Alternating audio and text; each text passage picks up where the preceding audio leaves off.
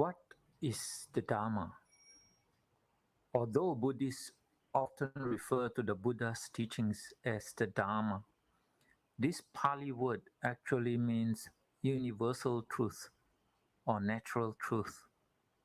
The Buddha said that the Dharma exists whether there is or isn't a Buddha to discover it. Even the Hindus use the word Dharma, so it cannot be said that the Dharma is exclusively the Buddha's teachings. However, it can be said that the Buddha taught the Dharma, meaning the Buddha taught universal or natural truth. How can you recognize the true Dharma? According to the Buddha, the true Dharma possesses certain qualities. Once you see them, you can know for yourself that they are the true Dharma. So, what are these qualities of the true Dharma? Firstly, the true Dharma is good in the beginning, good in the middle, and good in the end. When one practices the Dharma, one gets benefits from the beginning of practice as a beginner. One continues to benefit from this practice as one becomes more adept at it. The highest benefit of this practice culminates in enlightenment, in the ending of sufferings. The true Dharma is also good in the past, good in the present, and good in the future. It is timeless. It withstands the test of time. The true Dharma also withstands the test of space. It is true not just in the human plane, but also in any of the 31 planes of existence. It is also true and good to all life, meaning it is beneficial not just to the practitioner, but to all other living beings as well. Secondly, the true Dharma, when practiced, leads to the reduction of greed, hatred, and delusion. These are the criteria for measuring goodness. The true Dharma is good because, when practiced, it leads to the reduction of greed, hatred, and delusion. These are also the qualities of wholesome and skillful practices. In other words, behaviors, speeches, and thoughts are considered wholesome and skillful only when they lead to the decrease of greed, hatred, and delusion, or the increase of non greed, non hatred, and non delusion. Thirdly, the true Dharma, when practiced, leads to these outcomes, as found in Gotami Sutta in Anguttara Nikaya 8.53. 1. It leads to dispassion, not to passion. 2. It leads to being unfettered, not to being fettered. 3. It leads to shedding, not to accumulating. 4. It leads to modesty, not to self-aggrandizement. 5. It leads to contentment, not to discontent. 6. It leads to seclusion, not to entanglement. 7. It leads to aroused persistence, not to laziness. And 8. It leads to being unburdensome, not to being burdensome. Lastly, the true Dharma, according to the Kalama Sutta in Anguttara Nikaya 3.65, when practiced, is skillful, blameless, and praised by the wise. In addition, when adopted and carried out, it leads to the welfare and happiness of all. It is not just good for oneself and not for others. In short, the true Dharma is good throughout one's practice. It is also good in time, good in space, and good for all sentient beings. Finally, when practiced, the true Dharma leads to the reduction of greed, hatred, and delusion, and the increase of non attachment, non ill will, and wisdom. These are the qualities of the true Dharma.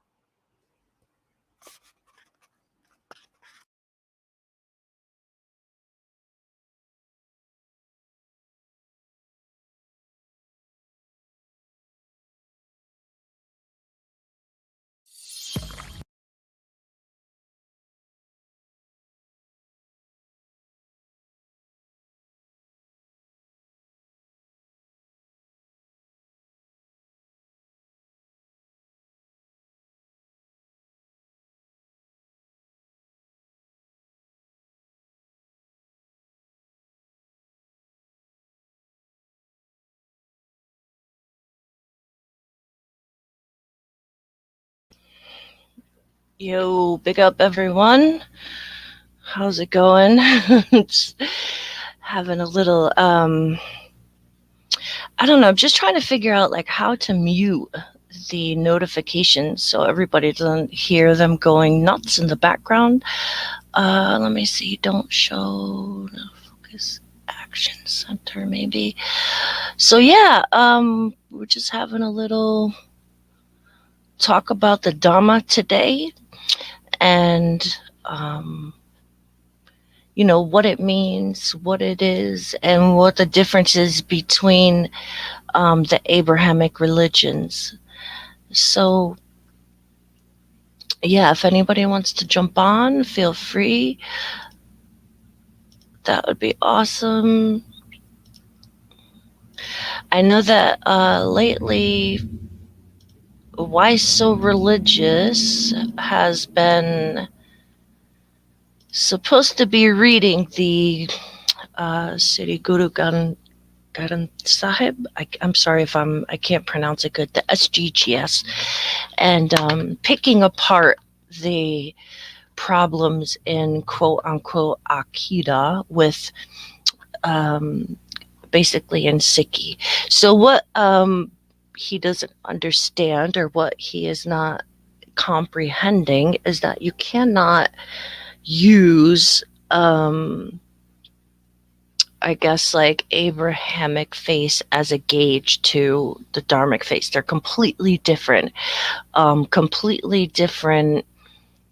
entities, completely different worldview, completely different in a lot of ways. So to view, if somebody is looking at, let's say, Buddhism, um, and you're judging it or holding it by a Christian standard, of course you're going to find issues because, you know, um, let's say like the Christian way is what you're used to. You know what I'm saying? So what you can't use that as a yardstick. You can't use Judaism or Christianity or Islam to gauge or to make a decision about the Dharmic faith because they're completely different in the way that they function.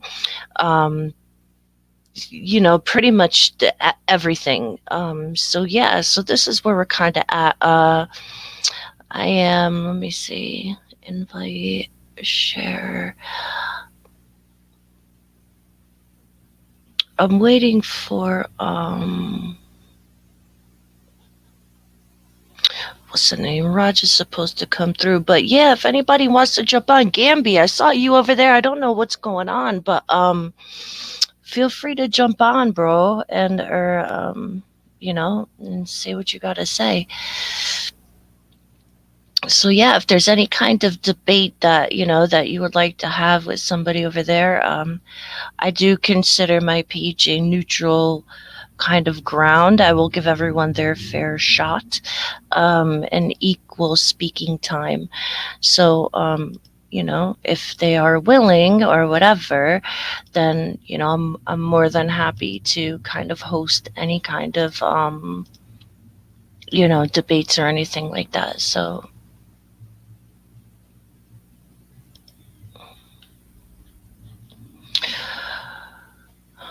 So yeah, let me try to find this other video that I found that was pretty good, kind of describing the differences. Let me see. And just kind of play some stuff while we're waiting for a couple more people to come through.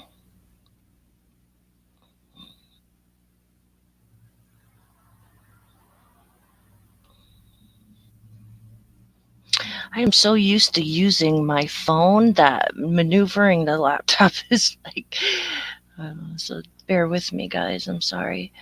Um,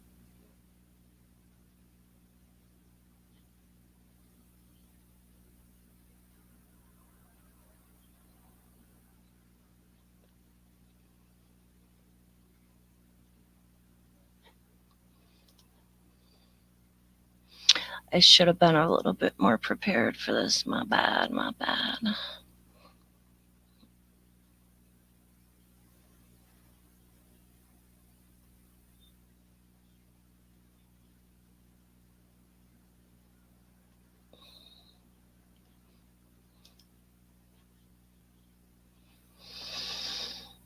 My car have held on for so long, no offense. I will be needing maximum collateral damage to get through to some ears. Faz hides the time I debunk the claim, so it needs a bigger audience.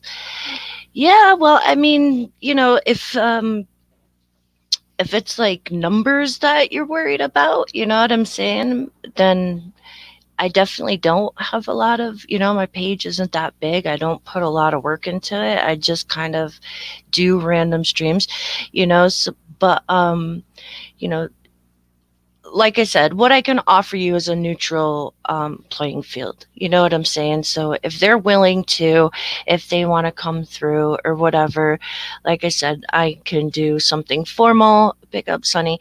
Um,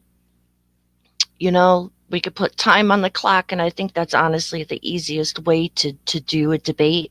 And also, it's way more professional. It sounds better, and everybody can get their points across. Um, but yeah, I mean, I don't delete my streams. I leave my streams up. Um, so yeah, I don't really, that's what I can offer you. I mean, it's up to you. But, you're more than welcome here if you want to come through, and say what you got to say, then that's awesome. You're welcome here. So, yeah, we can do that. Let me see what's up with,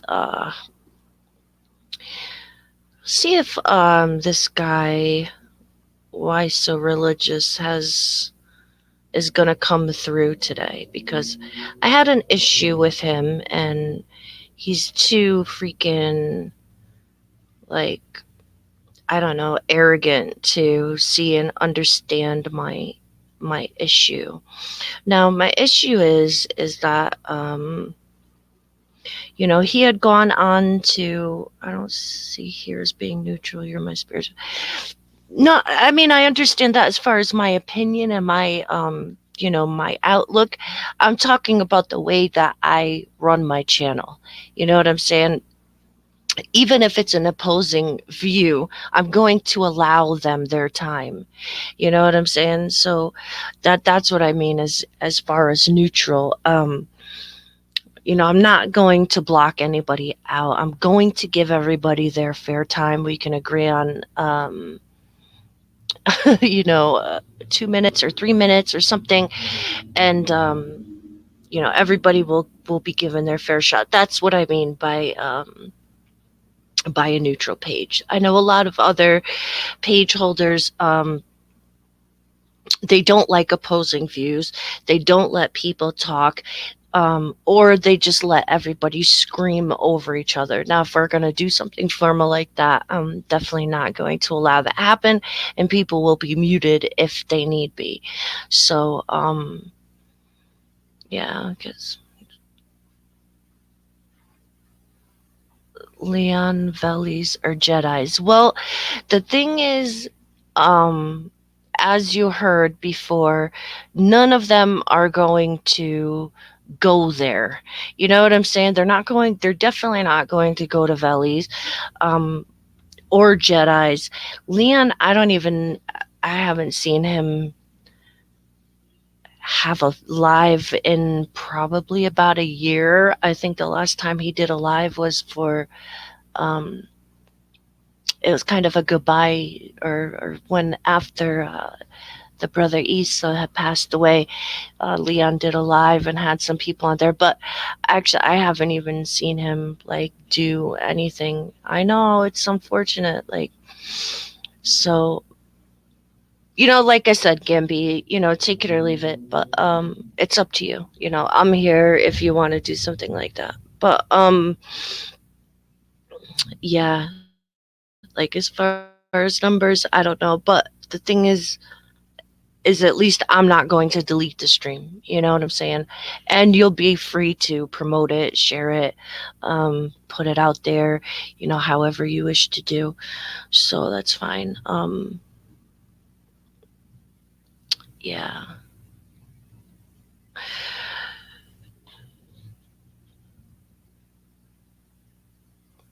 So one of the biggest differences for me, um, coming from an Abrahamic background, going to a Dharmic kind of, current situation, is one of the biggest things for me was like the guilt. So the Abrahamic faith, and like everything I'm saying is my opinion. None of this is fact. This is my own experience that I'm kind of sharing. So one of the biggest things about, being a Catholic or a Christian was the guilt that kinds of, randomly, yes, is the guilt that they kind of embed in you. So, don't do this or else you're going to hell. Don't do this or else you're going to burn. So, you walk around and everything, you're like, oh wow, what did I do? I can't believe I did that. Like you're beating yourself up. At least I was like, I felt a lot of conviction, and it was kind of eating me up inside until I got to a point where I'm asking, like, okay, how is this going to happen? Like, how is this, uh, like, if I die, I'm going to be literally sent to hell for an eternity. And, like, how is this going to happen if God is supposed to be, merciful, kind, and loving? And plus, I never really felt, um, the love of, the Christian God. I never felt, like I never looked up to the sky and felt this like radiating love, or some things that people kind of describe. um I would pray and I'm like, this is like one-sided conversation. Prayer, they're like, oh, prayer is your conversation with God. But when does he talk back? Right? Like, when does he talk back? I never heard him talk back. I've never heard him say anything to me. Like, yeah, things would happen, but that's like synchronicity. Like, but I've experienced synchronicity my entire life, in major ways, in like very different ways that people, have usually experienced it. Like, I don't know, for me, like, since I felt something since I've been a child. You know what I'm saying? Like, just with the dreams I've had, with different experiences. Again, nobody is bound to believe what I say, but all I can tell you is like my experience, and my experience was very open ended. You know what I'm saying? I was forcing myself to believe in this, omnipotent being, and forcing myself to, do these things that this book is telling me to do.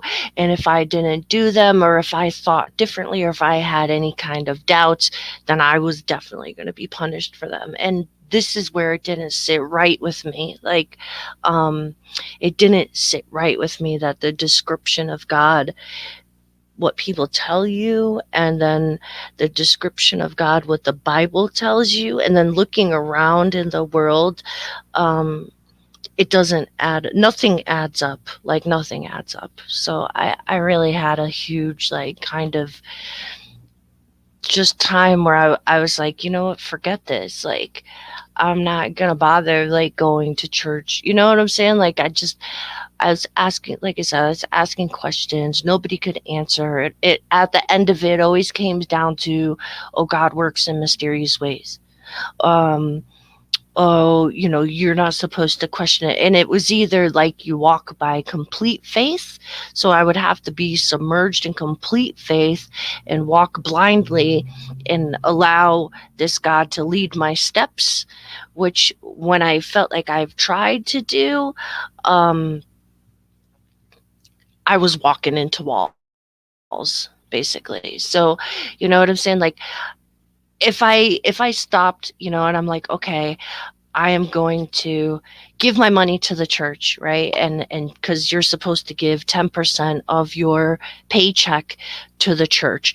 So sometimes, you know, sometimes if you know, if my husband was bringing in most of the money, it was, you know, it was my paychecks, which weren't a lot because, you know, I was having a kid. I didn't really work full time. He did all that. But you know, I was responsible for certain things. So like I was responsible, you know, I think I had to pay like the cable and electric bill or whatever. And I'm like, okay, so this 10% is going to cut me short. So am I going to pay the church or am I going to pay this bill? Right. So what would happen is I'm like, okay, I'm going to have complete faith. I'm going to give my money to the Lord and he will provide and take care of, you know, everything that I have given. So what would happen is, yeah, the cable would get shut off, the lights would get shut off. And, you know, how am I supposed to explain to my husband, oh, I gave my money to the church instead? Like, that's insane. You know what I'm saying? So it's like every time I, quote unquote, like tried to walk by faith, I would walk into a wall or walk right off a cliff. So I'm like, you know what? This obviously is like a human construct, right? Like, this is a human construct. So, one second. Casting gems to swines gets long. My arm is run short. They're taking the Michael. You mean Mickey? Yeah. I know, bro. Like, come on and talk. It's hard for me to understand because I never saw shows. I never saw you up there before, so I don't know where you're coming from with this. But yeah, if you can, you know, whenever you're done driving or whatever. So yeah, so basically that was kind of my experience with attempting to be a faithful person, right? Like every time I would attempt, I feel like I was being let down. So then I come to the point where like, okay, where does it say like, you know, you're supposed to do this or you're supposed to do that? And it's like I was finding a lot of this stuff wasn't like I don't know, like it wasn't in the Bible. You know what I'm saying? So it's like, where is all this coming from? Like, where's this tithing? And it says like tithes and offerings or something, but like, I don't know, just maybe it's a selfish thing, but it didn't really work for me. And I did not have the faith to carry on with this. You know what I'm saying? So I'm like, forget it. Like, I feel let down. I feel I've wasted a lot of time. I feel that if there is this God, like he has got to be so much better than this, right? So then like when you start learning about like other religions and you know seeing how they approach things and seeing how their version of things is, you know, and it's like when I don't know, it's just that the Abrahamic version of God is just not I can't believe that. Like, I can't believe that that's what it is. You know what I'm saying? I can't believe that that is what God is. Um, the suffering on this earth, it proves against this. You know what I'm saying? So I started thinking, like, if these books did not exist, if there never was a Bible, if there never was a Torah, if there never was a Quran, would God exist outside of this? You know what I'm saying? Outside of these books, if these books were never written or never in history, would God exist? And my conclusion was no. No, it wouldn't. This version of God would not exist. Maybe people would believe in a higher power, but they wouldn't have all these human limitations on God. And that's what I feel like these books do. I feel like they put human attributes, human aspects on an omnipotent being. So even now, in the sense that, yes, I'm a Buddhist. No, I don't believe in the Abrahamic version of God. I'm not real sure if there's a creator that's in control of this entire thing. But if there is a creator, right, he literally just flicked the pebble that started the Big Bang and then turned around and left. Like, I don't think he cares. He's not involved in our daily actions. He doesn't know our names. He doesn't know what's going on here. He literally flicked the freaking, the marble that hit the other marbles and, spread them apart. And he turned his back and he left.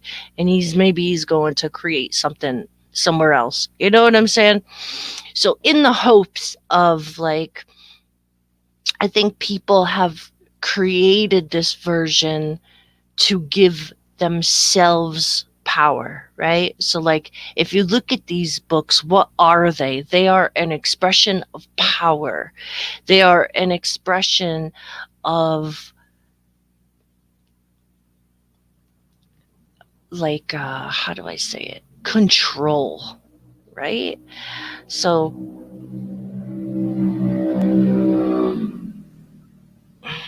yeah, so I feel like they're very much so control mechanisms. They are used to control lands, used to control minds. They're used to basically subjugate humanity into thinking the same way as this, right?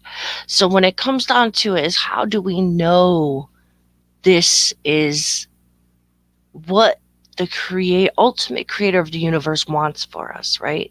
We don't. We have no idea. There's no proof. There's no way to know. There's no way to know that the creator needs our worship or wants our worship or commands our worship. You know what I'm saying?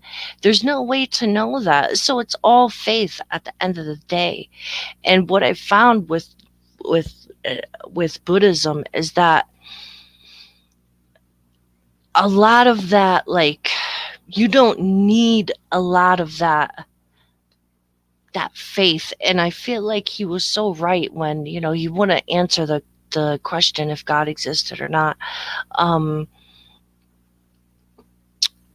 Because the idea itself and the clinging to God itself causes suffering, right? So, like, how true is that? Like, how true is that? That, to me, like, that, I was like, that is so true. People spend their lives, their minds wrapped up around this, like, version of God. If I don't do this, I'm going to hell. I'm doing this, I'm going to hell. All of this fear and hope. And then you have the looking down on people who don't, oh, you're not a Christian, you're this, you don't think like me. Well, you're doomed to this destiny, or you're doomed to this destiny. Like, how much division have these labels cost? How much division in humanity have these labels created? You know what I'm saying? Protestant, Catholic, Lutheran, Methodist. You know what I'm saying? And none of them will walk into each other's church to praise their same God.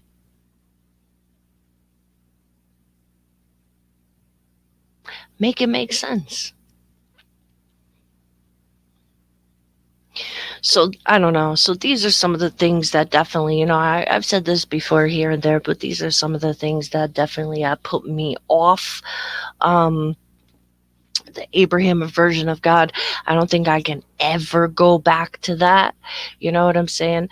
Um, yeah. So I don't know, man. It's wild, but I think that there's more kind of scientific or psychological evidence to prove the Dharmic face are real than to prove the Abrahamic face are real, because the Abrahamic face, they may have some um, they may be like ingrained in some parts of history where, yeah, like the Bible talks about a place called Assyria, and there's a place on the map you could attribute to that day, and maybe there's a section of the town that, or a people that lived there. You know what I'm saying? But the book is a historical book. Like, these are ancient writings, so of course they're gonna have stories of the Elamites. Of course they're gonna have different tribes and peoples that did exist. You know what I'm saying? But the thing is does that prove God? No, it doesn't, because God is a construct that requires faith, and not everybody has that faith. So let's see what the chat is saying. Two polar opposites when it comes to viewing God. Yes, I believe that same thing. Notice you're an ex-Sikh, right? Many Punjabis are. Good evening. Purple pill. Pick up. Can be. At least Christians admit God came as a man. You would think they would try and make a sketch of the information found in Sahih Hadith.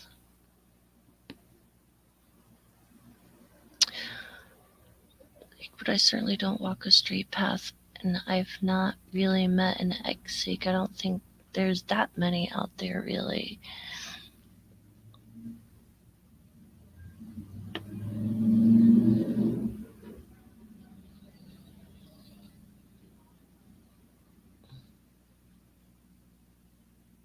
Hmm. Where's everyone at, man? Someone jump on with me. How do I tell if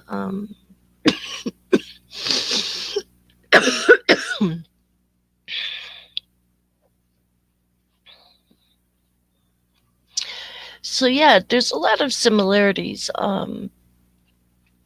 between Sikhi and Buddhism. Some people like to say that Sikhi is a mix of Hinduism and Islam, which to me, in my head, I would label it like Sikhi is Buddhism with a god, because it's closer to that. You know what I'm saying? So it's literally almost the same thing, principles. You know what I'm saying? Except for you guys have a Wahiguru, and we don't have that concept. But um, the insight on like how the brain works, how the psychology works, how the meditation, the benefits, detachment, all those same things are same kinds of principles. So yeah, I would think it would be more to Buddhism with a god, and instead of trying to put it under an Abrahamic banner, because I don't really believe that the Dharmic face could be compared to the Abrahamic face at all. So yeah.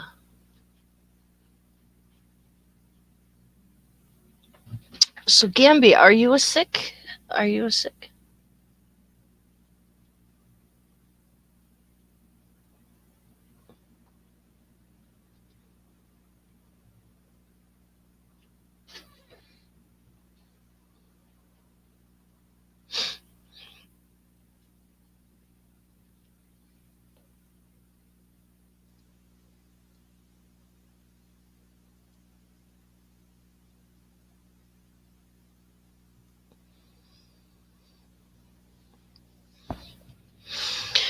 Um, all right, so I'm gonna try to put up this.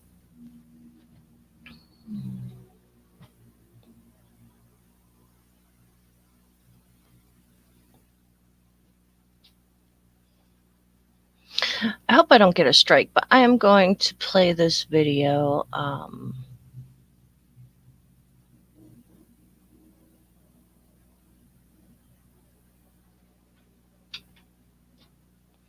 It's about 7 minutes, and let me see. No, not this one.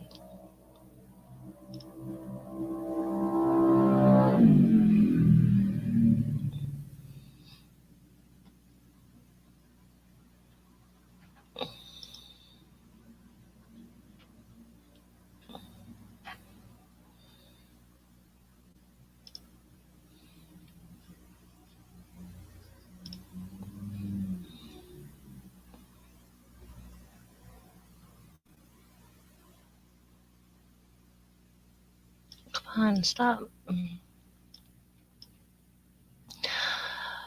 All right, here we go. Bono, the label is Dharmic.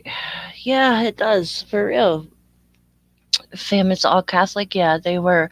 Um, I was raised as a child Roman Catholic. We went to, Roman Catholic church, and half of our things were in Latin, and the other half were in Italian. So I barely knew what the hell they were talking about. Anyway, um, so yeah, I even went to. It's funny. In I think it was what was it sixth? Yeah, sixth grade. I went to a Catholic school. That was an experience.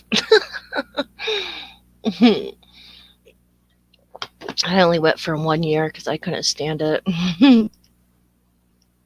It was terrible.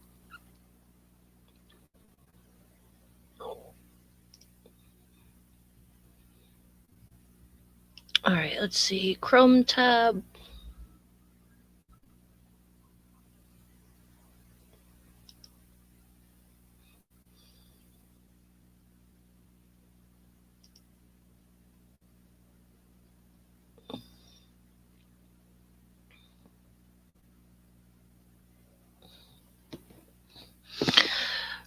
Are you from the States, Sonny?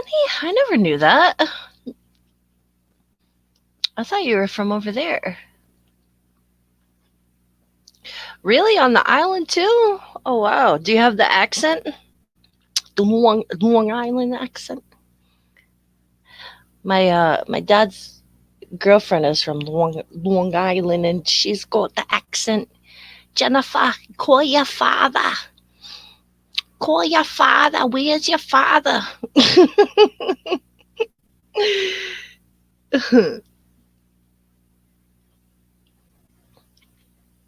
That's funny. Oh wow, I never knew that. Oh wow, you're in the ATL. In the ATL. Nice. Cool, cool. I thought you were from over there.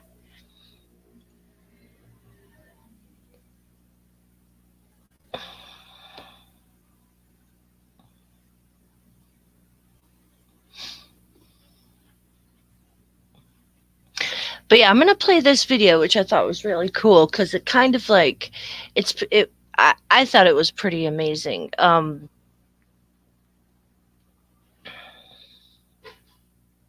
wow, cool, cool. See, I'm not real good with with quantum physics, obviously, but yeah, I'm going to put this up.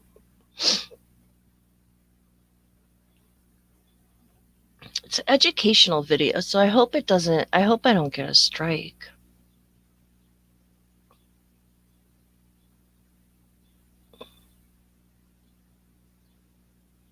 Define the way we view the universe, changing the face of science forever. Interestingly, some of the major theories proposed by quantum physics were not entirely new. 2,000 years before, some of these ideas already existed in ancient belief systems of the East. In particular, some core beliefs of Buddhism share unmistakable parallels with quantum physics. In this video, we will be highlighting some of these parallel views shared between quantum physics and Buddhism. We begin with the idea of emptiness in Buddhist philosophy. In Buddhism, emptiness can be seen as that from which all arises and returns to.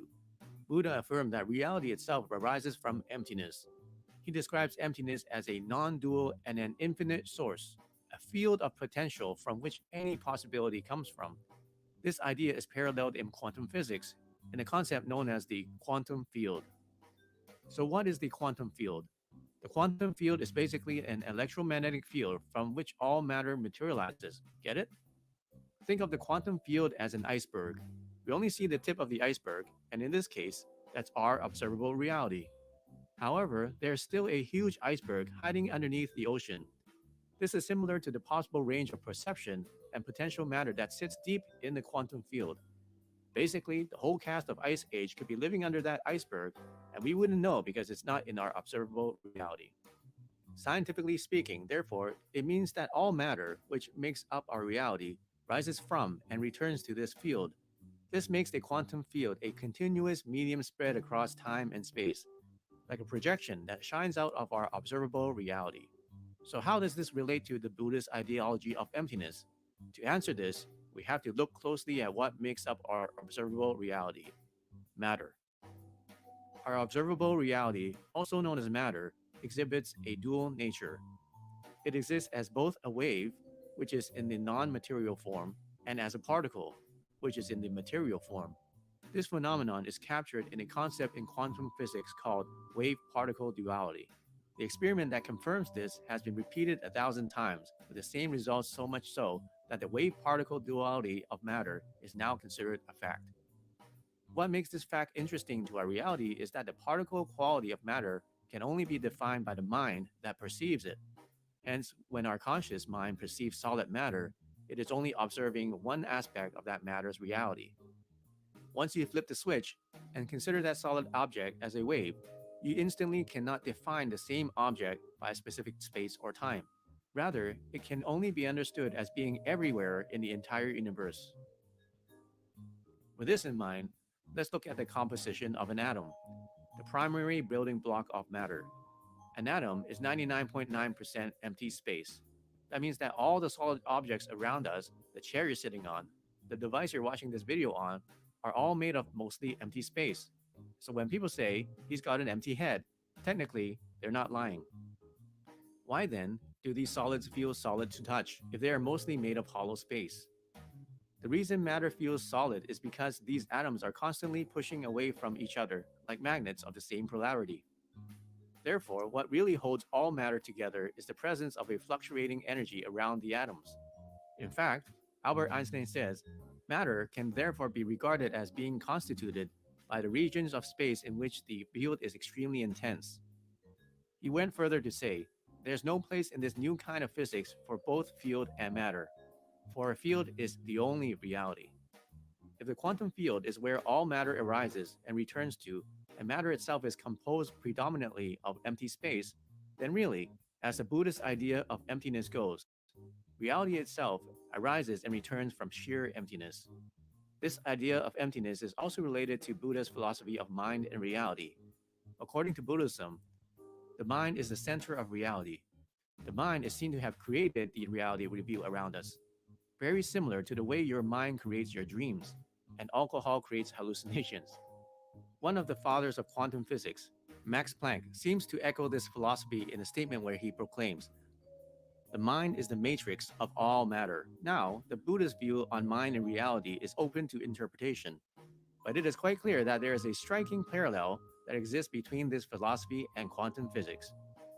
Heisenberg, one of the key pioneers of quantum mechanics, had this to say: what we observe as nature is not nature itself, but nature exposed to our method of questioning. In other words, what we observe as our reality is only what our lens of observation has defined. For example, through our method of questioning, we've realized that poo is bad for us. However, flies would contest that theory greatly because their lens of observation tells a different story. This conclusion was arrived at following the double slit experiment designed to test the speed of light. In this test, Heisenberg observed the particles that were thought to be solid behaved like waves. But what was striking was that this behavior was dependent on whether or not these particles were being observed. When not observed, supposed particles took up wave like behavior, demonstrating a state of infinite potential.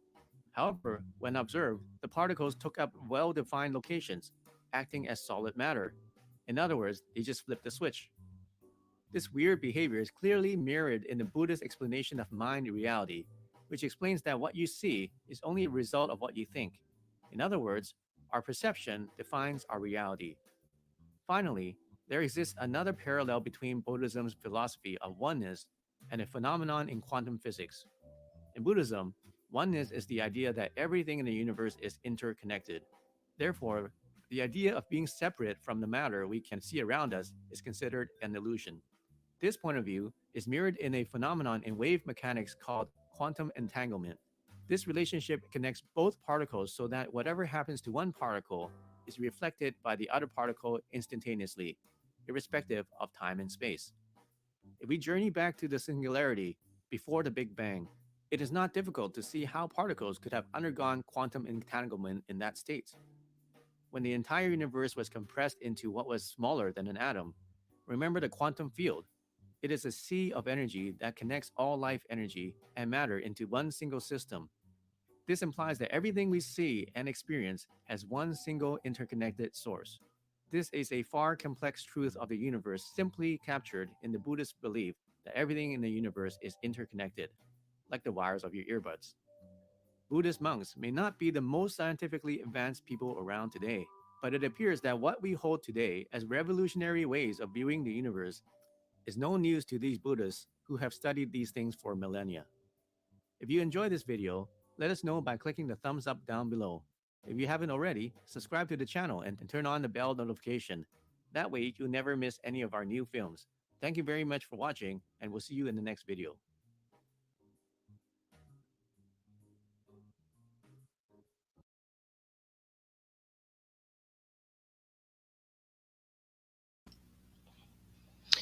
So yeah, so see, to me, this is a kind of scientific proof that would is like is good for me. You know what I'm saying? The nature of reality, how we perceive things, um, how we perceive ourselves, and how ourself is related to all those things. Um, this is sufficient proof for me. And the fact that somebody, almost 2,500 years ago can come up with these concepts that are literally being, scientifically proven is, in my opinion, way more evident than, stories about the moon being split, no offense, and, trying to justify something like that with science, which is impossible. Um, yeah, interesting enough, there's also there's a legend. It comes from Hinduism, where Ganesh, the elephant guy, was I guess he used to ride around on a mouse, and he was like hammered one day because he was drinking, and he was really drunk, and I guess he fell down, and supposedly the moon had laughed at him. So he was so pissed at the moon for laughing at him, he literally got up and broke half of his tusk off and chucked it at the moon and pierced the moon. So, when you hear a lot of these stories, you kind of wonder if they're reinventions, or in the case where, oh, I heard this story, so I got to make mine better and more, believable than the last story. So people will, not consider that story, but, my story will kind of trump theirs. And I find a lot of these kind of stories, as I've, learned about, basically more about different faiths, that there's so much that comes from the ancient Hindu texts and from the ancient Vedic traditions of things that, Christianity and Islam just kind of had to trump. So, which again, like, it just makes you question is this actually real, or is this a control mechanism to show that this is the best thing, this is my way, this is think like me, don't do this, don't do that, um, when there's actually been moral systems in place from way before. Yeah, there's so many. I know, Sonny, when you listen to the when you listen to the whole story, ah, it's on a YouTube. I don't know if I watched a video or read something, but it was actually funny. Like, it was really funny. Like, Ganesh was so pissed, and his mouse got, like, I don't know, his mouse got scared and ran away, and he was looking for his mouse, and the moon was like laughing at him, mocking him, and he was all pissed off. It was kind of funny. mm. So yeah. So why so religious? You gonna jump on or what? I know your boy Raj isn't here, but you know what I'm saying. You and I can at least discuss the issue that I had with you if you're willing to allow me to state my position instead of making arrogant assumptions of my position. So it's up to you. The link is pinned in the chat. I'll actually throw it in again in case you can't find it.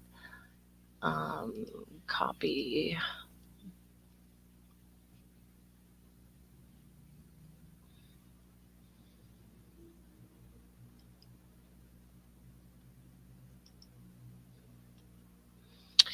There it is again. Badmarsh says, the moon laughed at me once too. Welsh mushrooms, lovely. Yeah, bro, I've been there before. I hear you. I hear you.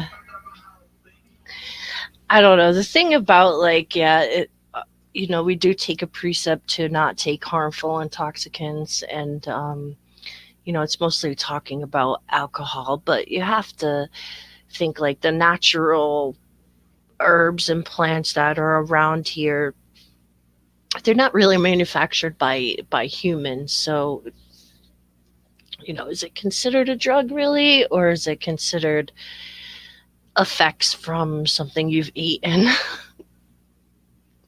I don't know. But actually, the things that are natural, like the plants and herbs that do grow naturally in the wild, are the ones that people go to, derive medicinal substances from.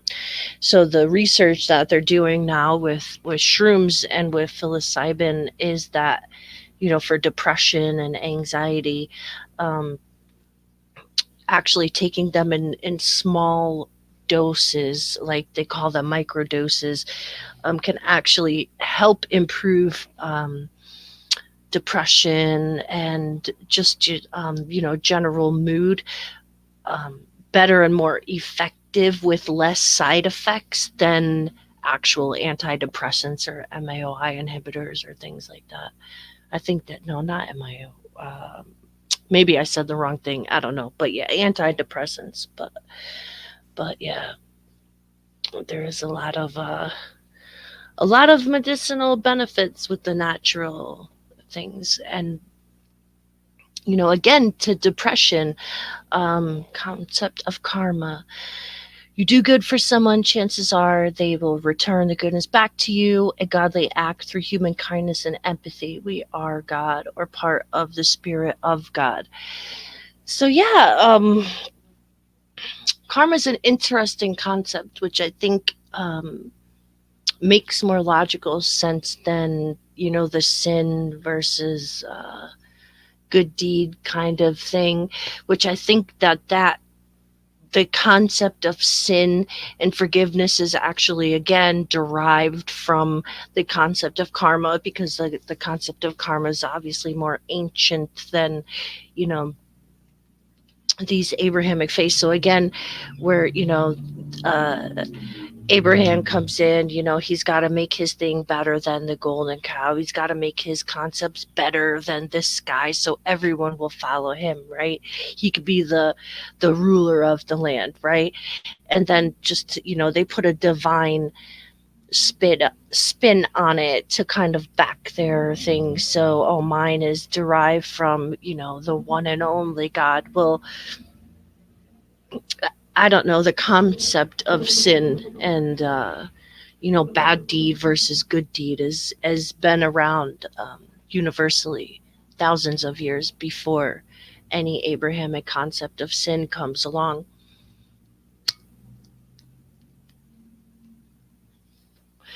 Big up Purple Pill. Thanks for coming through. God is calling you to the pub. That may not be God, bro. You might want to chill with that. But yeah, I mean, karma is proven. It's a fact.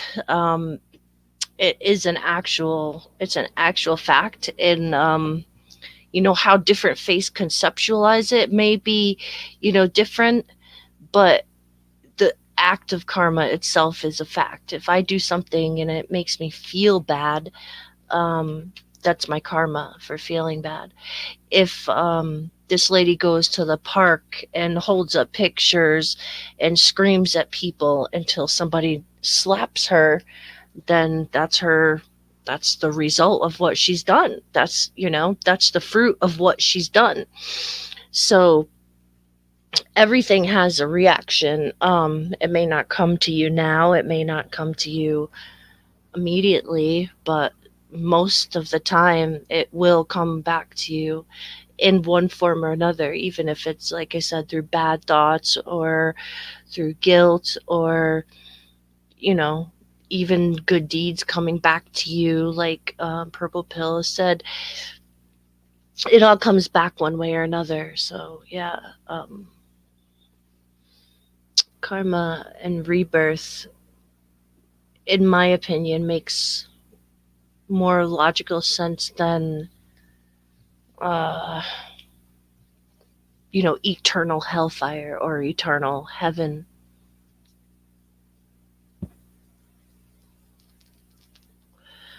So yeah, I don't know, man. Is anyone gonna jump on? Bad Marsh, jump on.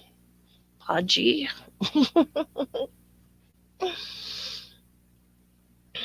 Microdosing shroom seems to be the new in thing. Well, no, it's the new scientifical, like, kind of findings that they're researching it, actually now, like with clinical testing and everything. So it's a pretty recent, well, actually it's people historically have been, using these, like Native Americans, they've been using things like peyote, shrooms for centuries. Um, there's actually clinics they're not legal in America, but they're in South America, where you can go. They're drug clinics, actually.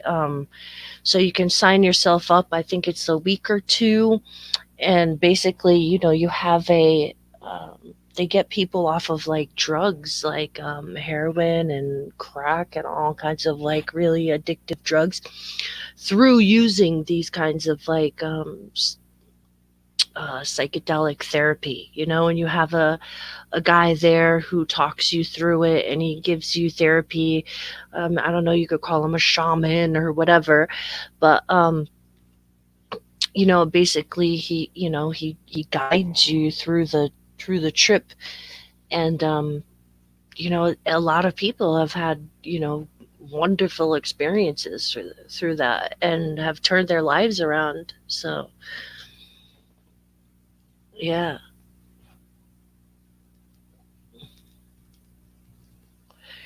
Well, yeah, Sonny. I mean, he says, I read all those Silicon Valley big shots microdose, stay on a higher level.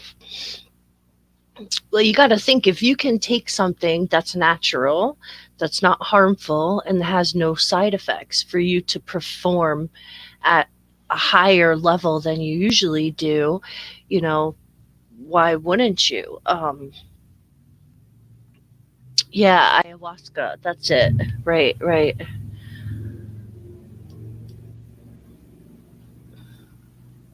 Oh, kita. Yo, namaste. Namaste. Namaskar. How you What's up? doing, brethren? Yeah, all good. All good. Good. How's it going? Good. Yeah, yeah, the eventful afternoon, to be honest. Yeah, good for you. Good for you, bro. Yeah, we see, man. We see you're on this Dharmic versus old abs, yeah? The old Abrahamic. To Well, be the honest, thing, yeah, like I don't know what happened. So, we were supposed to do the show today. You know, me and Raj kind of had some beef with, not beef, but like why no, so hold religious up. What, was you and Rant had some beef no with with beef why on so the internet. religious with why so religious, not me Right, and beef, him. Yeah. yeah, beef on the internet, right, okay. Yeah, no. But so what happened was is Why So Religious went through Faz's channel and was sitting there on the panel kind of dissecting Why don't you us. get him on, Jen? I've heard some of the stuff. Yeah, he was on with that young lad Abu Aisha, right? Yeah, I dropped the Why don't link you to get the him on? channel. I don't know. I put it out Look, there. I I mean, said I'll jump give him. on. I'll mock him for 10 minutes. I'm about. I'm here. I'm here. I'm with you. Yeah, let's do this. Yeah. To be honest, right? Look, I don't get into religious debates because I just don't feel it aids our anand, right? We call it anand peace, and that's what we Mm, strive for, right? Uh, and something called Jardi Kala. Yeah. yeah. We pray every day. We say Nanak Nam. So Guru Nanak gave us the Nam to repeat. Nanak Nam Jardi Kala. So if we repeat this Nam, it will give us rising spirits. Mm, Tere Pane Sarbata Pala. So that means if we do this, it will be Sarbat means for everyone, Pala means the goodness. So if we follow this pathway, it will be for the goodness of everyone. mm, So I just don't understand saying like my pathway good, your pathway bad. mm-hmm. I mean, real talk, man. I'm very selfish about my peace, and I love it. I think it's a good thing. If doing this malarkey online was going to aid me, I'd jump on every panel. Do you know what I mean? Yeah, I hear you. I'll jump on every panel and do the whole finger pointing thing. You know. Mm, Or mm-hmm. like the Mongs in the chat, I'd write shit in the chat like the Mongoloids do in the chat. But it just doesn't aid my peace, right? It just It doesn't aid. doesn't. It doesn't. And I was talking to one of the Muslim girls. I won't say her name the other night, but we were talking about like how is this, all this beef, and how she was worried about how it makes them look and how the ummah appears and this and that. And I said, listen, like this doesn't make any of us look good. You know what I'm saying? Like I heard you this, say that the other day. I heard you say yeah, that. I yeah. heard you This say that. this doesn't make any of us look good. And if any of us were like sincere about getting on our religious path, no matter which one it be, Sikh, Buddhist, Muslim, we would have to cut this completely.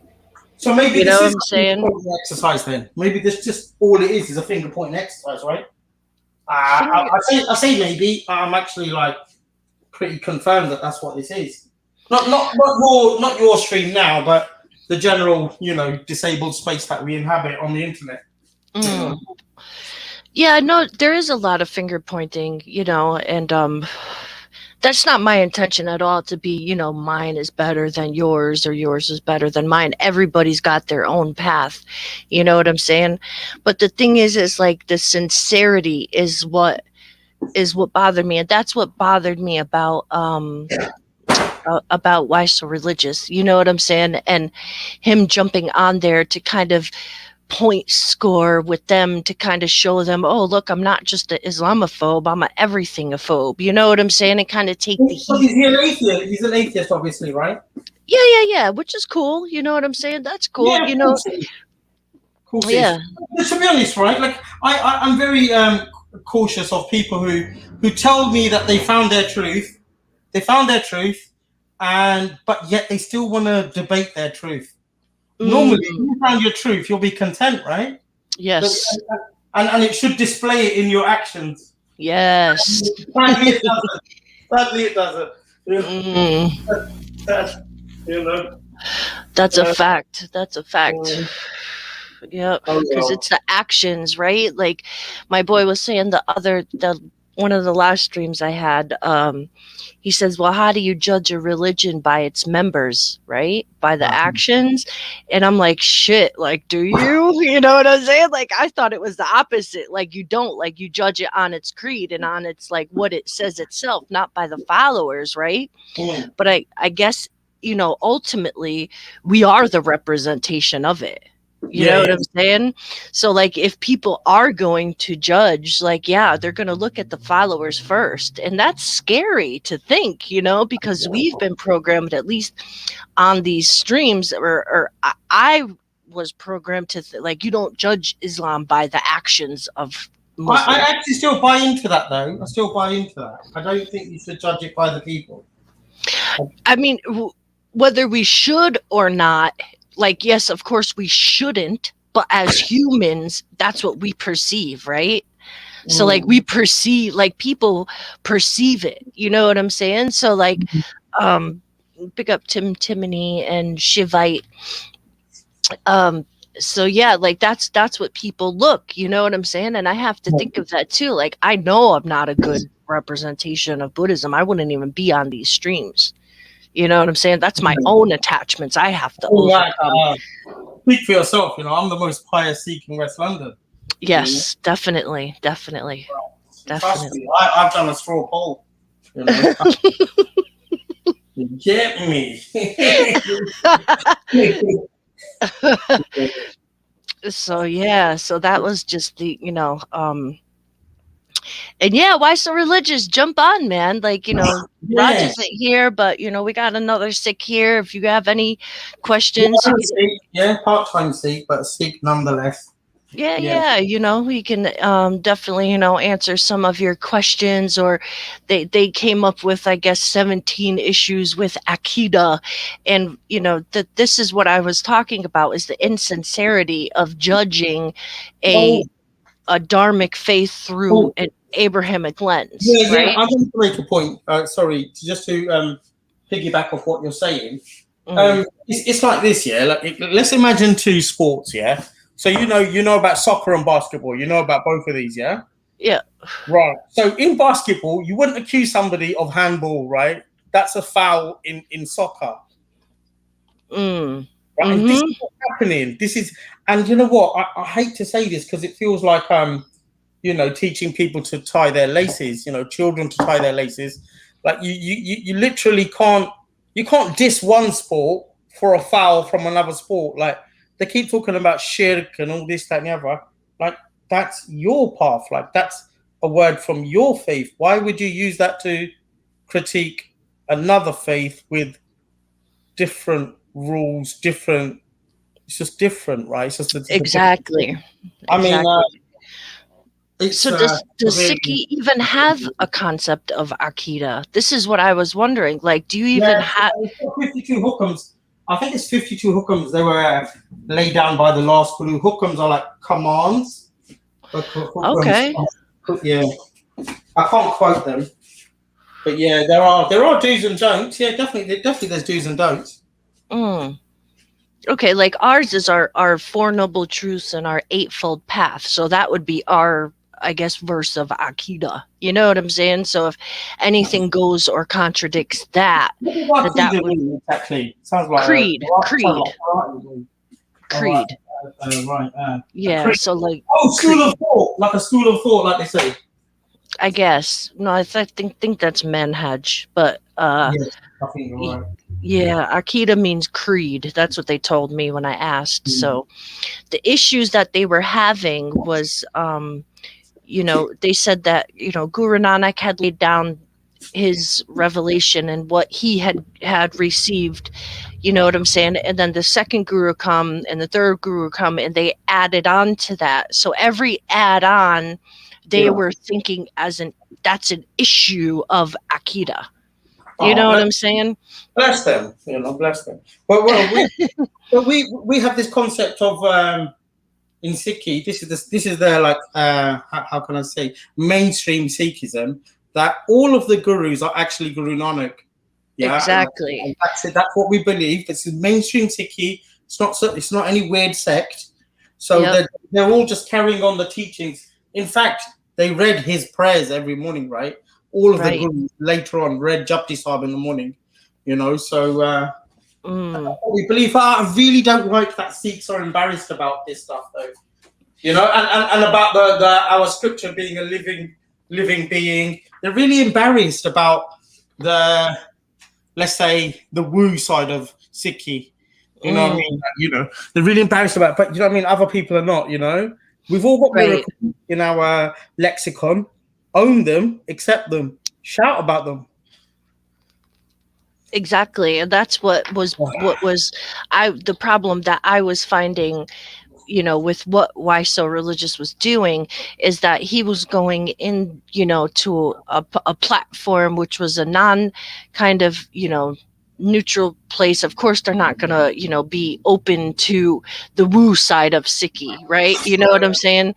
So this was the issue that I was having, but he couldn't understand, my issue and whatever. So whatever. But yeah, that's what I was attempting, because there wasn't really any six in the chat.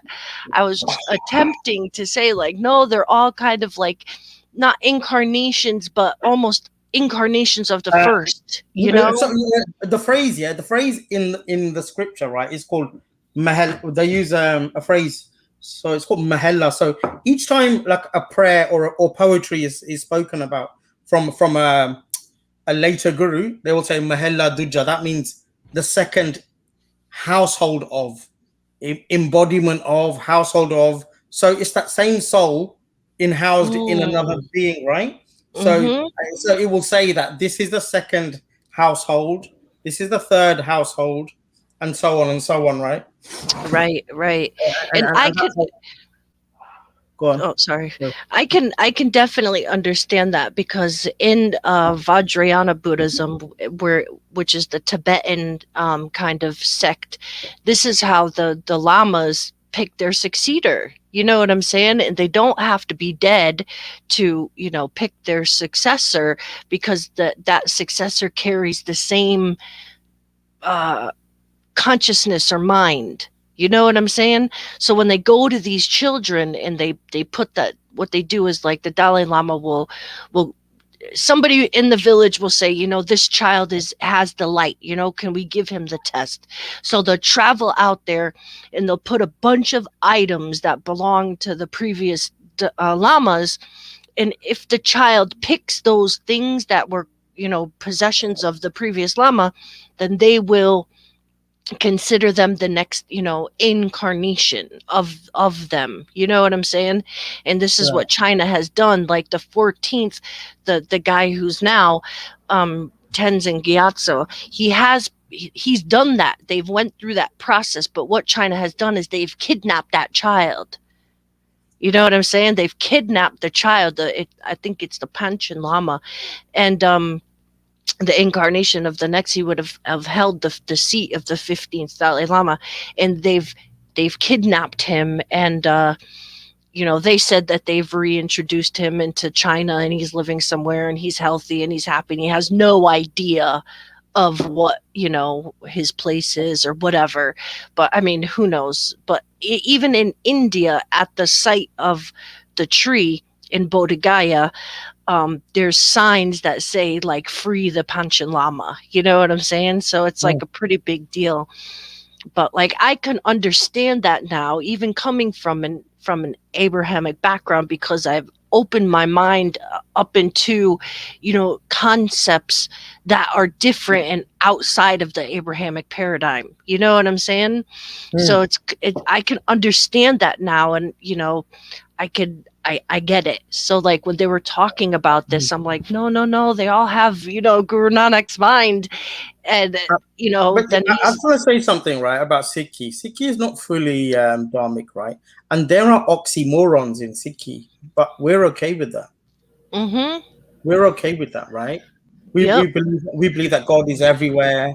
God is inside us. He's also outside of us, right? That's an oxymoron, mm-hmm, right, right? We're okay with that, right? yeah, We don't think in those paradigms of black and white, left and right. We don't think in those paradigms, right? mm-hmm, And that's just gonna have to accept it. Why so religious? Would you like to come on and spurg for a while? Misrepresented the whole live stream because you get so triggered you don't listen. No, I think you got so triggered you didn't listen. My point is that first, you're not knowledgeable of the Dharmic concept, right? You're not knowledgeable because you have been studying Abrahamic concept. So when you go onto an Abrahamic panel trying to dissect Dharmic concepts, which you're not familiar with sources that are outside of what we study, then that's questionable. You know what I'm saying? You wouldn't go to debate Islam with sources that were outside of Quran and Hadith. Now, whether those sources are factual or not is one thing, but you wouldn't do it. So that's all I was saying, was give them the same respect. That was it. So it has nothing to do with your book. Yeah. So who's that? Mr. It's funny the Palu. other day when he was talking about this particular book, right? And that was a book on, it was like general critique of religions, and Triller thought he was talking about the Guru Granth Sahib. That was hilarious. Right. So yeah, that's it. Hilarious. Pick up Mr. Palu. Hello, Mr. Pilu. Hello. Yeah. So that's fine. Like the thing is I'm not questioning the validity of the book you were using. I was saying that you would not go to that book. We don't study, like Sikhs aren't going to study that book for their creed. You know what I'm saying? They're going to go to the SGGS. Yeah, That's feel where. free to read it. There's English translations online. Yeah, of course. I sent him one. He's on page 60 something already, and he's, the only thing with those translations, I mean, listen, they do their best. Some of these words, you have to remember, right? Listen, phonetically, right? That it sounds out like. Let me describe it like this. Yeah. Listen, right. So the word for water in Punjabi is pani. Yeah. So if I was going to write that in English, I would write Pani. Okay. And in the Guru Granth Sahib, yeah, the text is, for want of a better term, it's Punjabi. It's called Gurmukhi, right? But the actual words are from a different lexicon. Some of them are Persian, some of them come from Arabic, some of them are Punjabi, some of them are from Sanskrit, right? But in a sentence, it makes perfect sense, right? It makes it flow. It flows. Yeah? It's poetry that flows. So if he wants to read the actual text and ask us some questions, then feel free to come on, Mr. What's his name? Why so religious? Hey, can I ask you a question? Okay, let me ask you a question about Sikhism. So, would you consider Sikhism monotheistic? Yes. Okay, so it's monotheistic because look, see, I actually have a good view of Sikhism. I actually like Sikhs. I actually know a lot of Sikhs. And, I mean, I don't know a lot of Sikhs. Them I say I know a lot of Sikhs, but I don't care about your view on Sikhism.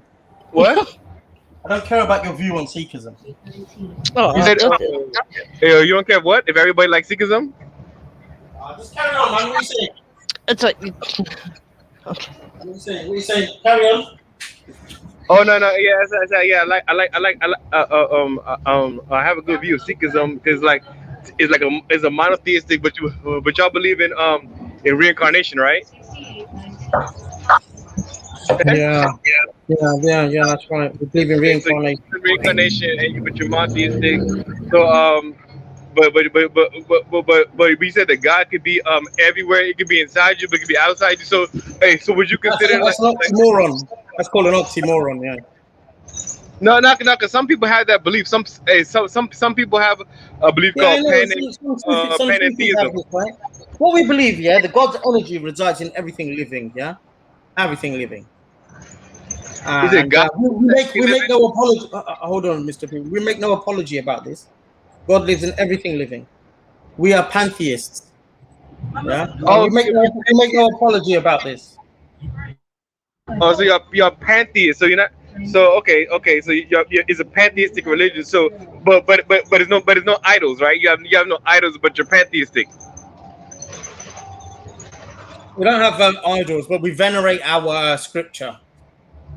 You venerate your scripture. Okay, okay. I mean, everybody pretty much does that. Yeah, that's true. Everybody pretty much venerates it. Okay. But the thing is, right? The thing is, when you say everyone does this, why do we need to fit in to one thing? You know how you're saying like, oh, everyone does this.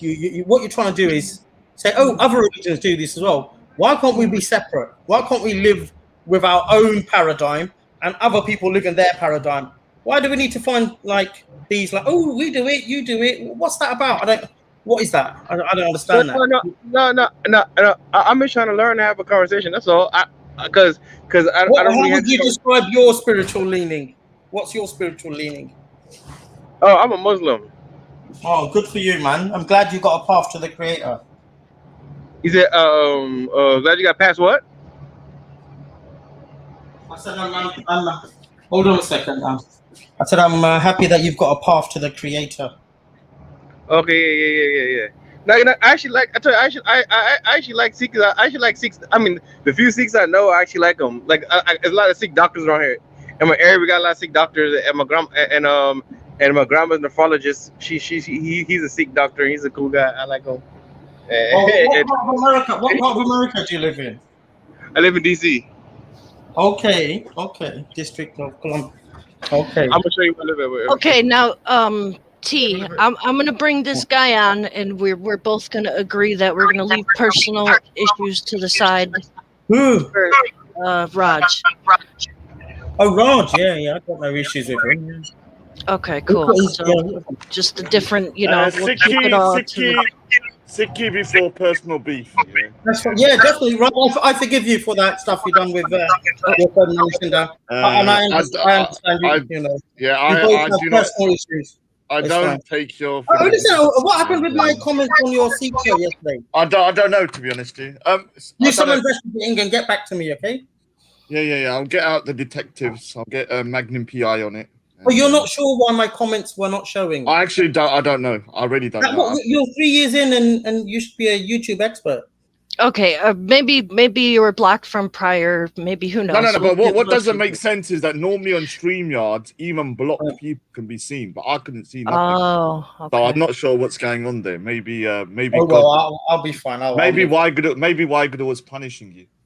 Oh, Lord. Oh, bless. Oh, so it's good you done a show on Chardi Kala. How do you feel about Chardi Kala? Do you feel like you're responsible for other people's Chardi Kala? I don't want to make it about me.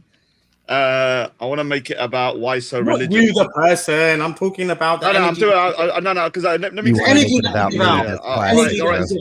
Dude, not you, the person, Raj. Dude, so Raj, yesterday about me. So can I Raj, just? yesterday you claimed that. Okay, 1 second. Why so? Chill out. I just jumped on, yeah, and you're not allowing me to speak, yeah. I'm asking you. Do you think that I didn't come on here to speak about Jardikala or energy. I came here to speak about a specific thing, and it's not to do with that. Why can't we talk about Sikh stuff? We're here to defend Sikh. Because I want to talk about something that I spoke to Jen Wallace in the back chat about. And so you've already like discussed what this is going to be about. Yeah, we can't talk about other Sikh stuff. No one is saying we you can talk about other stuff. Oh. But when I jumped on specifically to talk about something, I want to get that out of the way first. What is that thing? Okay, let's go through that first, and then we can get into other concepts. Right. So Bless obviously the Lodgen's got a little bit touchy today, I think. All right, chill. It's clear that you guys have discussed something. Yeah, we did. We did. I weren't privy to your. Yeah, he didn't know. So yeah, we did kind of set up this show to discuss, the issues that with why so religious going on that stream. It wasn't necessarily why so religious. It's about people trying to put their paradigm of Abrahamic kind of like Islam, because some people are so focused on Islam and Christianity, they cannot look at another religion without putting the same criteria in critiquing it. Why do it though? Oh, dude, man. No, we weren't doing it. This is what they were doing, and this is what No. we wanted to So, discuss. dude, Let's man. I mean, let is me there any let me point, Jen address Wallace? I'm not even allowed to let finish me a sentence. let me address I'm something not real even quick. allowed to finish a Jen sentence. Wallace, you I even Are we haven't said been saying able just to a let you few finish a minutes ago. sentence. All You right, Put I'm them gonna in the put back 2 chat, minute. yeah. I'm gonna put 2 Put a minutes chat. on. Yeah. If we have to do it like this, we'll go one by one because Yeah. I'm I mean, not I gonna don't know have why. a stream where Yeah. people are talking over each other and doing this madness. Um, let's just be chill and come on. So, all right, so I think I should get to go first because y'all No, no, no, started no. this with Yeah, I me. have. Y'all No, started hold this on. with all No, right, me. all Jen right. Let Wallace. Jen Wallace. Whoa. I jumped on you and I arranged with you to do this. So I've been waiting to come on, and so I'll first come on. Then he can come after me. He's not going to control the panel. I come who's on. controlling the Who's panel? trying? You're Okay, trying to Why control so the panel. religious? okay. Why Why so so religious? religious? Are Oh you my trying to But let God, control me. the guys. panel? Why so religious? I have come on before him, and I said I want to say my piece. And once I'm done, he can say his piece. I think that's relatively Okay, fair. I've been I come waiting on for let's do 45 that. minutes for you to Why come Well, it so on. doesn't religious? Can you matter, dude. stop, Have you been stop waiting for controlling the me? panel? I'm not your Stop. Where's your girlfriend, We've man. been where's your here the whole I'm not your time. Why so girlfriend. religious? where's your seat, Raj, I'm that not you were your going to Had bring the girlfriend. today? invite to come on. I'm not your I've been girlfriend, here for dude. an hour and a half, you Can we leave the guys. flirting? Can we not do any flirting, lads? Yeah, it's not my. It's Yeah. not. You're not my What's that? girlfriend. I Who's didn't the stand Okay, you up naked on just a do guy your in date. two your minutes, avatar? dude. Do your Hold two on, I Oh minutes. stop didn't. flirting, I Lord, lads. didn't. have I didn't. I mercy. didn't. I didn't stand you up on a date, dude. Yeah, it's not like I arranged a date with Oh, you, this is dude. rancid homosexual flirting. But So, hold on, who's the naked guy dude. in your avatar? Why so religious? Who's that naked guy in your avatar?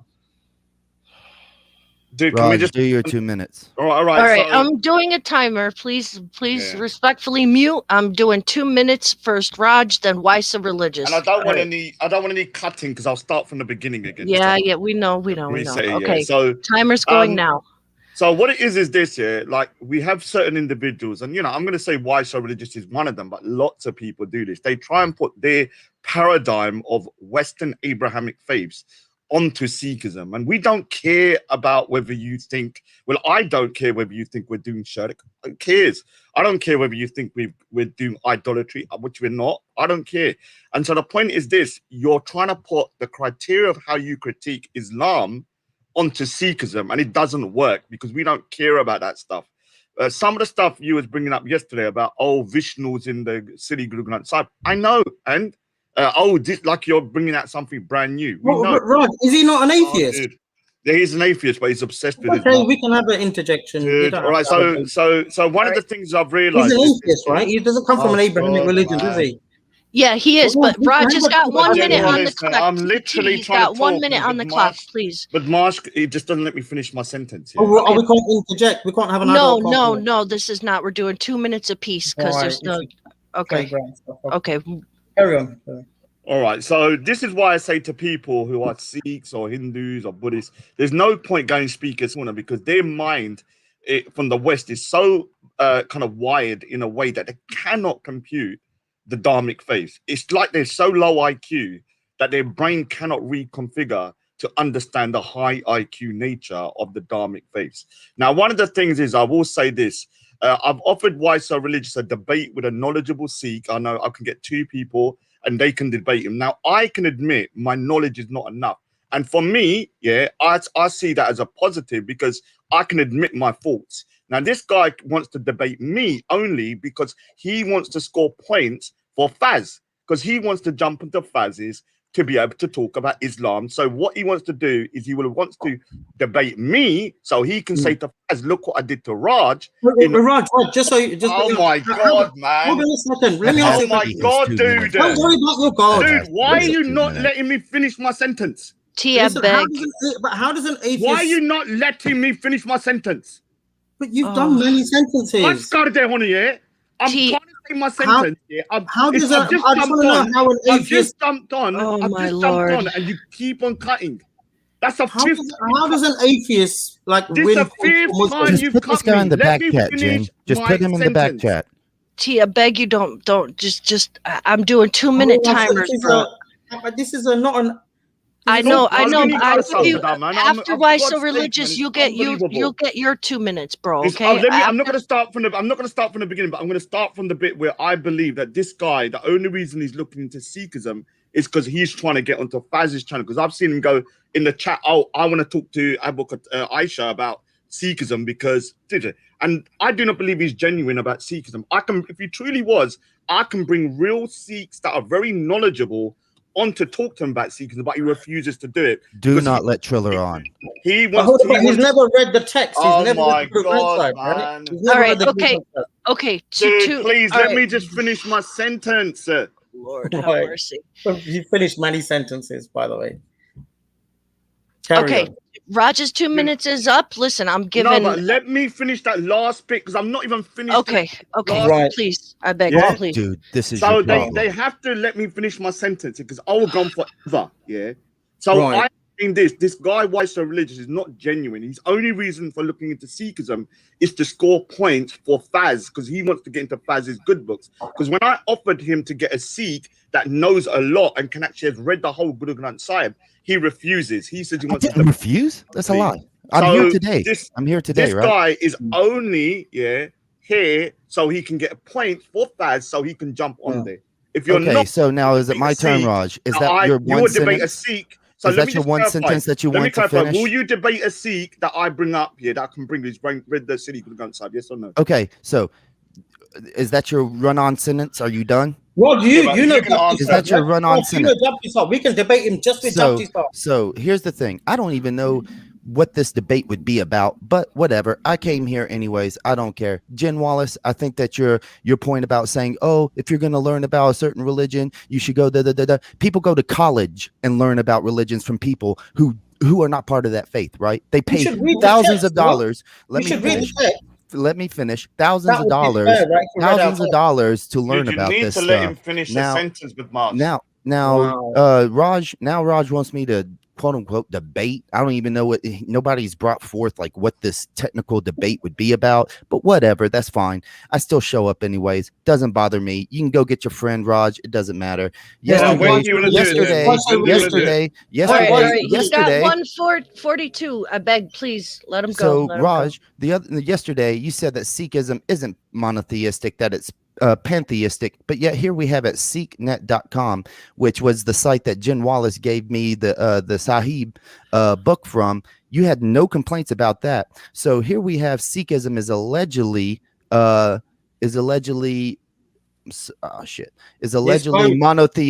So then but let's look at what the definition of monotheistic is, if I can screen share again, because I haven't been able to make a presentation on this yet. The doctrine or belief that there is only one God. Now, in the scriptures itself, it says that this creator God created Vishnu, it has multiple goddesses, and that they look over different worlds. Now, so this is not monotheism, even though they are trying to propagate it as monotheism. Now, that is the main issue here. Okay. Now, if you want later on, I even have Stanford's Plato edition of explaining monotheism. Which page of our Guru Granth Sahib is this? I beg 30 seconds. No, man, you can't critique my faith. And then you can't critique my faith without quoting my faith. So then 30 seconds. I'll give you the floor. So I can screen share that and we can go over it. And it does Hold on a tackle second, the right? Dharmic. We all know who It does Shakespeare is. tackle. It does tackle. It does tackle.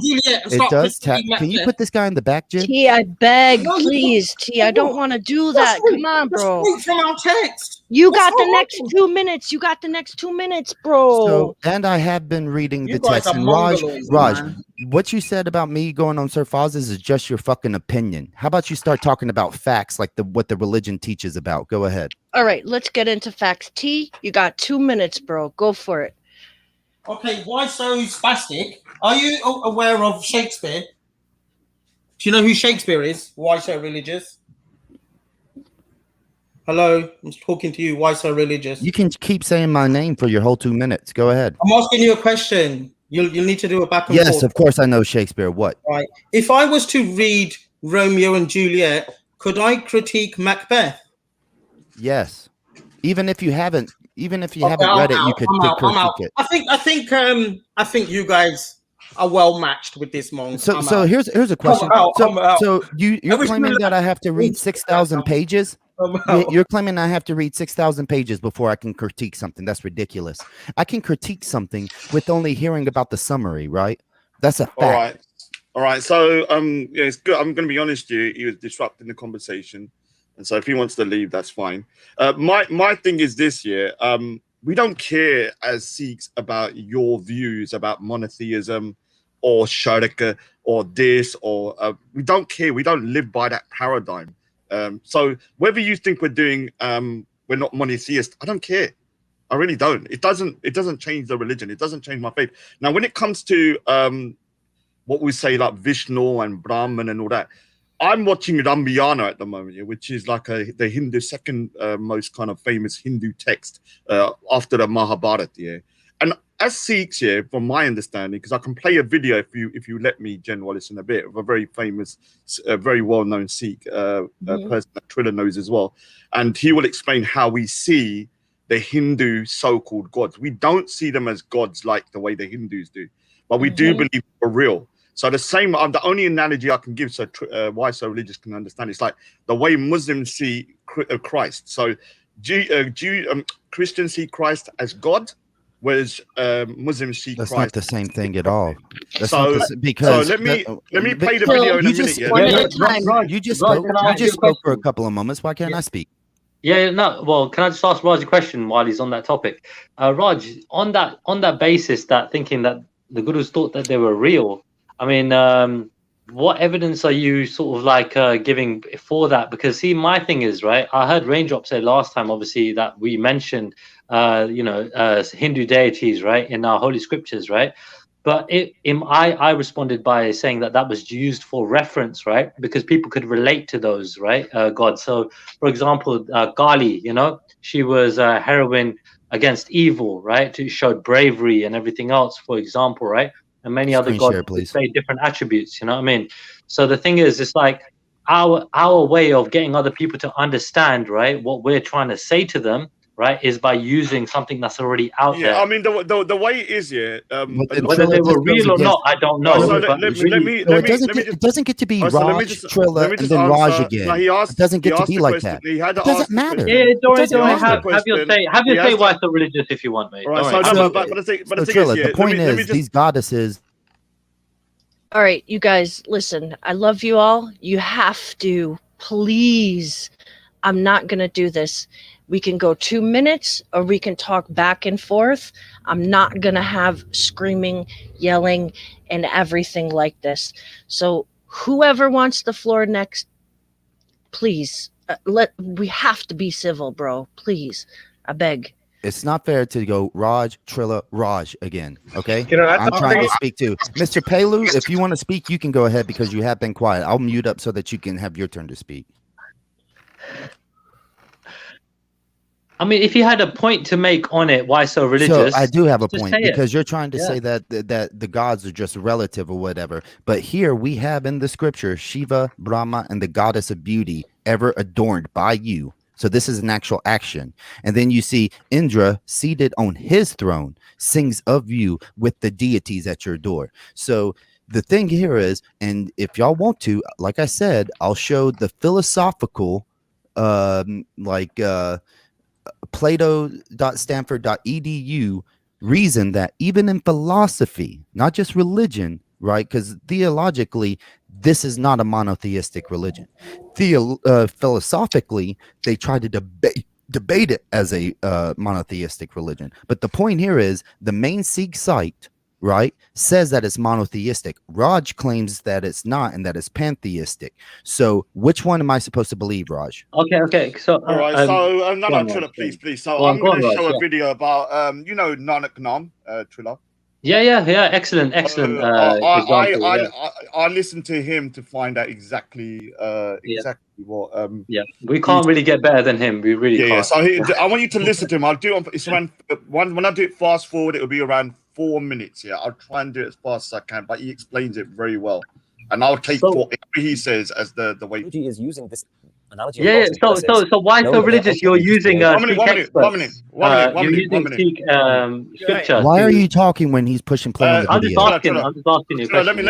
Let me just play it so we can listen to it. And Guruji is using respectfully mute up, gods please. And goddesses. And Guruji is using this analogy of gods and goddesses, knowing that they are ultimately just a way to personify. Is using this analogy of gods and goddesses, knowing that they are ultimately just a way to personify the characteristics of the divine, that one supreme divine. Akhe Barme, Akhe Ind, Akhe Gopi, Da Govind. So the gopis are the milkmaids, the followers of Gobind. Gobind is another word for Krishna. But here Guruji says, speak the cow-herding maids, the gopis, and the Krishnas, the plural Krishnas. So the Gurus have often talked about these mythological characters, these gods, these demigods, but the Gurus have always known their stories to be metaphors for that divine God. Even in Guru Granth Sahib Ji, we have several shabads in praise of Krishna, in particular Bhagat Namdev Ji's Bani. But even Bhagat Namdev Ji has always understood that there isn't a single God that is being chosen who is to be seen superior to other gods. Guruji praises the Bani that is singing the songs of Krishna, knowing that it is the songs of the divine. So Krishna is seen as a manifestation of the divine. The divine comes down and plays the role of Krishna. The divine comes down and plays the role of Ram. So singing the praises of them within Gurbani is not to see them as separate individual beings, but just manifestations of that divine. A particular example of this Shabad from Namdev Ji is singing all the praises of Krishna. But the main line says, Tan Tan O Ram Ben Bhaje, Madhura Madhura Dhun Anahad Gaje. So great is the Ram who plays the flute. And then he talks about Tan Tan Banakanda Bindravana, the forest in which Jai Khele Siri Narayana, where Krishna played as a child. That forest is great. The blanket that he wore is great. His mother is great. All of his friends are great.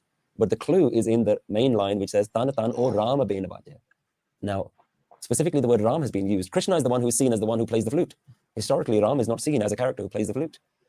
So there's a clue there that Namdev Ji is not talking about Krishna, the character, but the story that is being played out by the divine, Ram, who's playing the song on his flute of Krishna. Tan Tan O Ram Bena Bhaje. He's not saying Tan Tan Krishna who plays the flute. He says, I can see that behind Krishna is Ram, the ultimate, the supreme Ram, the supreme being. So within Gurbani, wherever we see praise of these demigods, we might call them, it is not praise of those characters, but to see the divine in those characters. When you can see the very thing that you're worshipping as nothing more than a manifestation of that oneness, then it makes us understand that if they are the manifestation of the oneness, then so are we. We are also not separate beings. So when we lose ourselves into praising these individual gods, then we've fallen back into duality. Then we think that Ram is separate from Krishna, Brahma is separate from Shiva. Then we fall back into duality and we think that they are separate from that supreme. So we must understand how to view these great stories, these great characters, and we must learn from their stories. Their stories have been written to teach mankind what is the way to be supreme, what is the way to live the righteous way, the right way, what is the way to actually live a life of dharam. We can read these stories and understand them. The conversation that Krishna has with Arjun in the great Mahabharata, the great battle, that entire conversation is recorded in a granth called the Gita. That granth alone is so valuable and priceless. There is so much that we can learn from the Gita. But as long as we are aware all the time and conscious that we're not to use this as a way to start personifying Krishna as something individual worth praising. So all the great saints have always understood the story of Krishna, the story of Ram. Ram is said to be the supreme perfect human.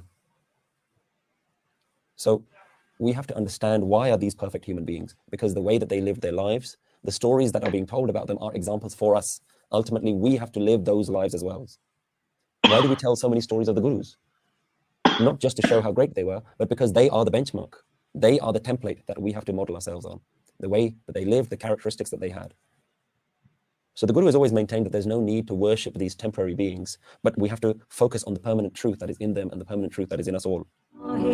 So the claim, the point here is I never said that they were being worshipped, right? I'm saying that this God created gods that watch over, and you can actually see this if let me see, do I have it up right here? Let me screen share.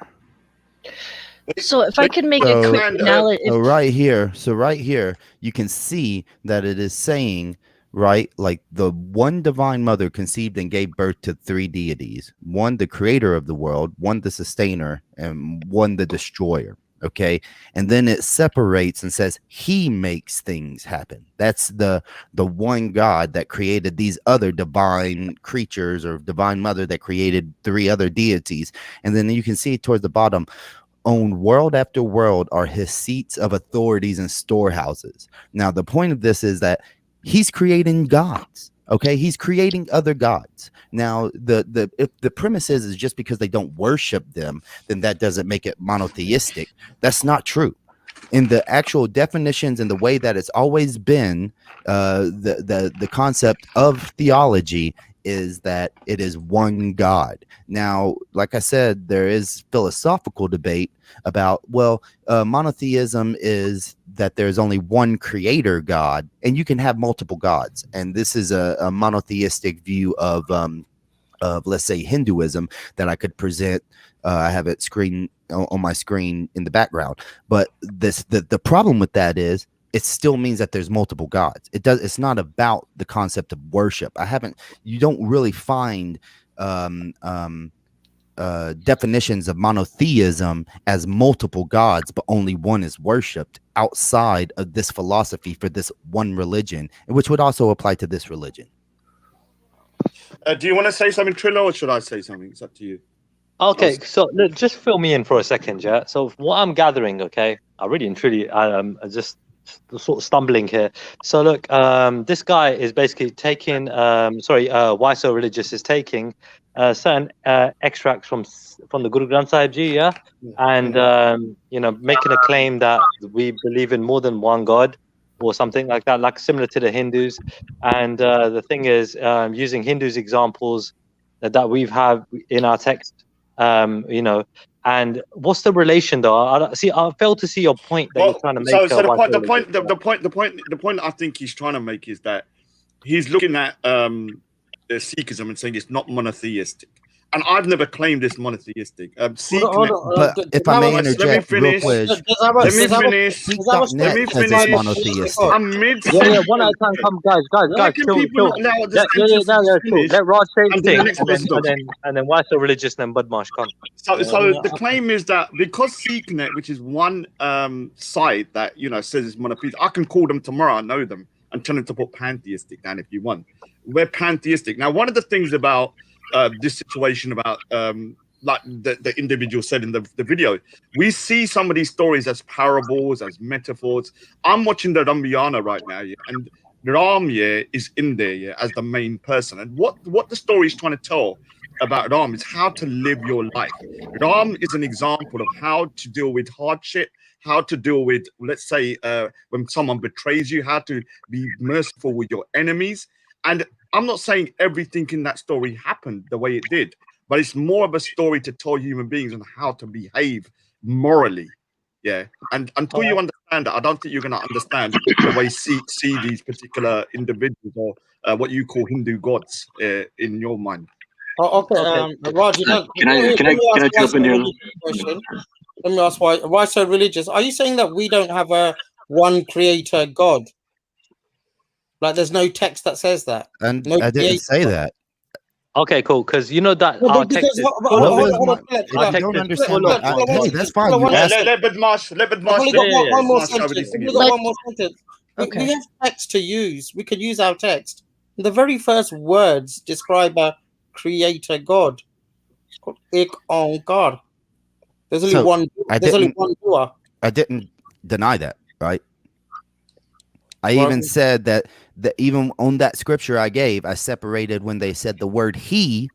I even said they're speaking about the creator God. Is this what I said or not? Anybody want to back me up on that? So you agree that we have a one creator God? That's mono. One is mono. No. Yes, that is one creator God, but you have multiple gods in this religion. So actually, can I just interject here just real quick? So a couple of things when people study this. In India, when you have over 1 billion people, obviously you can't label everyone thinking the same way. From my experience in India, there must be tons of Hindus who obviously go to Gurdwara and tons of Sikhs who believe in Hinduism go to Mandir. The reason this is important to understand is not everyone thinks the same way. So there are lots of Sikhs who will say, I don't believe in anything in Hinduism. I believe in one God and that's it.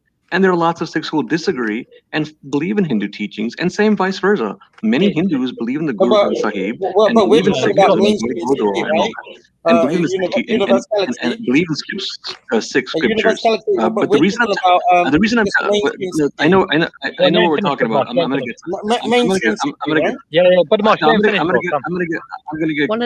to that. Don't worry. The reason I'm bringing this up is when you study the religions of India, you can't study it the way you study Islam and Christianity. When you study those religions, you go, This is a horrible argument. Hang on, let me. I won't take long. I was waiting patiently. When you study Christianity and Islam, you know the scripture, the Bible. You know the person to follow, Jesus Christ. When you study Islam, you know the Quran and Muhammad. When you study India, it's way more detailed than that. The people in India, a lot of them don't have this mentality. Do I believe in one God? Do I believe in multiple gods? They don't think like that. Some do, but not all do. A lot of people, when they pray to God, they'll talk about God as if God is one, but they'll obviously openly believe in multiple gods, and then they'll believe in Sikhism, and then they'll believe in Buddhism, and then they'll believe in Jainism. They don't have this mindset of, do you believe in one God or multiple gods? Not that it's a bad thing if you do that. I'm not questioning people do that. You can't study it at a different angle the way some of you are studying it. So having said all this, my take is this. The Sikhs, some believe in one main God, some believe in more than one God. But if you go to Guru Nanak Dev Ji, when he was teaching about Sikhism, he was trying to show people basically he's against religion because the Hindus and Muslims are fighting. So he's trying to get them to unite under God together. If someone says Guru Nanak Dev Ji believes in one God, you could be right.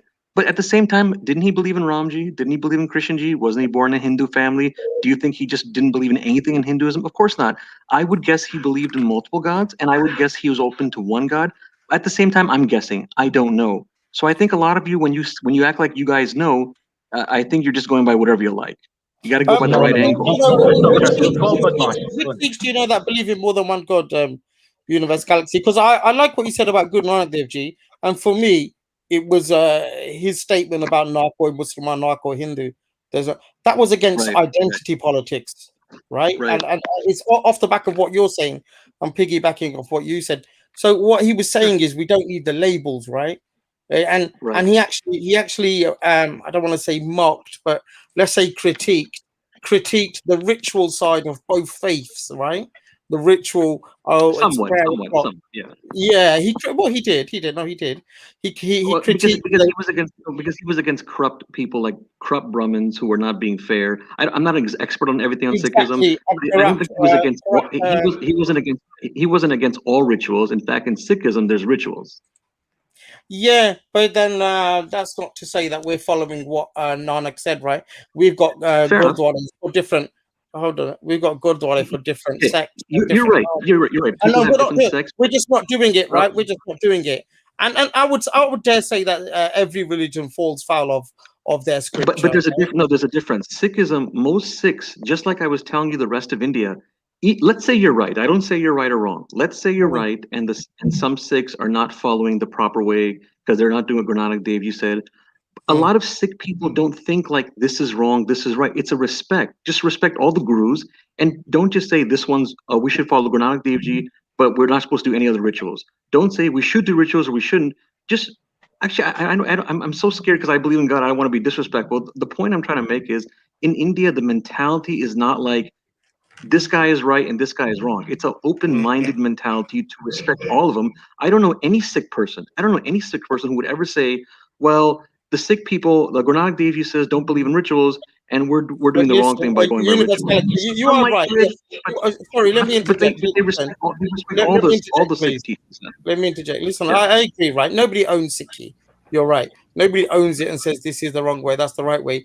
But we do have a centralized rule book, right? Which is from the Shiromani group, right? Which is from Harmandir Sahib, right? They call the Shiromani group.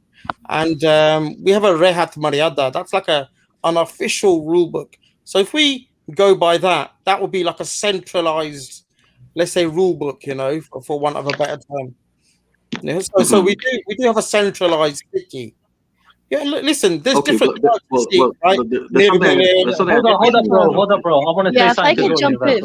I'm sorry. Can I jump in real quick? Let me jump in real quick. Go for it. It's your channel, General. You know what I'm saying? Yeah, it's your channel. Don't ask. You guys are so tough to moderate. I swear, like, I love you Punjabis, but you guys are wild, bro. Like, you got Jen, just so you know, trying to tame lines.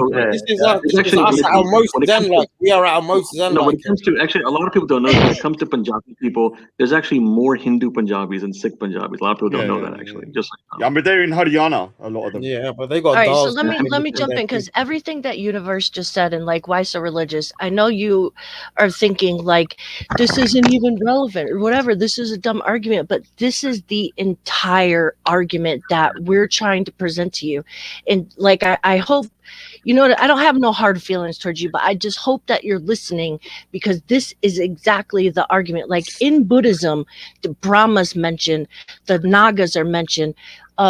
There's all kinds of deities. Like Brahma's mentioned a lot. There's even like a Brahma realm, and you know what I'm saying? Like Buddha supposedly had conversations with the Brahma. Like Buddha didn't acknowledge Brahma as a creator god, so he understands that Brahma is a different kind of being, whether he be an enlightened being or like the Sikhs think like maybe kind of a demigod. We have a demigod concept as well. So you know what I'm saying? Like these religions, like Galaxy hit the nail on the head, you know what I'm saying? Because all these religions are intertwined, and there's, while we have our like creed, you can say too, which is our noble eightfold path and the four noble truths and the eightfold path. That's Buddhism. Sikh has their thing, you know what I'm saying? But they acknowledge the existence of everyone inclusively. You know what I'm Can I saying? just say one thing before you go on? One minute. All right, Universe, let Raj go through it. Let Raj go through it. So the thing is, the way I see it, yeah, I don't believe that, when it comes to like I said, I'm watching the Ramayana, and when I'm watching it, I'm not watching it like a literal kind of like a program that exactly everything in that happened and that he's a god and all that. I'm looking at his behavior as Ram and how did he conduct himself, and this is how we see these people as enlightened beings, from my understanding, not as God, as people that are connected, so connected to God that they can overcome the most amount of oppression, and even with their own enemies, they can actually show mercy towards people that have backstabbed them, and also, basically maybe even killed people that they loved and stuff. And it's trying to set a precedent for humanity on how to behave, and I don't think there's anything wrong with that. All right. Can I just say one thing to you, bro? Just real quick, I was going to wrap up what I was going to say then. Just so there's no misunderstanding, I'm not telling people that it's bad if you follow one religion or it's bad if you follow more than one religion. I just wanted to show people, because everyone might not be Indian and they haven't been to India, that a lot of people in India don't have this mentality that there's one way or a separate way and we're different. They marry each other. They go to each other. A Hindu goes to Gurdwara, a Sikh person goes to Mandir, a person believes in Buddhism, etc.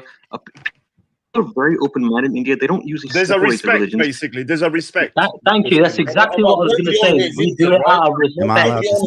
I'm almost done. I'm almost done, guys. I'm almost done. It's not just a respect. The respect is there. Yes, there's a belief. A lot of people are actually open to it, to believing it. And also, if you go back farther in time, because as time has passed, people have become more of this way where it's like, this is my religion, we're separate. This is your religion, you're separate. If you go back in time, it was actually in Punjab, a lot of Sikh families and Hindu families would be one family. So what they would do is the father of the family would be Sikh. The rest of the family would be Hindu. If there was no father, if there was no father, Jen, please, this is rambling. Hang on. If there was no father, or I think it would be the oldest son. I was going to make this point. So there was a time it wasn't separated. In my opinion, I'm not an expert on this. In my opinion, Sikhism and Hinduism were never meant to be separate religions then, just so you know.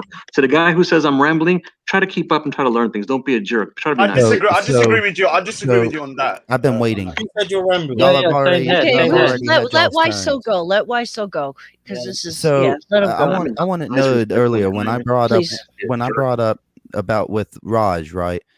Saying that it's pantheistic, and then I bring this side on. He said, I know the people, I can get them to change it to pantheism tomorrow. Raj is held so high in the Sikh community that he can make a phone call that changes a site that is propagating Sikhism. That's one thing. I want everybody to notice that.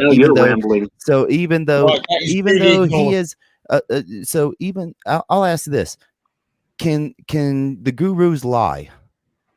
Have they lied? No. All right. How about I screen share that the guru says, the first guru says that he has lied. The first guru said that he had lied. Hey, how about we screen share it? Do what you want. But read it. Talk about ramble. Can it be lying. from our text? It has to be a page of our Guru Granth Sahib. Yeah, yeah. So, well, greed is a fine. dog, falsehood is a filthy street sweeper, cheating is eating a rotting carcass, slandering others is putting the filth of others into your own mouth. The fire of anger is the outcast who burns dead bodies at the crematorium. I am caught in these taste and flavors and in self-conceited praise. These are my actions, O my creator. So he's giving analogies about how bad these things are, and yet he admits that these are his actions. So I think hold on. Wait, let me respond. Let me respond, yeah, bro. Whose poetry is this? Because you know that there's like there's different people that have written. Yeah, this is very important, dude. Yeah, this is the first. Some of them are salooks, right? Salooks, they're sayings from different people. They're like, those are considered below. We have incorporated. We have so many people that have put in the works, right? That have been incorporated in Guru Granth Sahib Ji, right? This you have to, you know, taking something, yeah. Right, it's fine that you're looking into it, right? One second, I'm gonna let Harkira on, and if you guys could, I don't know how to pronounce his name. Hakira Da, how you say it? Hakira Day. You guys, listen. Is an atheist or something, or is he just someone who doesn't like the Buddhist of India? All right, so let me explain something to you. All right, so let me explain something to you that. The City Guru Granth Sahib is made up of lots of different people have contributed to it. So you need to find out and give us the person who actually wrote. I told you who it is. It's the first. This is good knowledge. Okay. So he's probably giving a kind of like an example of mankind and what they're. He's probably, even though he says these are my actions. Are we scholars here? Wait, these hold are on. my You're not Let me finish my sentence. Let me finish my sentence. We are not scholars. We're people that are very, very knowledgeable about the scriptures. Yeah. So it sounds like he's trying to say this is a kind of like a trait of human beings that everybody has these traits, and this is a trait that is very destructive. And he's calling the trait out. He's not trying to propagate. So here's a question. So then why does he attribute them to himself? These are my actions, oh my creator. Creator. Let's let Harkirath is the most learned and read of Bani. I don't think we should give our opinion. It's very dangerous if we give our opinion. Yeah, Harkirath, would you like to decipher what's written here? Firstly, I just want to put it out there that anything I say is my opinion. It's based on my very limited understanding of Sikhi. I'm very new to Sikhi myself, and so I just want to put that out there. Now, I just got a question for why it's so religious. I got a question for you. Yeah. Do you know what the first page of the Sikh scripture says? I read it. What does it say then? I guess I can pull it up if it is that important to you. No, so what my point is, is you don't know what the first page says, yeah? So how are you going to teach us about Sikhism? How are you going to tell us what Hakira, he doesn't have to know from the top of his head. You know what I mean? Come on, doesn't it? Yeah. If he doesn't know what the first page says or means, then he's in no position to. That's a false equivalent. Yeah, but we should be grateful that he's at least looking. Well, for whatever reason, you know what I mean? Our text starts with Japji Sahib. It starts with Japji Sahib. That's a false equivalent, questions, right? If we can answer them, great. If we can't, Singh, I'm going to ask you. Singh, let me reverse this on you, Singh. Let me reverse this on you. What does the last page say? Listen, this isn't an interview, innit? This isn't an interview, innit? Yeah, I'm a no. If I should know that what the first page says, why shouldn't you know what the last page says? Yeah. So basically, all I'm saying to you, innit, is that's that, innit. But I don't want to get into this arguments, innit. Like I'm here I'm here to progress on my spiritual path, and having these debates, these arguments, it doesn't help me. It doesn't help any of us. You see what I'm saying? And so we're not here trying to convert you to Sikhi. If you know, if you're looking to leave your faith, yeah, then fine, innit? Ask these questions. If you're looking to no. All right, so I'll give it a date here. Look, we should be able to speak to people and actually have an open debate and let them critique our faith. I think what we should do is like literally get people that have read the whole city group. I know 2 people that have, and they can actually answer these questions fully, because you know, one problem I have with certain people like why so religious, he expects here like there's only a handful of Sikhs here on these panels know everything, and when I say I don't know, because I'm on my own journey as well, it's then made out to be that, you know, we don't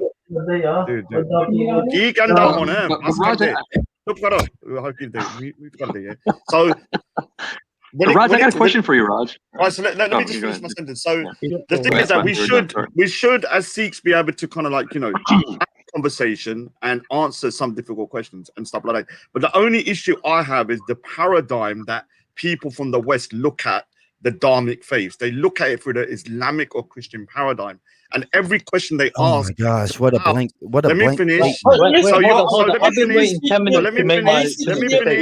Let me finish. So one of the things that I've realized is that when Muslims are talking about Sikhism, they're obsessed with shirk or attributing to God, yeah.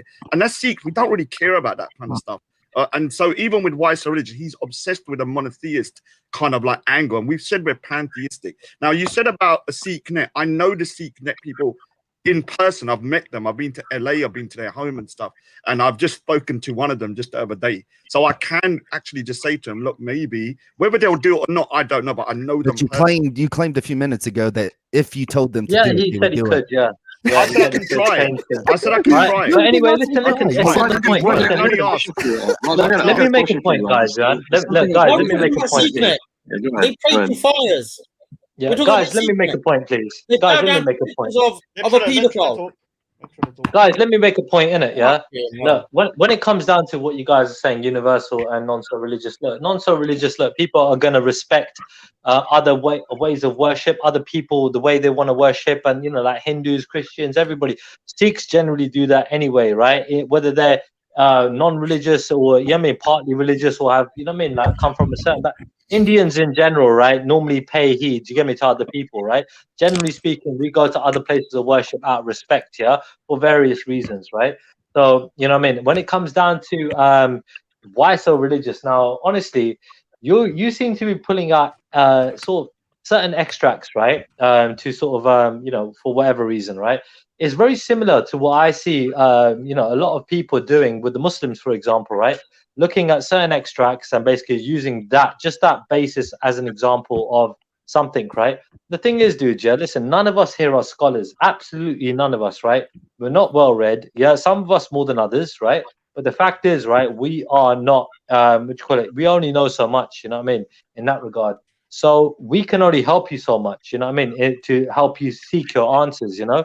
If you will let us try, we'll try it. You know, but don't take our word for it. You know what I mean? Just keep investigating. Do you know who SeekNet are?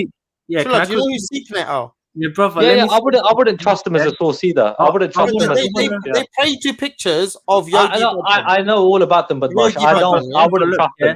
He was a known sex offender, pedophile. No, I wouldn't trust them, bro. That's my opinion. Let me. Wait. Are we talking about sex offenders? That's not pedophilia, man. Can I Raindrop is in the chat. I don't know if if only if people can keep it civil. I can drop off or something. To be fair, I don't know if he was a pedophile or not. What does your Guru Sahib say about asking scholars? Look, let me say one thing quickly, innit? Look, why so religious? I wanna help you out, innit? And I want you to help me out as well. But from what I understand is, yeah, we're not gonna understand this. We're not gonna understand this until we understand what Japji Sahib is saying.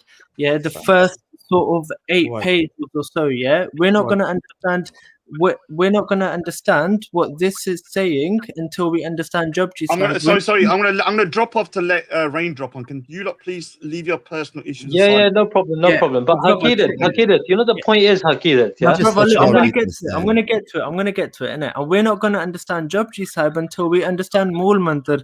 And we're not gonna understand Mool Mantar until we understand the first word, what the first word is saying. So if you wanna understand this, and I want us to go through what this means. If we want to understand it, we have to understand what the first word is saying. You see what I'm saying? Hakidat, listen, yeah. What you're saying is understanding it fully, right? What the thing is, yeah, people can understand things, right? You know, in a general kind of way, right? Without having to go, you know what I mean, so deep into it. We could spend an hour looking at the first sentence, yeah, of Guru Granth Sahib Ji, yeah, right? And a whole hour on the first word, let alone the first sentence, bro. You know what I mean? So you know how it is, bro. You know how it is. We can break it down in so many ways. When we get in the general aspect of things, yeah, all we're trying to do is just, you know what I mean, give a general observation of what it is. Trilla, Sikhi is Dunga. Sikhi is deep. It ain't no like it's not no left, right, black and white thing. This very deep philosophy. Yeah, of course, yeah. So it's okay if one sentence has an hour-long explanation. That's just how it is. We're not going to understand. Yeah, it's okay, but we're not capable of giving that explanation without going into it for ages. We're not going to understand anything until we understand what the first. No, we can understand something. We can understand something. I would just like to say real quick. Literal translation. I can look up. The literal translation. Yes, we can make out the literal translation, but the meaning of it is we won't understand until we understand the first message, which is ik. That's why Guruji started with ik. Yeah, we won't understand anything until we understand one. Ik. Yes, so what does ik mean? What does ik mean? Ik means one. No, what it means, you need to forget the idea of duality. Brother, duality. One second. Ik, the literal translation of ik is one, but that's not the meaning of it. I asked you the meaning, not the literal. Yeah, so you tell me then. I've given you my meaning. What's it mean? So ik defines a oneness which is in everything. It's not exclusive to anyone. It's not stronger in males, weaker in females. It's in everything, absolutely equally. So one is opposite to two. Yeah, if I have 2 drops of water, so it does mean one. So it does mean one. No, it doesn't. It means one. Let him explain, Trilla. Let him explain. It doesn't. So basically, what I'm saying to you is that ik, the ik defines a oneness which is in everything. It's like a wave or drops in an ocean. So we are. How many people are on this panel right now? Trilla. 5, 1 Modi lover. Trilla, how many? It's about 6. So you didn't understand ik because ik means one. There is only one here, and it has 6 different forms. So let me clarify. There is like a weight, like drops in the ocean. There is one infinite ocean, and there are many drops. So if I get but for people to understand that, you're basically trying to say that there is a part of God in all of us. That's what you're trying to say. No, I'm not saying that. I'm trying to explain, though, right? For people to understand what you're saying. No, I'm not. Trilla, let's not simplify our faith. I'm not trying to say. Wait, hold on a second. You just said that there are 6 of us that are all the same, right? And I'm trying to say that there is God in every single one of us, right? That is what he's trying to get. That's not right. I'm not saying there's God in us. I'm not saying there is God in us. I'm saying there is nothing but God. There is only Guruji says. Ekam ekankar nirala amar joni jat na jala. Guruji says eko shrest sabe. Guruji says basically there is only oneness, there are no 2 things. So one exists and it has many forms, yeah?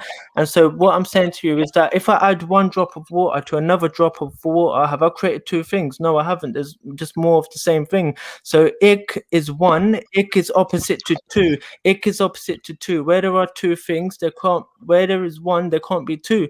Yeah, so homme, that's the disease of separation, duality. Okay. I hate to be complicated. I hate to be complicated. I'm not gonna wait long. I'm just gonna ask one question. I'm gonna stay out of it for a while. I just want to ask a question.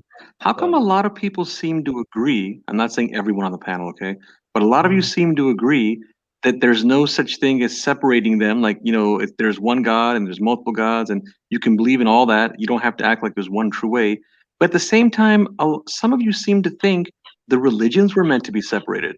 There's a contradiction there. I had to take that they were not meant to be separated, and I think one of you, I think it was Raj, disagreed. You either agreed that they're supposed to be one or not. So again, Guru Nanak Dev Ji, he was not trying to make a separate religion. He was trying to unite the Hindus and Muslims together under God then. Now, Guruji says, you've talked for a long time, dude. Let somebody else speak, dude. Guruji come out the You river, let somebody else speak. when Guruji come out the river, when Guruji come out the Wallace, river, mute this guy. No, So the problem Come on, with the stop being so universe, rude, man. Let him say his bit, man. the Come on. universe, I would say the problem with that is that Hinduism, they view Vishnu or Krishna, they view them. No. You talk about Sikhi. We're not talking about Hinduism. I'm answering his question. I don't mind if he talks about Hinduism. I have an answer. No, he brought up Hinduism. Yeah, You're but saying just let him say what he wants to say, man. Just let him say what he wants to say, man. He's trying to say that that these religion that Sikhism, the Guru Nanak was putting them all together. Well, that's not what these religions are taught, right? That's not the way that Hinduism is taught. Hinduism is taught as its own religion that actually has a creator God. Not true. It has its own creator God. Islam has its own creator God. I just want to ask you. I just want to understand your angle. Nobody wants to. Hold on, we have an opportunity to have a deeper understanding of the. We're not going to understand. Hold on, we We're have an not gonna opportunity to understand this. this. I'm just trying to understand what the guy was saying. So if the guy says Hinduism teaches this, Hinduism is not there's no book called Hinduism. There's no one founder of Hinduism. It's like you're studying it the way you're studying Christianity, Islam. There's no one main person. That's such a tiresome argument. No, the point here is well, that's because you're not exactly explaining with logic. You're just going by whatever you like. Historically, before this guru came and tried to unite them with Buddhism, also Hindus had their own creator God. That's the point. They believed that this God was the creator God. I know what you're saying. Let me finish. Let me finish. No, I'm not understanding what you're saying. I'm not understanding you. Well, then let me speak, and then you can understand it, right? No, but you talking is not going to help you understand what I'm saying. That's not going to help. Go back a little bit. Go back so I can understand, then continue rambling. I'm asking you, when you say the Hindus believe this and the Hindus thought this, are you referring to a few group of people, a particular scripture, a founder? Who are you referring to? The majority of the mythology that dates back thousands of years have their own creator gods. Okay, that's a fact. They have gods and they worship them as a creator. Listen to this guy. I'm not asking you about Listen to this guy. You didn't understand my question. No, I understood. Don't get emotional. I'm not asking you about that. I'm asking you something else. Why can't you? I'm asking you, when you say the Hindus believe this and the Hindus believe that, they're not, like, you're disagreeing with me.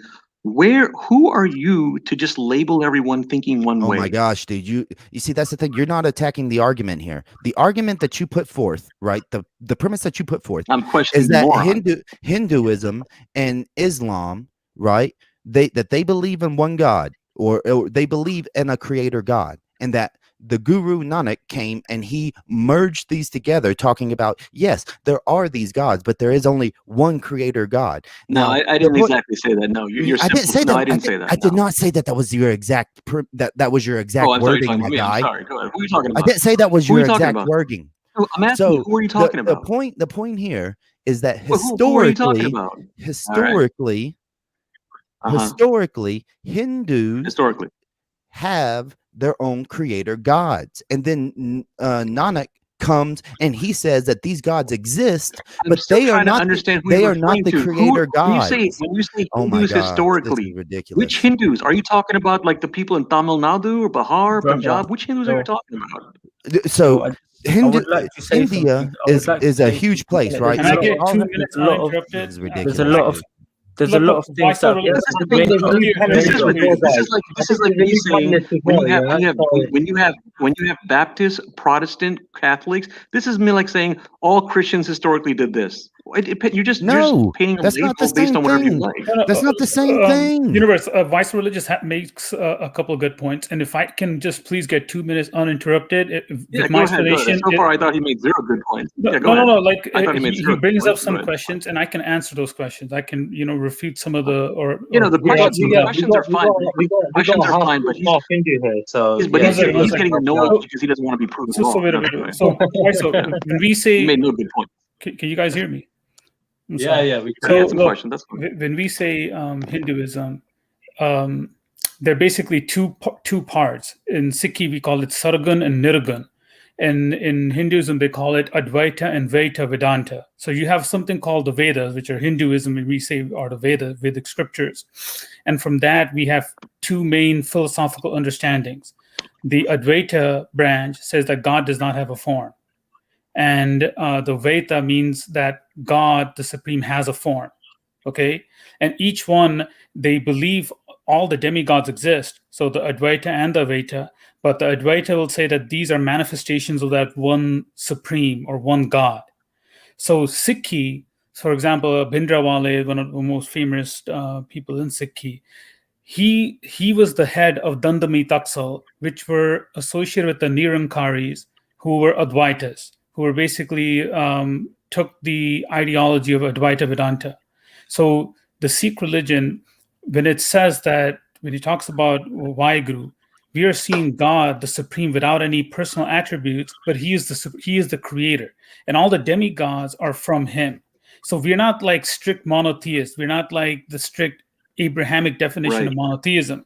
We are monotheistic in the sense that we believe that there's one ultimate source, but we don't negate the fact that those other beings like Brahma and all the demigods, we don't negate. We believe that they exist. So they are in that universe.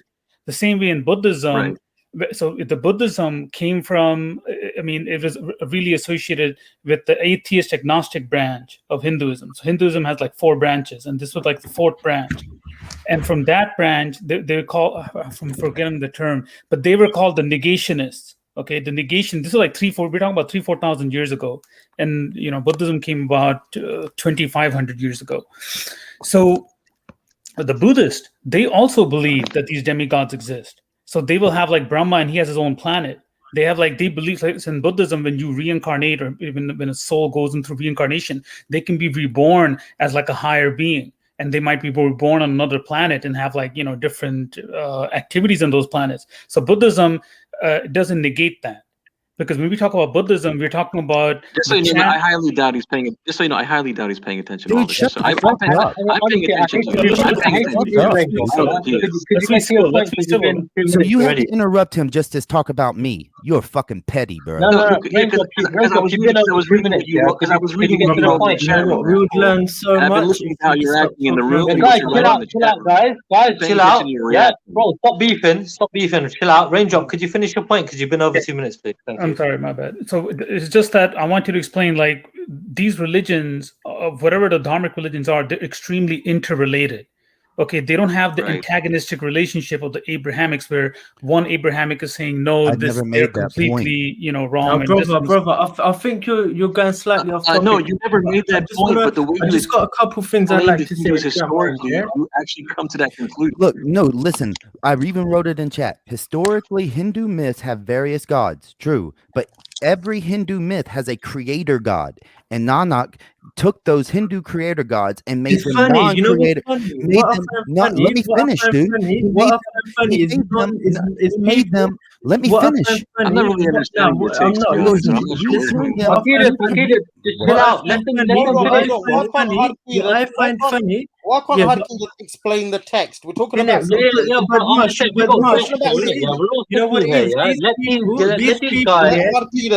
guys, we gotta figure out who's gonna talk. Who's gonna talk? These people, they're not Sikhs, they're not Hindus, and they're trying to teach us. They're trying to teach us. It doesn't matter, Hakirat. They're intrigued. They're looking into it. No, they're What's your not. problem No, with they're that? not. No, they're You're not. not going to tell me. Bro, I You're not don't gonna tell care. me- They're still You're not getting. going to tell me. You're not going to tell me what my faith is telling me, innit? Yeah. Well, then don't come here, bro, because they're telling you something, innit? I'm trying to help you. Let him Rambles, come back man. to This guy sense. just rambles. Get Bro, him they're out. having a talk, bro. They're having a conversation, bro. Yeah. What part is do you not And of understand? course, If Raj you're wants to taking come it on too here with personally, the bro, yeah. 9-minute video Just and just get just back to listen. bringing something No, from his own Guru self. Nanak Dev Ji use Unbelievable how these terminology. channels Guru are. Nanak Dev Ji use terminology of the people. Yeah, you're so mature and smart and nice and respectful. Yeah, use It terminology doesn't of the matter. people. Every because time I that's- try to speak, that's every what they time were I try to speaking, speak, innit? or I Yeah, bring Guruji something, comes with the y'all complete ignore it. truth. Why so? Why so? Yeah, there's a reason because you started drama. Like, for example, I had no issue with you, but you said I was rambling. You I can started understand you're rambling. taking it Oh, After personally. that, And you guys, decided guys, to one at a shut All time, right, yeah. all right, Come. all right. We're Don't, gonna have don't to play chill, innocent like please. you're all nice. Who cares about your who Galaxy, cares about all your right. opinion, my guy? You Well, then guys, don't complain can we about not? the panels, motherfucker. Look at how See, you're look, acting then. you got Oh my God. you got mad. Yo, because why you so tried to religious, say- bro? You take it, you take All shit right, to heart a listen. bit too much. Universal, you need to chill out as well. Okay, listen. We're gonna bring it down a notch. I'm sorry. Yeah, I don't want to do this. You guys, listen. We came here with the intent to debate this. So this was this isn't because Why So Religious is interested in joining. It's because he was going through pointing out issues. So we're trying I to didn't address do the that. issues Why that are we. you trying to? Why? Firstly, Jen Wallace.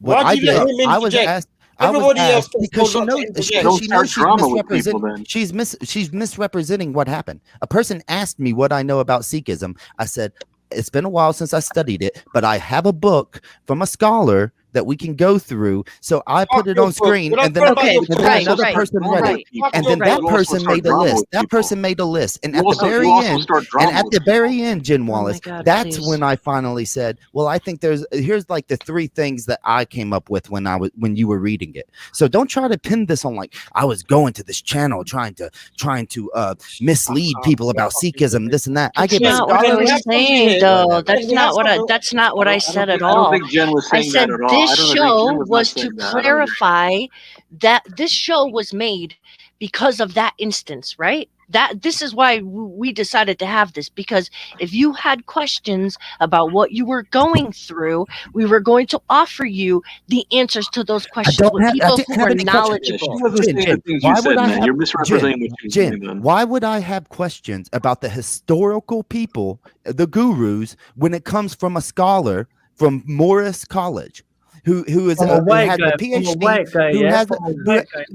race has nothing to do with it. So Hakidas, yeah, race doesn't have anything to do with it. Hakidas, he's right. He's right about When you that. critique Islam, when you critique from a Islam, non-Sikh, you from bring a Islamic non-Sikh. sources. Hakidat, I think you behave yourself, bro. Come on, man. It doesn't matter who, bro, picks From up a Sikhi as long as they're doing it from a properly, non-Sikh. right? So From a No, It listen, doesn't let matter. Hakidat No, no, explain no, again. chill, because Trilla, this is actually the issue, the exact, I didn't say from a white guy, I said from a Western scholar. You're bringing Western books written Right, by people right. who are not a Sikh, who don't, maybe, you know what I'm saying? Right. Maybe But they Jen Wallace, studied it, Jen Wallace, maybe, Jen okay, Wallace. listen, But I that's not true. Though. acknowledge. It was the historical view of the gurus and their lives that went over. It had Okay. nothing to do with the religious I part of it. understand. So then why are you acting like you cannot use a Western scholar talking about the historical lives of somebody? And the Yeah, there's nothing wrong with that. You're only going to get. I'll tell you why. I'll tell you why. Because you wouldn't go to debate Islam with a book called Everything You Need to Know About Islam called 101. What are you talking about? You wouldn't go to critique Islam with a book called Everything You Need to Know About Islam 101. Yes, I would. Yes, I would. Why wouldn't I? No, you don't. You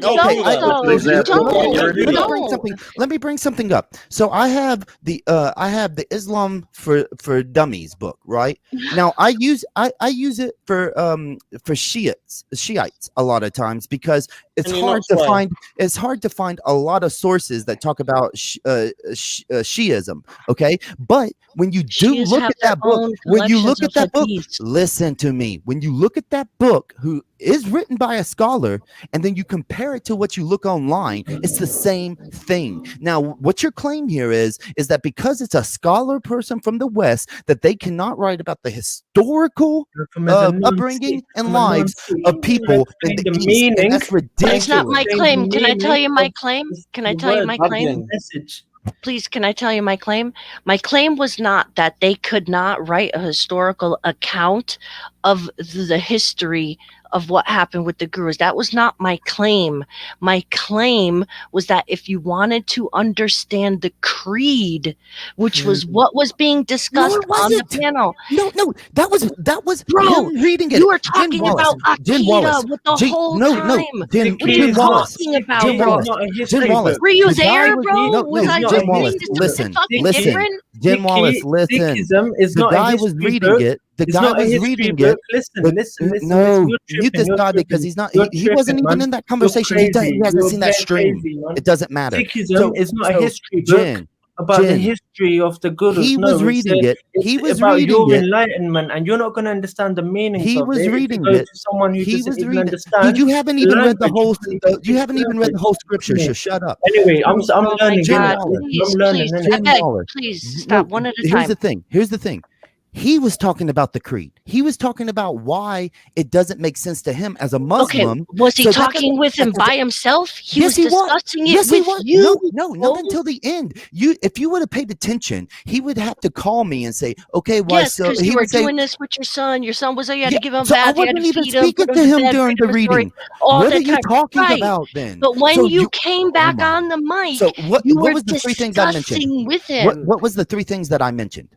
Can you remember that? Can you remember the three No. things? You know what? Okay, you know so what, the bro? one thing, You got the one 4 thing I 6 said, on the let's panel. get this. Let's Yeah, get this no, straight. but Let's bro, get this bro, straight. you Jim sound Wallace, I mentioned you three sound things. really I mentioned narcissistic, three bro. things. I mentioned Bro, three you need to things. chill out. Why so religious? I mentioned Why so three religious? things. Listen, let me make one point. Yeah, I mentioned you three got things. you got Yeah, 1, so 2, mention them 3, here. 4, That's That's what 5, you're trying 6. to do Yeah, right now. Then right. tell You got us, let me here. speak. right. Then let me You got let 4, me 6 speak. here. Yeah, Let me you got Chilla, Jen here let as me well speak. from a Let me Dharmic faith, speak. right? Just Let me chill out, speak. bro. You sound extremely narcissistic, bro. Yeah, just relax yourself. Yeah.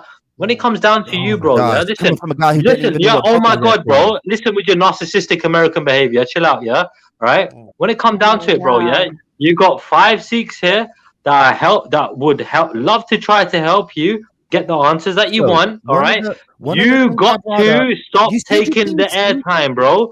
You're Jim one, Wallace just yeah. said that I could You know bring how up many? what Wait, my chill three out, bro. things, Chill what out, my bro. three things Listen, give were. me a few seconds. Give me a few You don't seconds, freaking yeah. seconds. If Oh your my God, half narcissistic hours, dog. personality will let you, listen. You got Jen, who's a Buddhist, right? You got all these other Sikhs here, all right, that are willing to help you, bro. Just calm down and ask direct questions and stop So getting the into a three rampant things, about everything, bro. the three things that Can I brought can up I at the play this very video? end. Can you not hear No, me? Can you hear please me? stop. So Can you hear the me? three things I brought up Yeah, at that, yeah, the three Can I things play I this brought. video? Yeah, and so we can. Okay, no, Raj, wait, you guys. let him finish. Raj, The he's three finally things. getting to the The question. three Please, things. The let three him. things. So they bring up the historical things inside of these gurus' lives, and when they establish certain points like the building of the city or the pilgrimage and this and that. So at the Right. very end, I mentioned the three things that I had a problem that didn't make sense to me. One of them was the 5-year-old that became a guru, and then that he was imprisoned. Okay, and that I said, well, I don't know how much you're going to get from a 5-year-old that's in prison and died of smallpox inside of the prison as a guru. And then I mentioned it also raises my. No, It let's also, go. Can we go Can I point by answer that? point? I So can let's answer that. address That's a that good first question. point. no, listen, I'm about okay, to get off here. Let me No, just. that's a good question. I'm trying to. And then I asked this. I said, well, it seems like beforehand that the guruship was handed down by the previous guru. Now, if this is true, how did the guru after the 5-year-old boy become guru if he was imprisoned? And if it's not necessary for the guru to get the blessing of the previous guru, when did it change after Nanak? Okay. Now, then the third point that I had. Now, these are all questions that I didn't try to give an answer to, right? I just said that these are good questions about the religion, mind you. Okay. So then the third issue that I had with it was, it seems to me that this religion is just trying to, I said the biggest problem I have with this is that this religion says that it's not a part of Islam, that it didn't, people believe that it didn't stem from Hinduism and it didn't stem from Islam, that it's its own religion. Yet the issue is that it only speaks about the religions that are around it. Those were my three criticisms. How do you feel about your problems with Sikhi? Brother, let me answer that. Let me answer that. Man, like, I've been in the back chat for like ages. Raj, please, let me answer this. So the thing is, after you've said this, I want to play the video. After you said this, I want to play the video, and everyone be silent. Before you do that, let me play it. Let me answer it, please, quickly. Yeah. So monotheism is the mono belief in God, theism belief in God. Yeah. Well, you're right. Was already a concept during Guru Nanak Dev Ji's time. In the monotheistic religions, they have made God anthropomorphic, which means like human-like character. Also, they believe God, he created the world and he's there somewhere, he watches over us. Hinduism is pantheism, meaning everything is God. The God and the universe, that God is synonymous with the universe. They cannot exist without the other. Guru Nanak Dev Ji gives the complete truth. Guru Nanak Dev Ji, you're right, he does merge them together. Guruji says, that we see in Bani in scripture that God, he created the universe, he sits back and he watches, but he also says that Guruji is within the universe as well. So Guruji comes with the complete truth. And yes, Guru Nanak Dev Ji, yes, he used terminology like Ram, he used terminology of the people like Allah to the Muslims so that they could understand the message. And for Hindus, he used the word Ram because that's the language spoken of the people at that time. So Guruji used their terminology to help them understand the message. You feel me? All right, so can I? Yeah, but that wasn't his question, Hercule. That's not his question. Yeah, but can I just please play the video? Yeah, everyone respect, before I go on, everyone respects Nanak Nam, don't we, as Sikhs? Yeah, just so I know. All right, I'm gonna get off here. Jen, thanks for having me. Let me play the video, and I think he gives a good description. Take care, why so religious? Can I just say something? Yeah, look, before I go on, yeah, everybody on the panel, yeah, why so religious has a right to ask questions. Yeah, I agree. People get so irate when someone's asking a question. All you have to say is, I either don't know or I bring someone to talk about. When you're telling someone they cannot question, that's unacceptable. Yeah, anybody can question our text, and I just want to say that's a good point, Raj, because this whole thing stemmed when somebody asked me, what do I know about Sikhism, and I said, I can't remember. Let me bring you a source. And then we can question that source. I did not try to speak. I did not try. I want this noted. I want this noted. I did what. I did what. Let me play the video. I just want to say, I'm getting off here. I agree with Raj. Admit something and that you don't know about it or that you can't remember. If you're going to critique, bring a source, and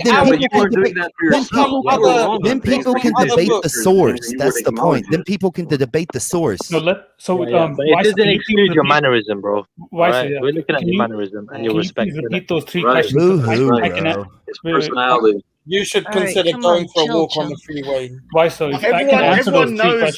Right, so can we once you're done? One second. Weissel had three specific questions. Okay, I remember because I came late. He pulled up the first Mehla of the Guru Granth Sahib Ji, and I think they're talking about, does a guru admit that he's a liar or something? So I can answer each doubt or each question that he had, or if he wants to seek a clarification. I think one was about Guru Har Krishan, the 5-year-old, and what was the logic in him becoming a guru, and that how did they know that the guruship passed from him to Guru Tegh Bahadur Ji? So which questions do you want me to? I can answer. Like I can go into the details and try answering or clarifying any confusions that Weissel had. I feel like we should have probably done this a long time ago. Just had his issues with it and tried to work it out. So maybe we could hopefully try to work the questions out and at least get them answered for him. Yeah. And let's not get into this. Let's not get into. You can't say you're a white person, you're not a Sikh. Yeah. Yeah, no, I don't agree with that. We don't have to agree, because Why So Religious is consistent. He will criticize Islam all day. He's annoying them. He's criticizing Christians, and now he's doing Sikhs. He's not doing it one way. As much as I dislike him, he is an equal opportunity cunt. Yeah, and so we've got to give him that that kind of like leeway to be able to ask questions without spazzing out and getting upset. If you don't know, just say we don't know. We'll bring someone. That's it. Respect cunts, guys. Respect cunts. But Raj, I don't think there was one person here today who had any issue with him asking questions. The drama started when he would act a little bit negative and then give himself a pass like he's being nice. Okay. Yeah, but that's what he is. So I would just like to say real quick. Yeah, Universe, we've been dealing with this guy for over a year. I believe that, Jen. We know what he's like. We've experienced him for loads Raindrop, I would. I'm going to listen to Raindrop. Raindrop, I'm going to listen to your response. I know you guys. I know you guys know how he is. When I get off here, I had good conversations with Vice. Yeah, I like Raindrop. We've had good conversations before, and I will listen to you. I will listen to your explanation when I get off here, Raindrop. But explanations, please. The thing is, Raindrop, we've had people even on this panel say we've had people even on this panel say, "Well, we're not scholars. I got to go ask a scholar." They even said that earlier. Who said that? I said that. I said we're not scholars. Yeah. So what's wrong with that? Thing. We are scholars. No, it's fine. But the thing is I can question Raindrop's interpretations or telling me anything simply because the question still comes back to the Sikhs. You're entitled to ask whatever you like. They say, but if they are telling me in response to things I bring up, like, oh, well, we're not scholars. Well, okay, that's fine. But Raindrop isn't one either. And then he's going to give me this long diatribe explanation, which I like hearing Raindrop's explanations on things. We've discussed things before. Yeah, and it might not be correct. But it's not going to be. It's not going to be consistent with what the panel stated earlier. That's the point. We'll see what he's got to say, and we'll go from there. Okay, so let's just do a response per thing. So when he pulled up the text on. I hope I answered the last one. I hope I answered your last and most difficult one about why he used terminology of other people and, his message about, I told you it was the complete truth. I hope I answered it. I want you to answer specific, because when he pulled out the verse and the Guru, he was claiming that the Guru was saying that I have all these faults. Oh Lord, please help me. So when you look at the Guru Granth Sahib Ji, you have to understand that it has a lot of poetry, a lot of prose. So you have a first person prose, second person prose, and a third person prose. When he was giving those verses, he was giving it on the point of view of a conditioned soul, a soul that is trapped in the matrix.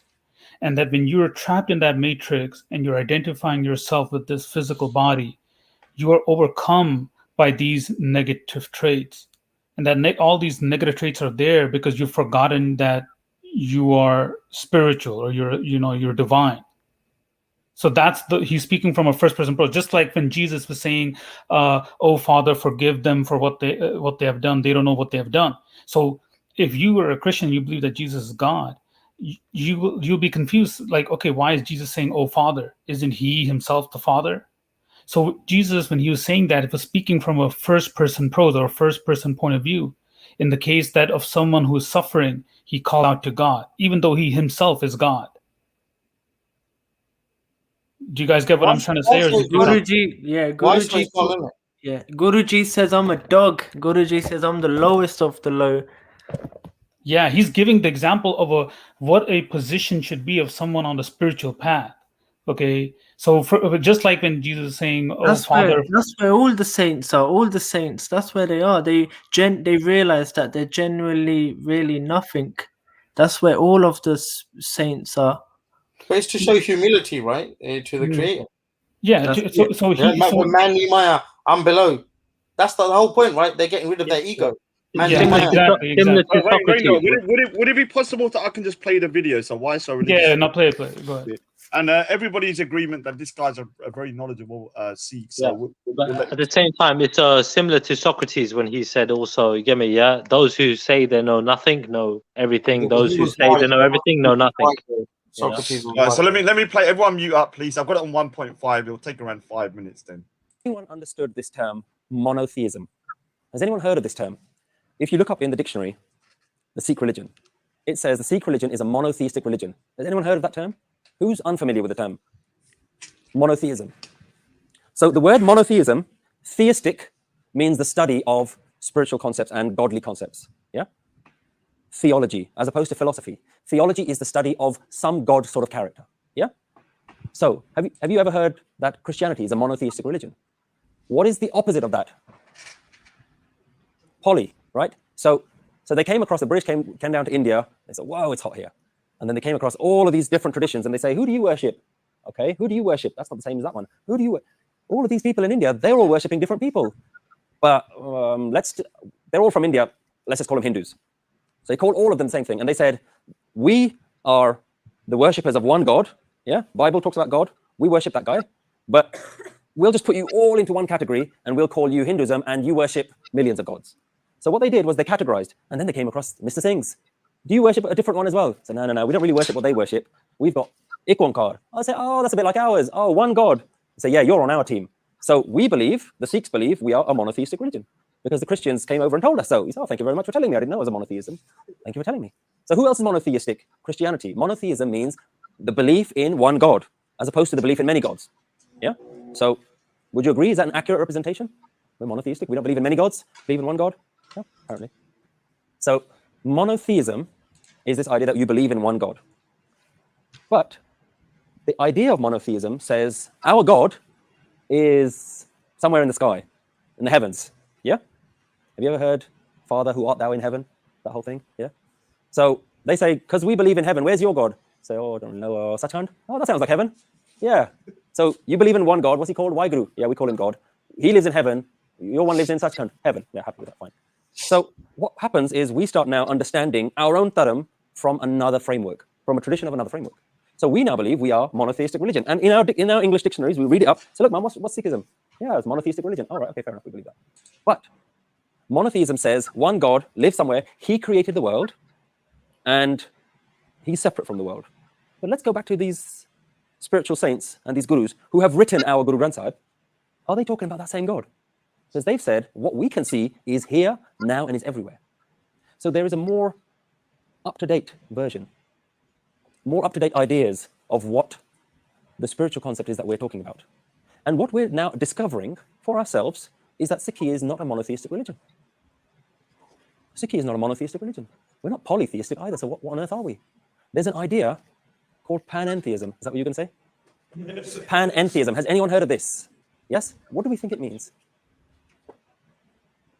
So this divine, yeah? I'm not very pleased with this word God, just a bit. You know, forgive me, Father. It's a bit too. So this kind of divine godness, godlike quality is in us, in everything, but not at the same time. Yeah, it's separate from everything and within everything at the same time. It sounds a bit closer to what the gurus were talking about. What Kabirji was talking about is that there's this thing that I can see in everyone, and nobody else seems to be able to see it. So if we were to summarize panentheism, the universe is not a collection of solitary individual beings and celestial objects. The universe isn't just you're there and you're nothing to do with that guy. That's not what we're talking about. That's what we think, right? You're over here. You're not over there, are you? Are you over there? You're over there, aren't you? And you're over there. You're not that girl over there, are you? You're this guy over here. Monotheism. I'm here. I'm nothing to do with that person over there. Panentheism says I'm here and there. Not God. I'm here. But I'm also there. And I'm also in Africa. And I'm also in China. Does that make any more sense than Mr. God in the sky? Or is that just as crazy an idea? How many of you are in China right now? And I don't mean we're thinking about China or Chinese noodles. How many of you are in China right now? How many of you are in Birmingham right now? Only a few of you. I don't know where the rest of you are. So what we're talking about is the universe is not a collection of individual objects like we would see the world. Like you're here, you're here, you're here, you're there. We're all individuals. Panentheism says that's not how the universe works. And the earth isn't separate from the moon, and the moon isn't separate from the sun. Pan means within. I think it's got some Greek origins. Panentheism is within and without. Panentheism says the universe is in fact one single entity manifest in a lot of different forms. Let that just settle in for a moment. The universe is just one guy. The universe is one thing that just looks like a lot of different things. What do you guys think about that? You know what that means? You are the sun.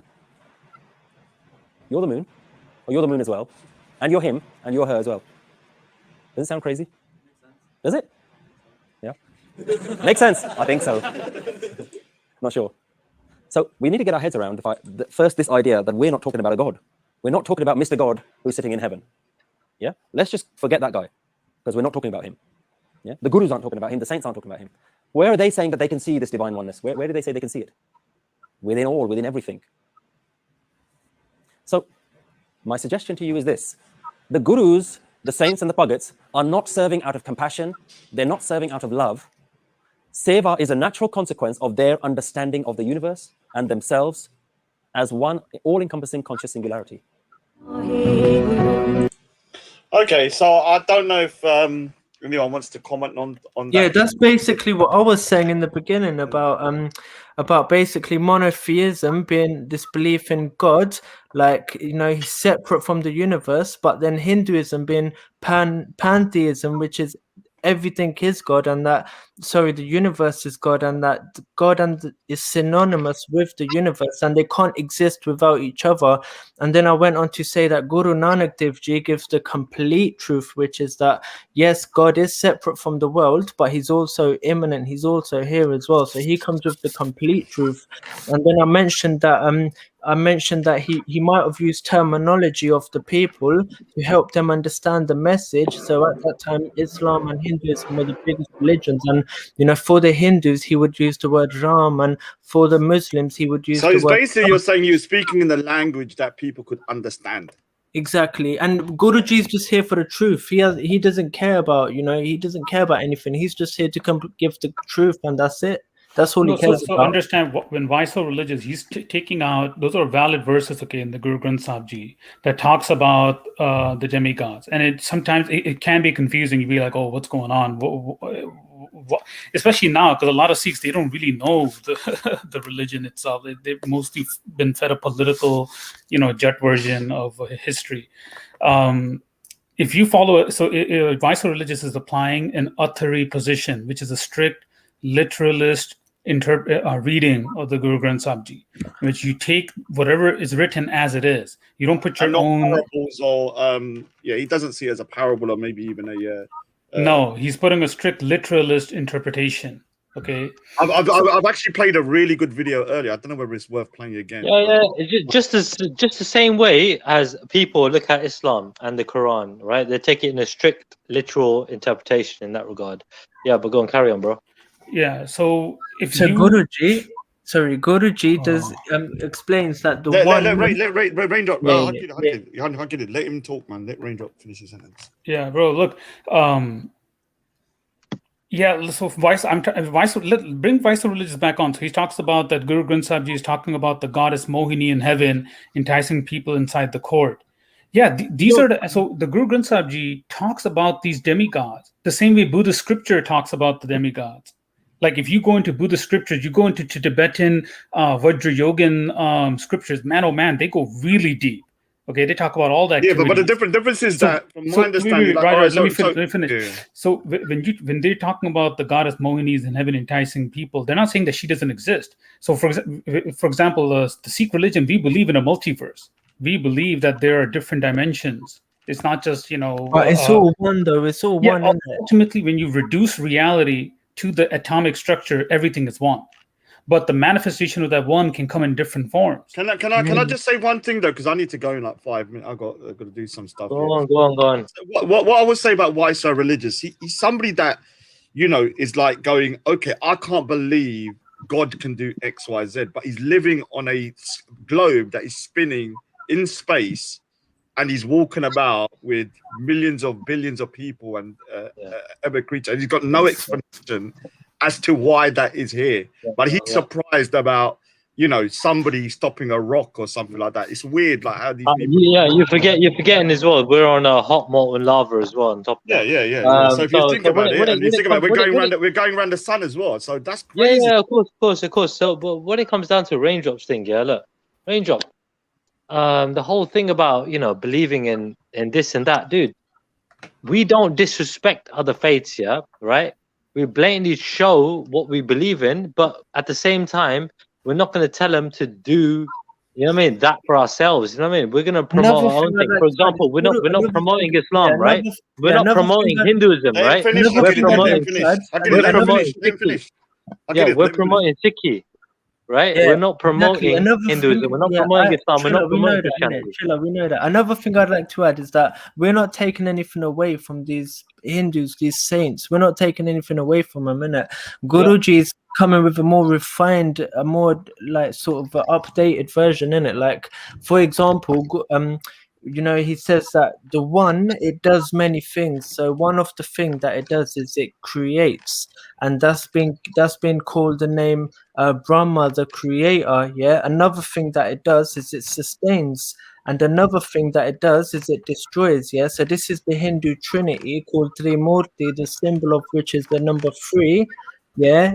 But another thing that the one does is that another thing that the one does is it has the ability to delude itself and then to reawaken itself, and that ability is called guru. Now, what I'd like the difference is that further to what I said earlier about Guruji bringing the complete truth, yeah, because like I said earlier, Islam is half the truth, where it says that God is separate, and that Hinduism is also half the truth, where it says that God is here and not separate. I said that Guruji brings the complete truth. But another thing I'd like to distinguish is that, you know, for example, the Hindus, they would say that Krishna is playing the flute, or Shiva is the one doing this. And if you want a son, then you go to Brahma. If you want this, then you go to Shiva. If you want that, then you go to him.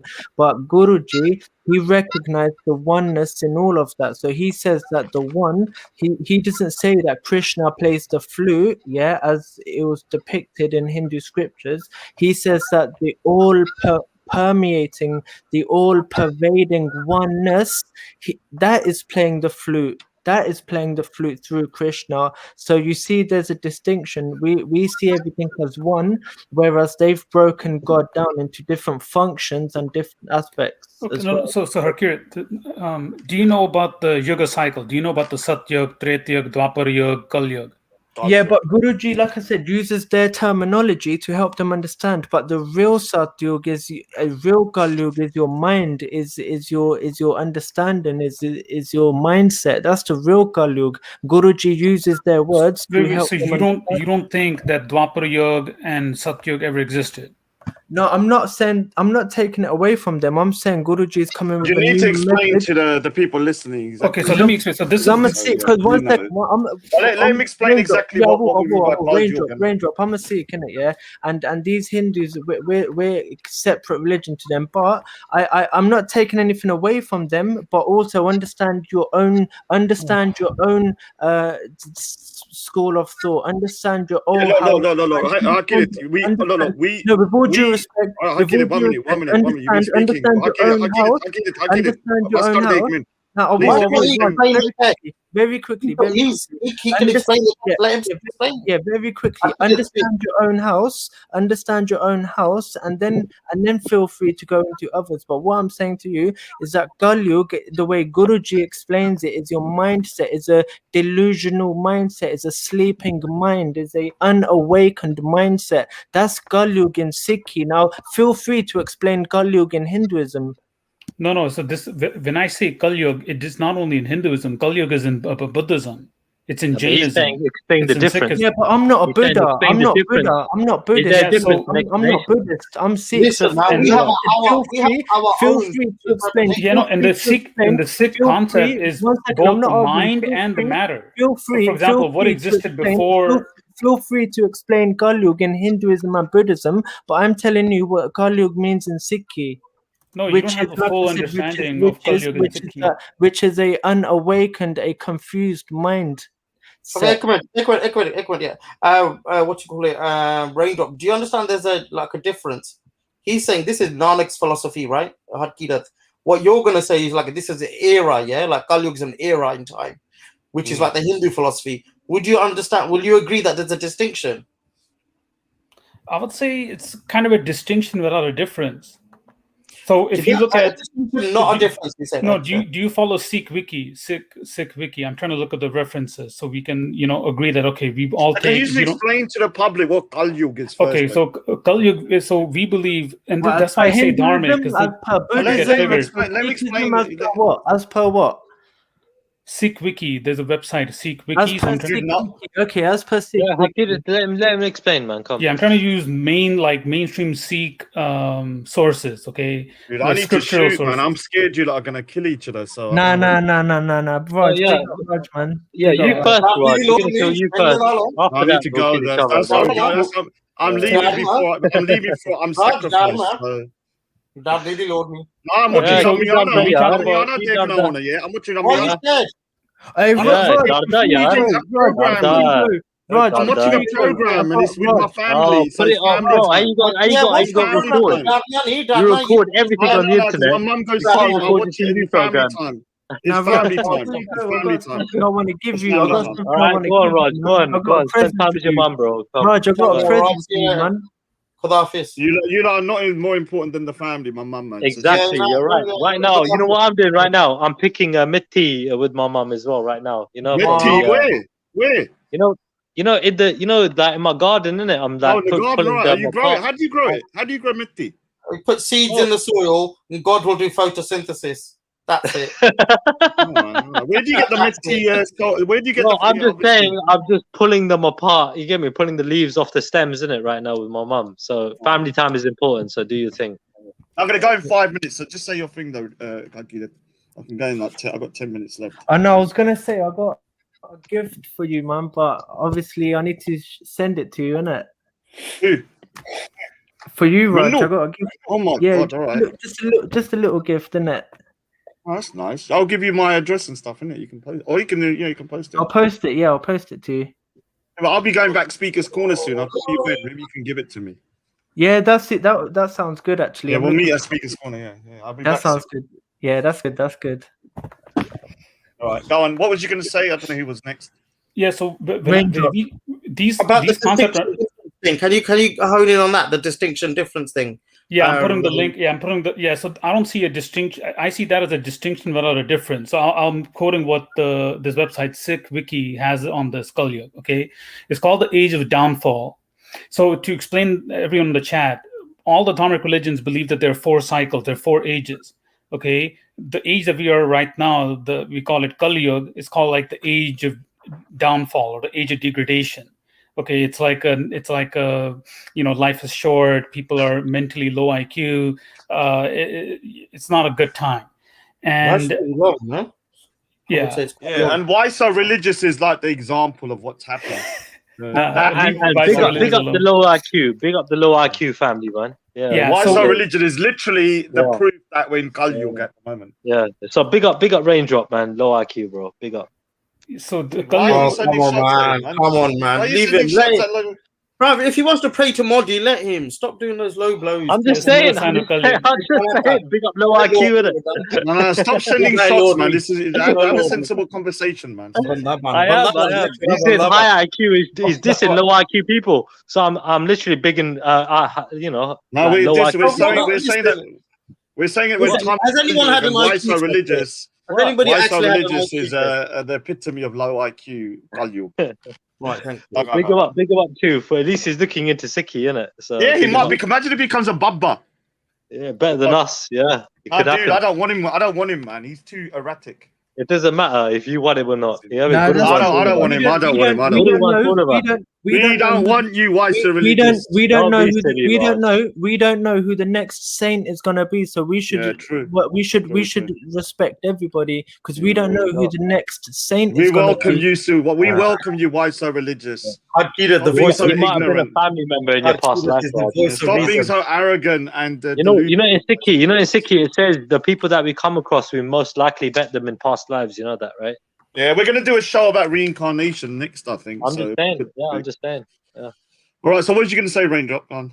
Yeah, let's so get to the Kali Yuga thing, man. Do the yeah, Kali so Yuga. with Kali Yuga, it's not only a mental, but it's a spiritual effect. It's not just a mental thing.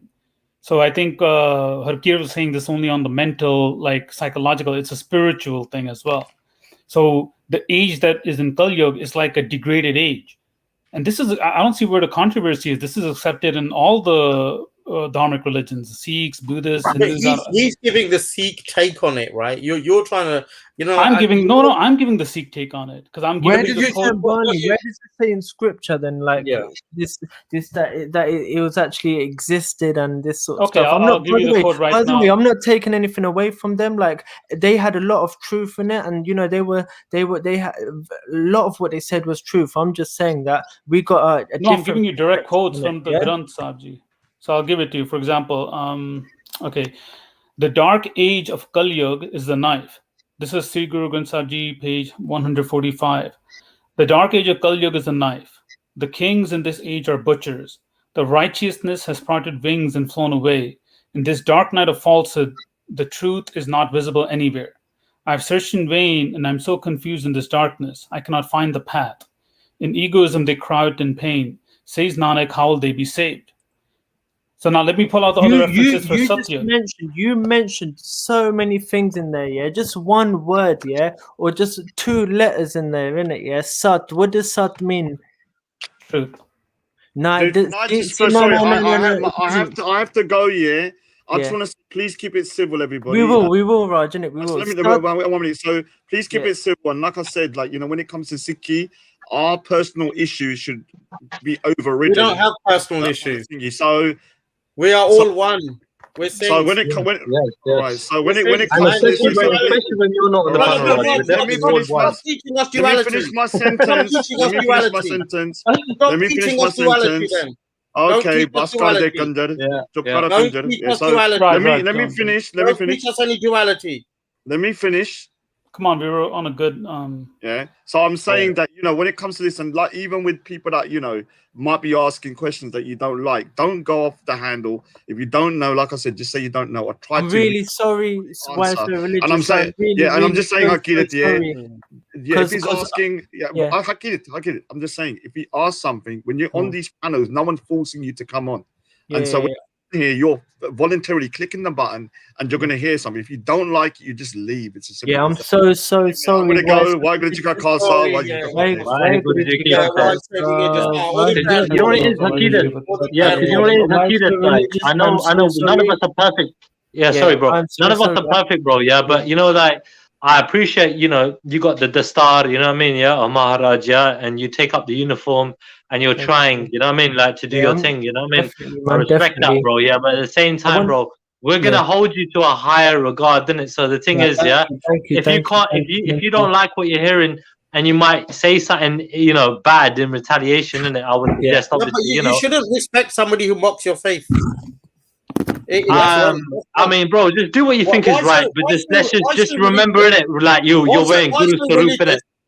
Why said religious is a group of people who come online to mock religions.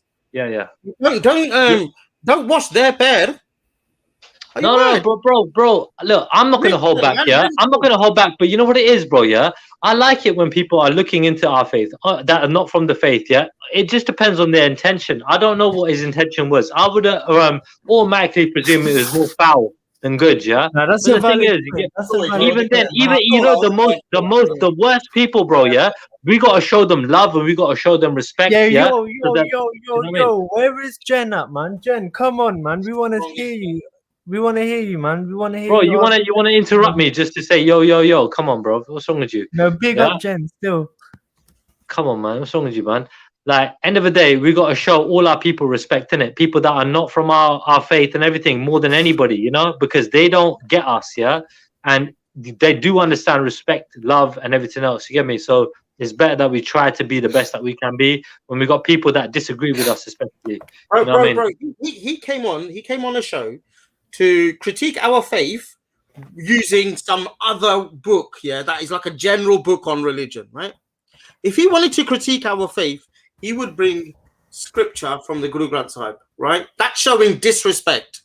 Do you understand? Yeah. When he critiques Islam, he brings hadith from an Islamic, from the Islamic lexicon, okay? Yeah. That's showing respect. Do you understand? Yeah. He's respecting that faith. But when he comes to us, he's showing disrespect. Don't mollycoddle these people. This is really wrong. No, I'm only going by what I see. But Jen pointed out his hypocrisies from the get-go. Cool. Jen said it. Cool. You're critiquing our faith with some kind of Western general book. No. I'll tell you what I'm going by, right, bro? Yeah. The thing is, yeah, if he came to Maharaj himself, yeah, in the court 300 years ago, right, Maharaj, yeah, would not disrespect him, yeah. He would just literally, you know what I mean, just show him love and respect and just dismiss him. You get me, yeah? You know what I mean? Accordingly. You know what I mean? The thing is, if a man wants to learn, they'll learn, innit, yeah? If a man doesn't want to learn, Maharaj already knows, innit, yeah? We know, innit? We got that intuition, you know what I mean? That we understand, innit, yeah? If people, what people are here for. You know, some people are here for the bullshit, some people are here to learn, you know? So look, the questions he has, any other Sikh might have it, right? So we can answer those questions or attempt to answer those questions. It can clear any doubts or any misunderstandings. So I don't mind. People can question, man, they can, you know, do whatever challenges. I can refute. I mean, I can try my best to refute any allegation against Sikhi, against the Bani. So, for example, he's written a quote from Bani. He says, in the Guru Granth Sahib Ji, it talks about the court or where the creator exists, and that Mohini, the goddess Mohini, is there in that court. So the way I answer to him is big up raindrop, man. Big up, okay, I mean, you know, we'll get there. We'll get to the big up part. Let him finish, man. Let him finish. No, I didn't. So wait, Vice was just saying I dismissed him. I didn't dismiss him. I accept that whatever Guru Granth Sahib Ji says, I accept. I don't say that it's wrong or it's that's not what it meant. So if Guru Granth Sahib Ji says that Mohini is existing in the court of the Creator, I believe that. And that's why I'm telling you that in the Sikh religion, we believe in multiverse. We believe in different dimensions existing at this plane that we're on right now. So the creator, Vaheguru, his creation and the way he interacts with that creation is up to him. So we are part of his creation. We are small particles of God. Okay, bro, listen, yeah, I've always praised your knowledge, yeah, all right? Raindrop, right? I've always praised your knowledge, right? I said, this is a very knowledgeable guy, right? The thing is, obviously, I don't know a lot of stuff myself, innit? Yeah, but, you know, when you talk, I think, he's got a lot of knowledge, right? I mean, that's what generally people might think of somebody, right? The thing is, though, right? When it comes to certain things, right? Like we discussed before, right? And you don't have to talk about anything you don't want to talk about, right? But I just want to get this out of the way, right? The thing is, right? When it come down to our last discussion, right? It made me presume that, you know, your intentions were completely separate from most Sikhs. You get me, right? In terms of like what you think is the best way for us to go. Now, we all understand that you're a Modi supporter, you're sort of Indian. I'm not a Modi supporter. I do that to troll. Wait up, bro. All right. Well, you know, you say this stuff, right? Anyway, so let's just stick to the religion, because Vice Religious is asking questions. But religion and politics coincide, regardless if you like it or not, right? You've always made a statement. I remember from talking to you in the past, right, stating that religion and politics should not go together, which is a flaw in Sikhi, right? From what I gather, right? No, that's not a flaw in Sikhi. All right. Well, end of the day, right? We got midi and piri. We got the political and the spiritual, right? No, you know midi piri means temporal and the spiritual. Temporal, it doesn't mean political. So what's temporal means, in that regard? No. So temporal means what am I trying to say? Everyday conduct.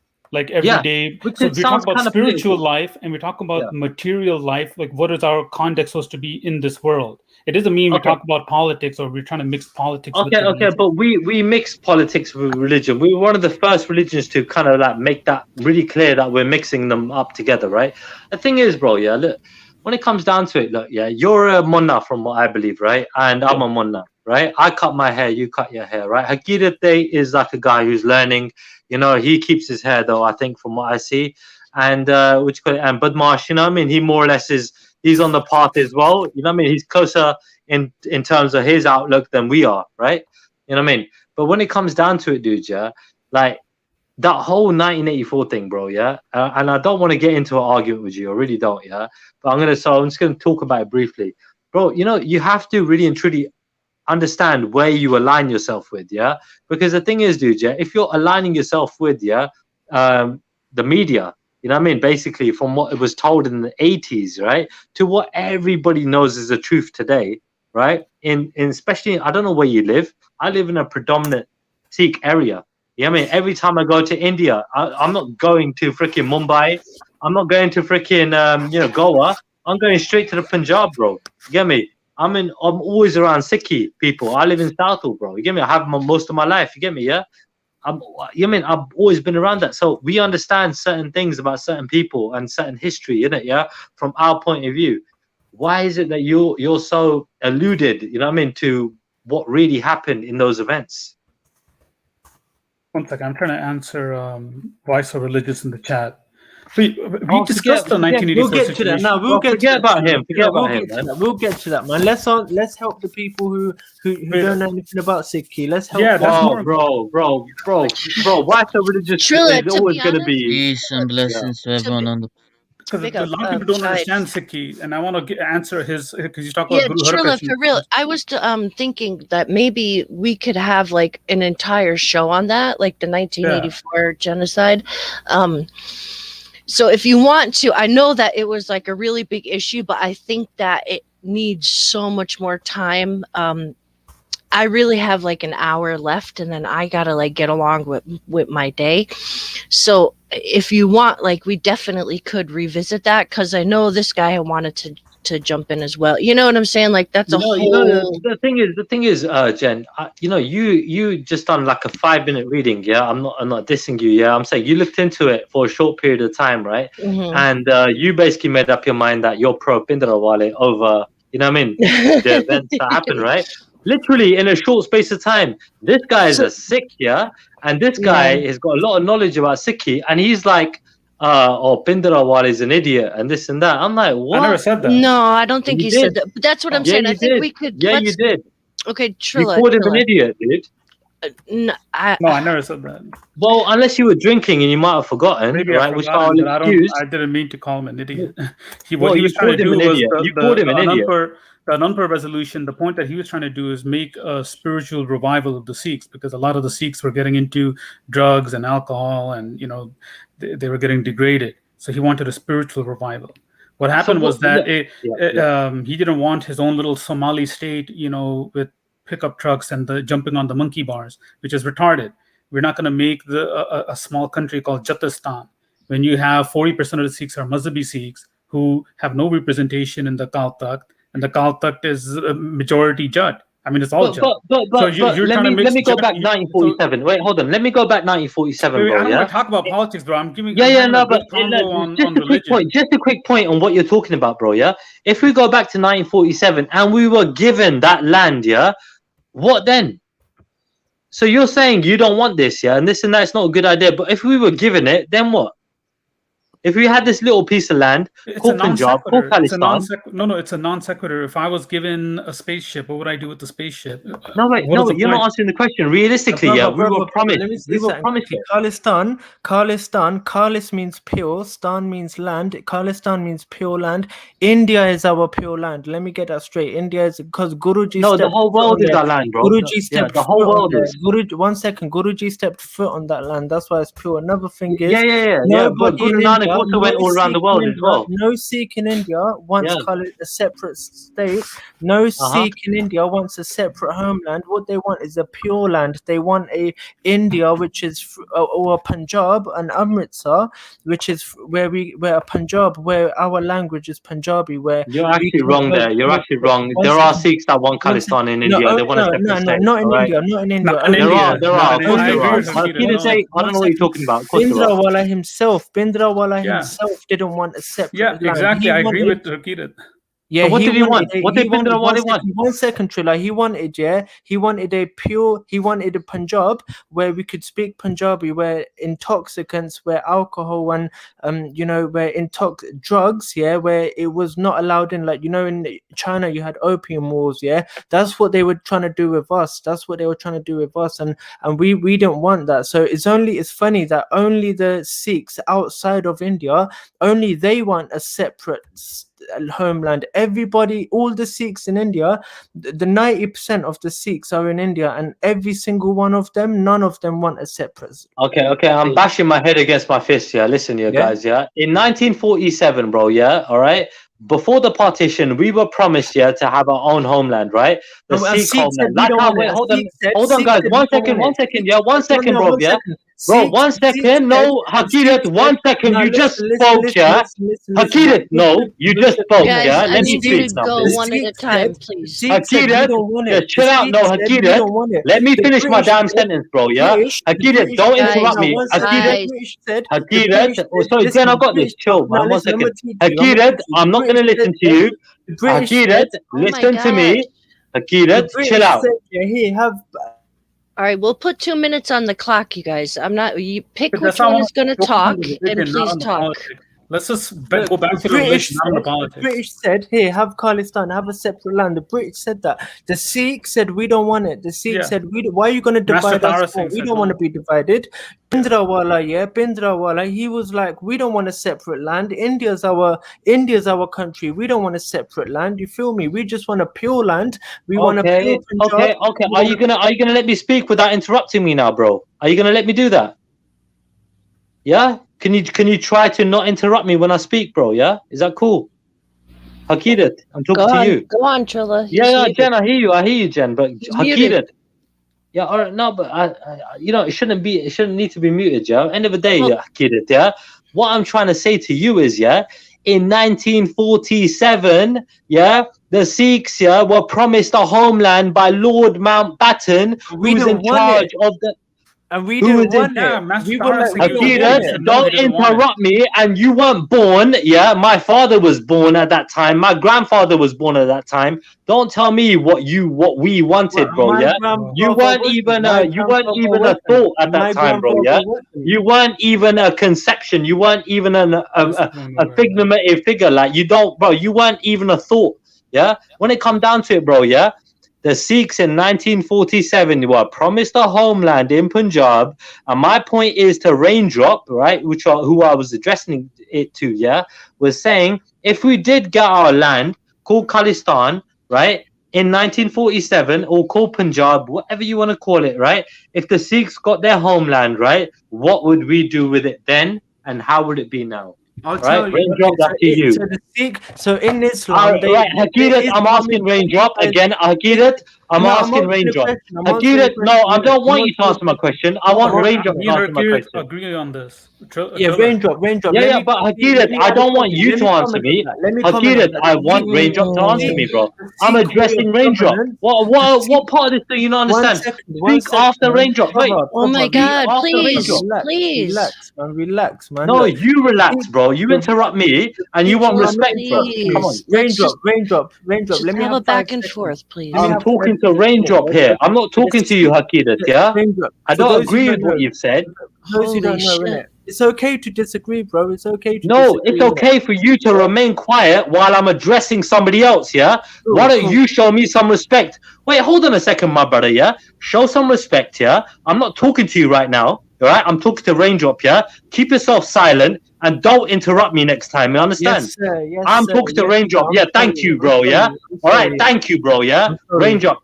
If you wouldn't mind, could you please address my question, What position would we be in today if we were given our own homeland in India, in the Punjab region. Yeah, that's obviously, you know, you can imagine what that might be.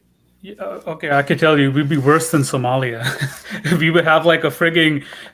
You want to see how what happens? Just go to your local Gurdwara committee meeting, okay, and see what happens in the meetings, okay. See how log kutte billiyan vargan ladai kar denge ek I dusre ke sath. disagree with that. I And disagree with that. Let me just quickly add why I okay, disagree go here. ahead, Because go ahead. the Sikh way of governance is love. In Islam, the way of governance in Islam is submission. In Hinduism, the way they govern, the governance is governed by fear. In Sikhi introduces a new way of governance, which is based on love. So I really don't believe we'd be worse off. I just believe that we would probably, you know, we would definitely be in a better position, but that's my take, innit? Raindrop, do you want to continue?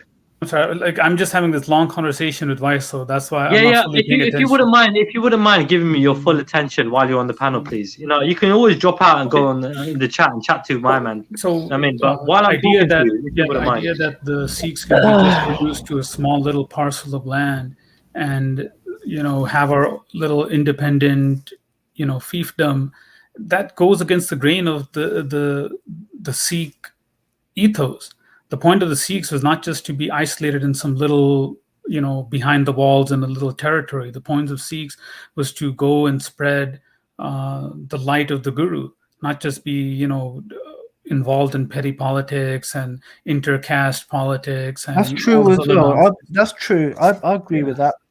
So just Okay, like so what what would about having Khalistan a be? The sovereign Doab nation? region, Batinda, Taran Taran. I mean, it's just stupid. It's like, Uh-huh. and then what are we going to Oh, have no, these it's little? not. It's just Okay. so dumb. I So, used to go to the so, Khalsa camp. This is a fucking so shit what, show.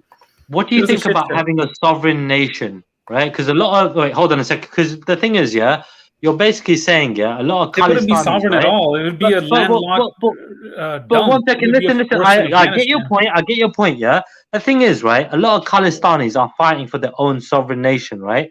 And the thing is, dude, yeah, when it They're comes to dumb. when it comes to the gurus, yeah, right? They made something out of nothing, right? So if we were even landlocked, yeah, who's to say that we couldn't, right? Miraculously, right? Defying all odds, yeah, just make a freaking beautiful sovereign kingdom, yeah, that just happened to freaking prosper, defying all the odds. Because we defied all the odds before, right?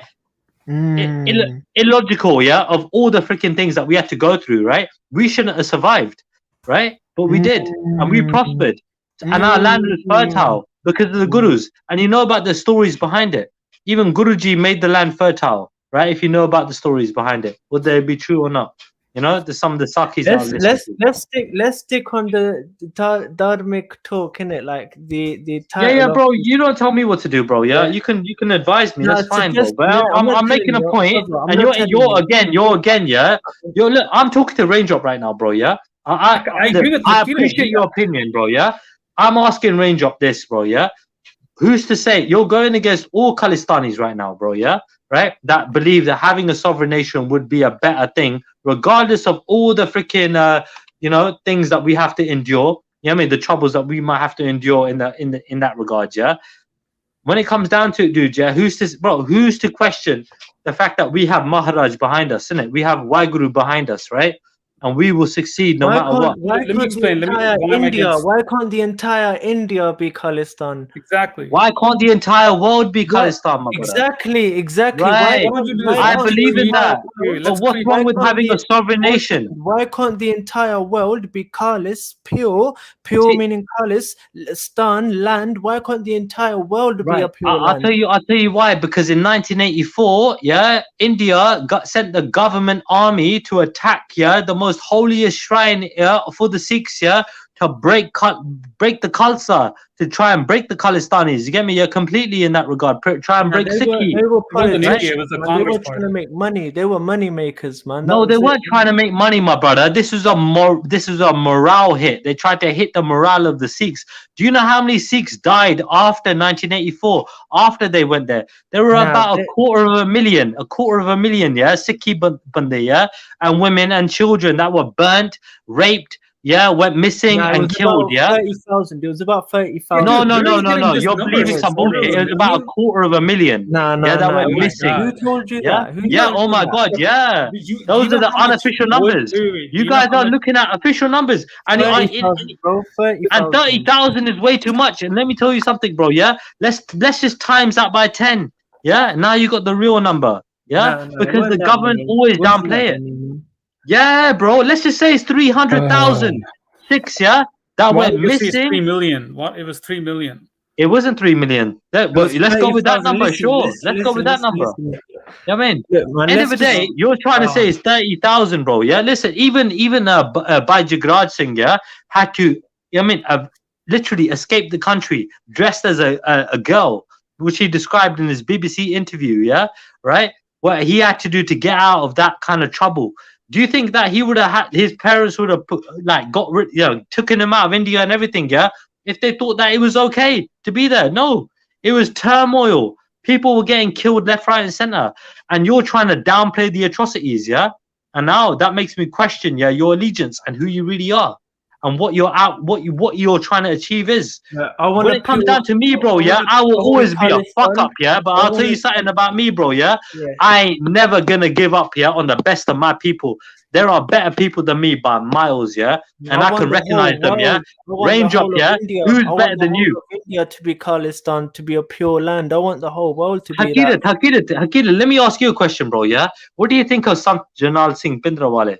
What do you think of him? Obviously, he's a great saintly soldier, and he didn't want a separate land. He wanted a pure world, where he wanted a pure world, and he didn't want a separate land. And another thing is, he was a great man. He had weapons inside the Golden Temple. Why? Because Guruji says, where I am, do not come in front of me if you don't have 5 weapons. If you're not Thank you. Tell Range up that. Tell Range up that. If you don't have weapons upon weapons, if you don't have weapons upon weapons, if you're not ready upon we're coming with Apaches, we're coming with jets, bro. We're coming with bazookas, If you don't have 5 weapons, don't come in front of me. Yeah, bro. I like it, Akira. I like it. So you like Bhindranwale, yeah? Yeah, ever since the time of Guruji, we've always been strapped, I'm strapped right now. When I'm sleeping, I'm strapped. When I go work, yeah. You got your big him up for that. I'm out. Thank you for having me on, John. Yeah, you gotta go. I want to talk about spiritual matters. Big up, man. No, but you gotta go in it because he just addressed a certain point that you were willing to. You blatantly said, Range Up. Wait, I'll give it 1 second, Range Up. You blatantly said last time, we shouldn't be bringing in arms into Harmandir Sahib, That was your point last time, right? But Hakirat, and Raj and Badmash would blatantly say, and Guruji himself, will blatantly say, we should be armed to the teeth. Okay. Yeah. So Harkirat, let me ask you a question. So tomorrow, me, Raj, and a couple Sikhs, we get hundreds of machine guns, AK-47s, RPGs, and we just walk into Harmandir Sahib. What do you think is going to happen to us? Can I ask you a question? Did the the Guru Gobind Singh create the militant headquarters at the same location? You dropped out. Okay, dropped out. Is it true that is that true? Because that's what I mean, I really didn't want to get into this today. Yeah, you're talking about. I know you're talking about. Ask Range Up. Yeah, but that was the Guru himself doing it, not some guy, not some individual, not a human being. Like that Guru was someone like we considered as a divine. So but is that complex considered the military headquarters of your religion? No, it's a spiritual headquarters, not just spiritual a military headquarters. Yeah, okay.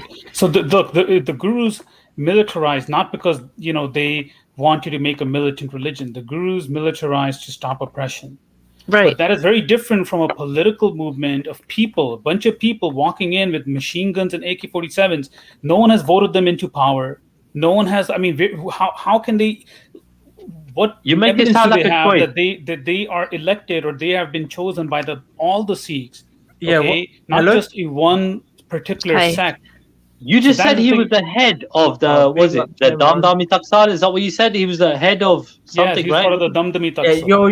So he was the head of that, right? I believe Jen asked the question about who set up the Khalsa, the militant Sikh sort of in relation to Pindrawale. Basically, it was the first Guru Nanak Dev Ji. He set it up. He says in scripture, he says, Nile Sahai Gara Karni. Basically, he says the blackness of sin is erased by my wearing of blue clothes. You know, the Nahangs,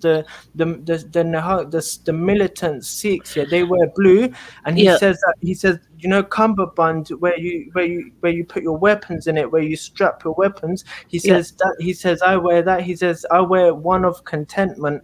He says basically the pursuit of virtue is my bow and arrow, my quiver, my sword, my scabbard. And he talks about all these weapons he's wearing and his physical appearance, the first Guru. So the answer to that is the first Guru initiated the Khalsa, he set it up, but the 10th Guru, he finalized it, he put the stamp on it. I like you, Hakirat. Let me ask you this, Hakirat, yeah, and Range Up as well, yeah.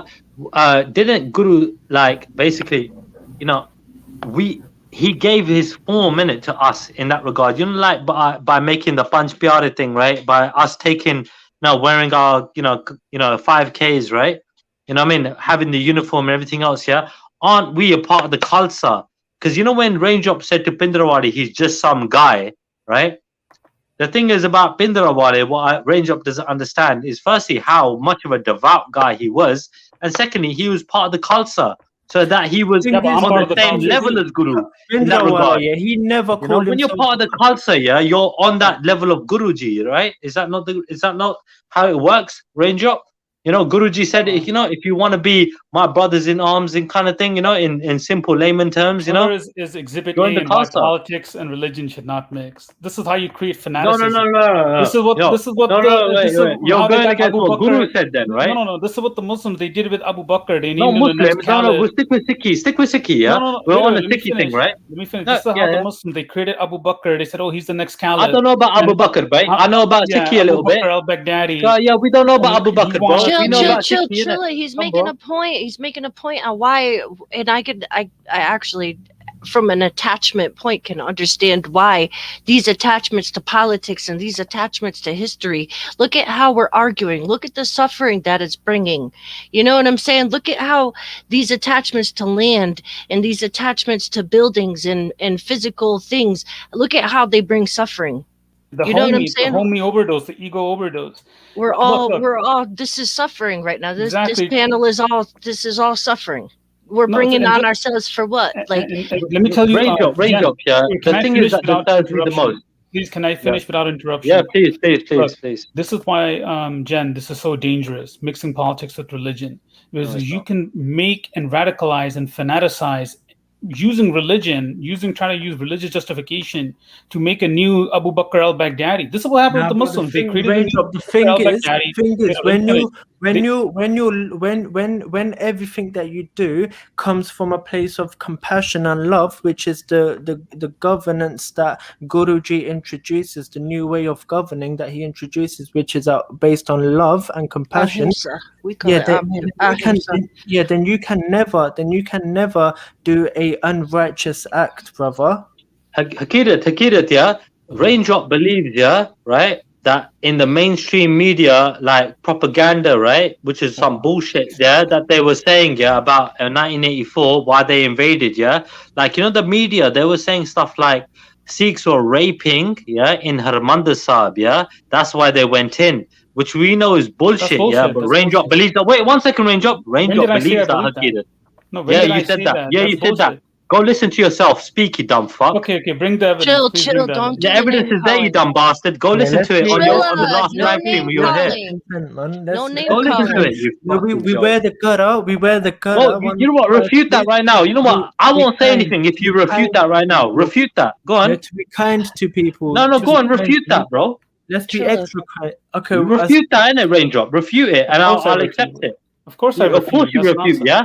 So don't you fucking dare say it again, because it's some bullshit. Because you When did said I it. say it? This guy's You drunk. go listen to I yourself. never said Go that. listen to yourself addressing me, yeah, when you're talking about the bullshit, yeah, propaganda Okay, that was being spread that you would try to promote. statement that I made. No, but Bring brother, that, I'm chill glad out, you're chill out, taking it back. chill I'm out, glad chill you're out, taking chill it out, back, mate. chill out. You're All right. getting angry, I never brother. took anything back. I Please never don't be said Yes, it. angry, you my said bro. it. You said Please, it. You know what? You please, want to listen please, to your words. please Do you know don't what be the angry. Sikhs did? Please don't be Yeah, angry, that's what you man. said. Please, Go listen to please. Raj's stream, yeah? 4 seconds, yeah? 4 minutes, 5 seconds, yeah? You Do you know talk what the about Sikhs did? 1947. They Yeah, raped. in That's what you 1947. said. Brother, They one raped. second, Yeah, you're a second, disgrace, mate. one Yeah, You believe in 1947. the brother, false 1 second, narrative that bro. was pushed, yeah? 1 second, Right? yo, The false propaganda that was pushed out. And I'm well aware of it, mate, yeah? And it made me question your allegiance. It made me question who please, you really were. brother, listen to Right. me, listen to me, yeah. Please, firstly, don't be angry, please, innit? Yeah, please, Mate, don't be I don't know angry. who this guy is, bro. Yeah. I don't know who Another this thing, guy is. Everybody knows who I am. I don't know who he is, bro. Another thing, no, because another thing, Sikhi, yeah, a Khalsa is not just someone who goes out and fights wars and saves the world. No, firstly, in order to save other people, you have to save yourself, bro, from lust, from anger. From anger. When anger arises from within you, when anger enters you, you have to battle that before you can go out and. Well, I am a shepherd. I'm saving my sheep from the wolves. Yeah, I am saving my sheep from the wolves. Isn't it? First, you have to save yourself. First, you have to save bro, yourself. bro, I gotta save my flock too, innit? Yeah, so I'm saving my sheep from the wolves. Don't do it out of anger. Don't do it out of anger. No. I gotta do it in any way possible, bro. I'm not letting none of my sheep come to harm. Yeah, from a few wolves out here. No, living unconsciously, acting out of anger. Then this is just as bad as the one who. That's fine, bro. I'm willing to take that judgment, bro. I'm happy with that. Yeah, because I know, the fight is the fight, innit? Yeah, and my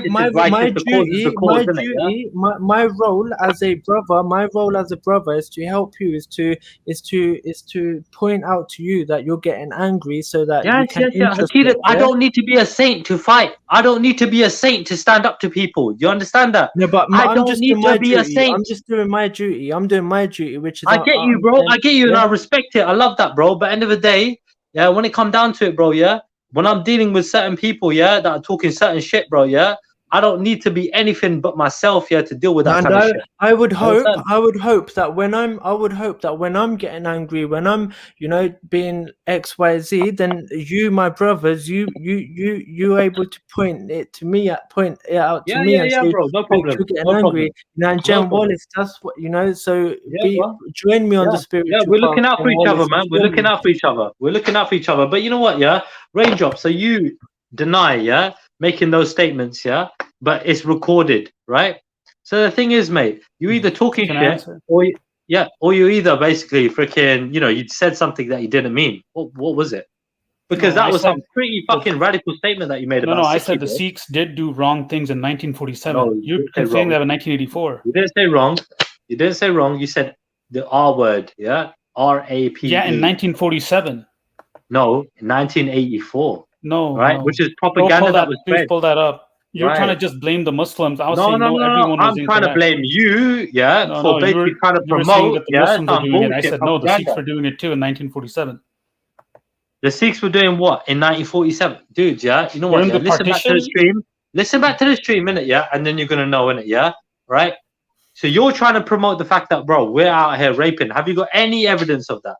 Any one bit of evidence apart from what? Any concrete evidence that we were raping people? Yes, in 1947.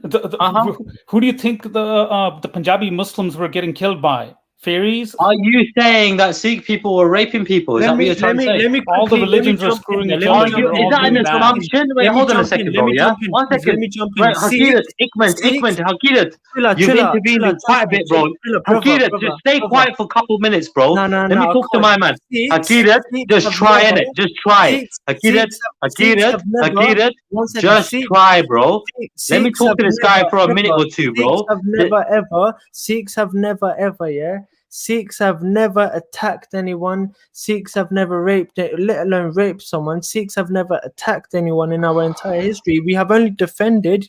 Yes, we have defended, but we have never even attacked anyone. How No, we have Raji, attacked in defense. okay, We've let me attacked ask in him here. defense, No, we've but we don't rape. defended. Yeah, I No, agree with we've that point. defended. I We've agree with that point. defended. But let me carry on We've talking to this guy. Hakira, let just me give me talk a to minute or Hakir. two. Hakira, give me a minute or two, bro. Come, go on, Ranger. What are you gonna say? Hakir, son, in 1947, you had Master Tara Singh.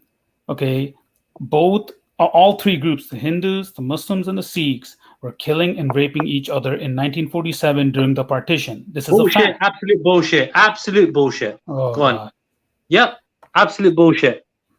Brother, who defines what a Sikh is? Do you define what a Sikh is, or does Guruji define what a Sikh This is? is what the Muslims do. They say, "Oh no, he was not a real Muslim. He didn't, you know." No. he I'm didn't not willing to accept your bullshit, mate. All right, I'm not willing to accept your bullshit answer, bro. Right, our people weren't doing none of that shit, bro. You're the only Sikh, yeah. You're the only Sikh that I've ever heard say that shit. You're the only person in my entire life, yeah, that I've heard say that Sikhs were out there raping, bro, yeah. And I'm telling you now, bro, yeah, that's some fucked up shit, bro, yeah. You need to fucking, you need to fix up, bro. Relax, chill, man. Raindrop. I'm chilled out, bro. I'm chilled out. You think I'm angry? You ain't seen me angry, bro. Raindrop, You think yeah, I'm look, angry? Raindrop, yeah. Look, Raindrop, you're my brother, with all due respect, innit, Raindrop, yeah. Like the Guruji defines what a Sikh is, yeah. We, Muslims don't define what a Sikh is. The Guruji defines what a Sikh is. I wouldn't go up to a Muslim and say this is what your religion is all about. I wouldn't do that because I'm not a Muslim, yeah. Likewise, Sikhism is defined by how Guruji defines it. So a Sikh is someone who learns about oneness, who walks in the way. We get this, bro. Sorry to cut you off, bro. We get this, yeah. But bro, I need to get to the someone who wakes up every day and goes and fights an internal battle with their lust, with their desires, with their anger, greed, pride, attachments. Yeah, someone who does this, that makes you a Sikh. If you're out raping people, Guruji says clearly you're not a Sikh. I've turned my back on you, or you've turned your back on me.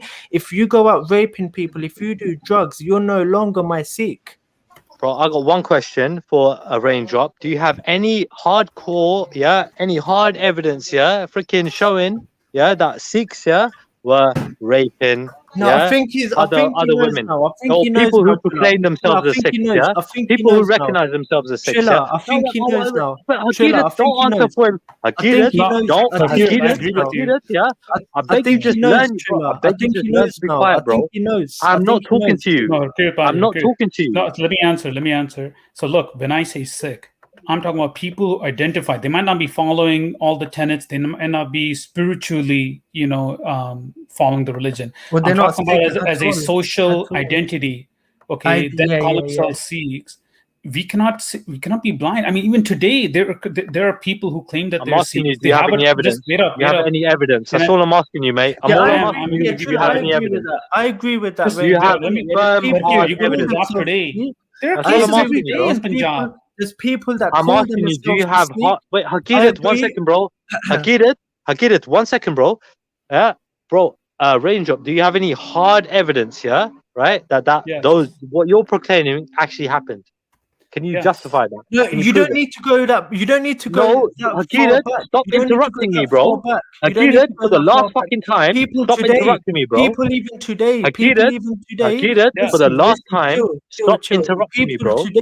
People even today that are calling themselves a Sikh, that don't have a beard, that trim their beard, that don't have a beard. Hakirat, yeah, allow it. I heard your point. Even I've heard today, your point, they're bro. raping people. I'm Today, they're talking to raping Raindrop, people. bro. I'm talking to Raindrop. Today, I'm not talking to you. I'm talking to everybody, innit? Yeah, I'm saying that there's people You're today. being rude, you know that, innit? There's people You're today. being rude, innit? There's people I'm today talking to Raindrop, innit? that identify themselves as Sikh, that don't have a beard, that don't have a turban, yet they're raping people. Even today, you don't have to go that back. You know, Hakirat, if you're a good Sikh, you know how to be quiet, right? You would wait your turn, yeah? I'm talking to somebody, show some respect, yeah?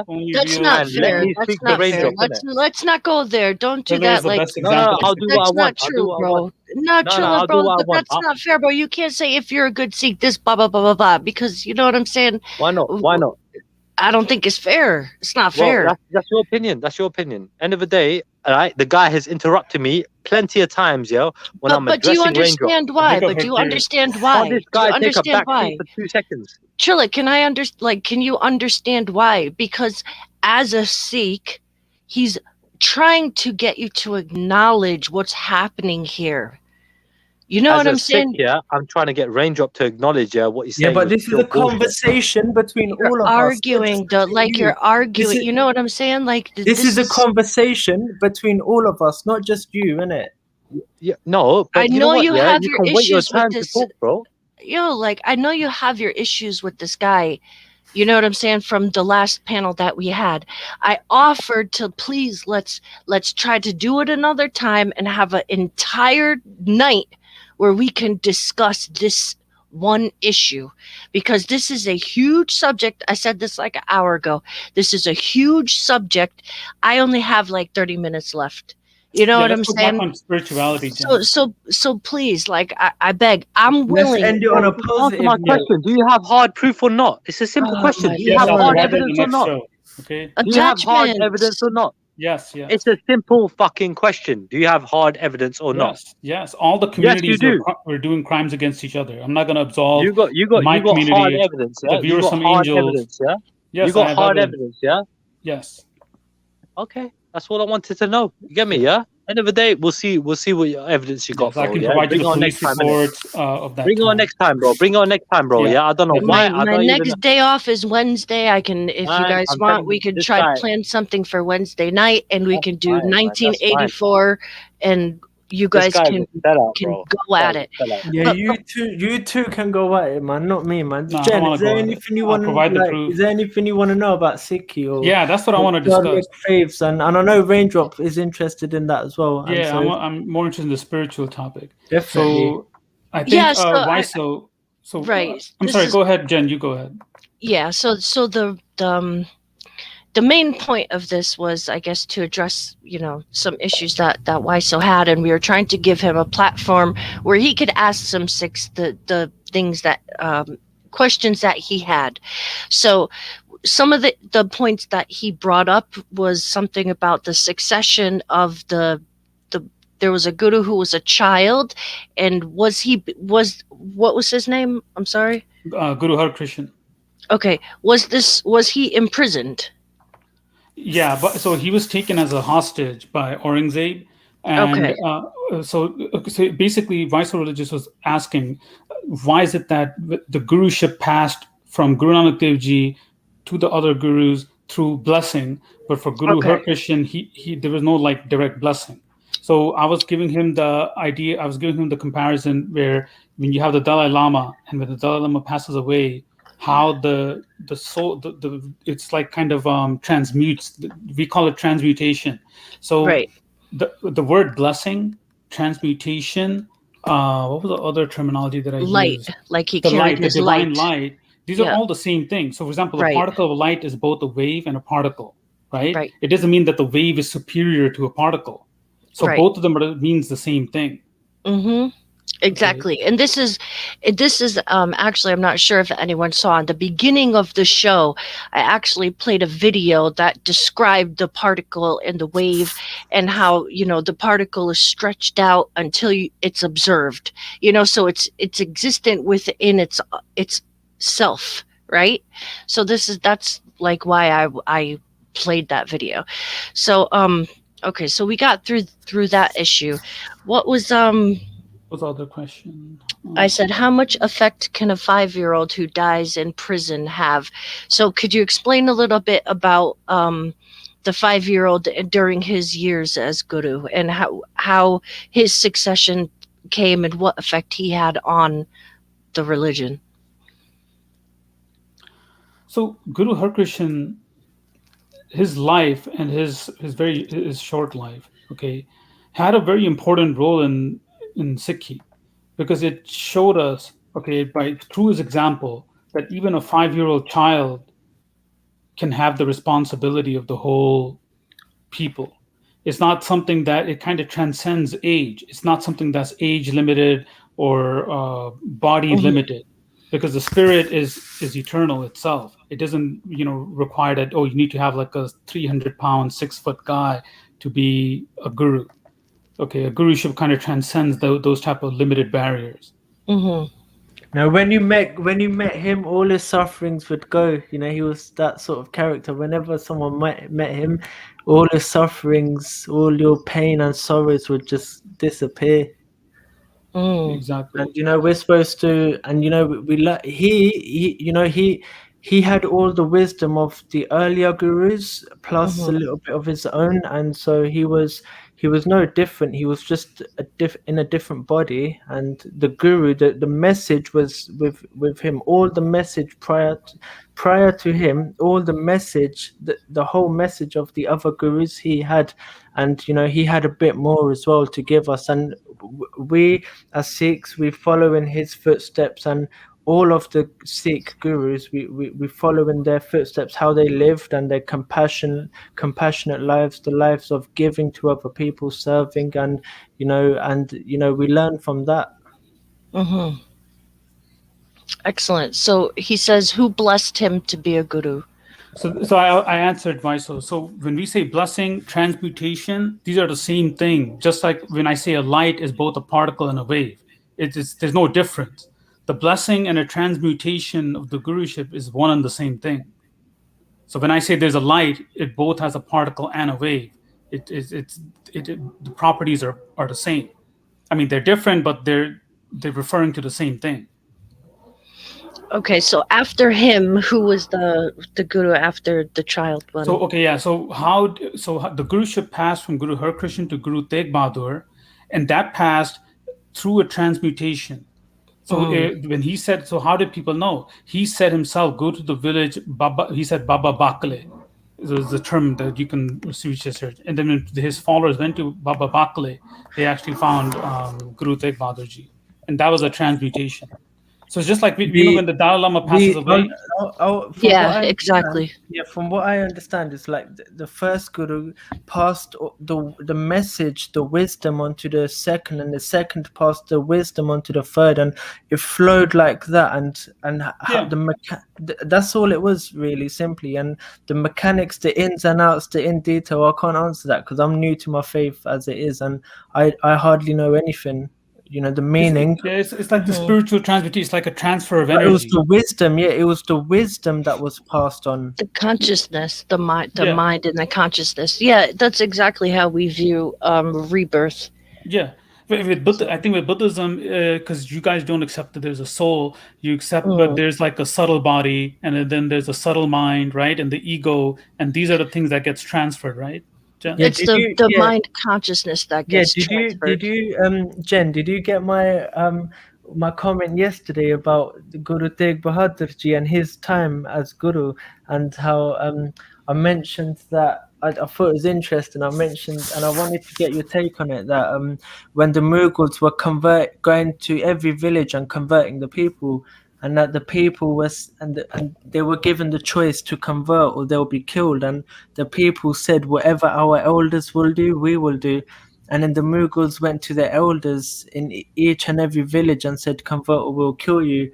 And then the elders said, whatever our seniors will do, we will do. Our spiritual masters will do, we will do. And then so the Mughals went in every single neighborhood. They went around in every neighborhood and they went to the spiritual masters of every spiritual school of thought, including the Buddhas, the yogis, the different types of yogis, and said, convert or we'll kill you.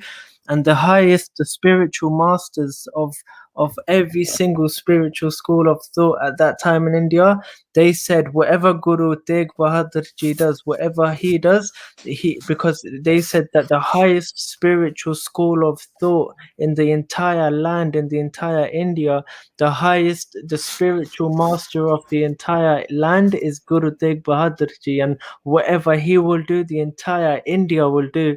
And so that I said that the yogi king today, the yogi king of kings, the spiritual master of the world, the highest spiritual school of thought today is Guru Granth Sahib Ji.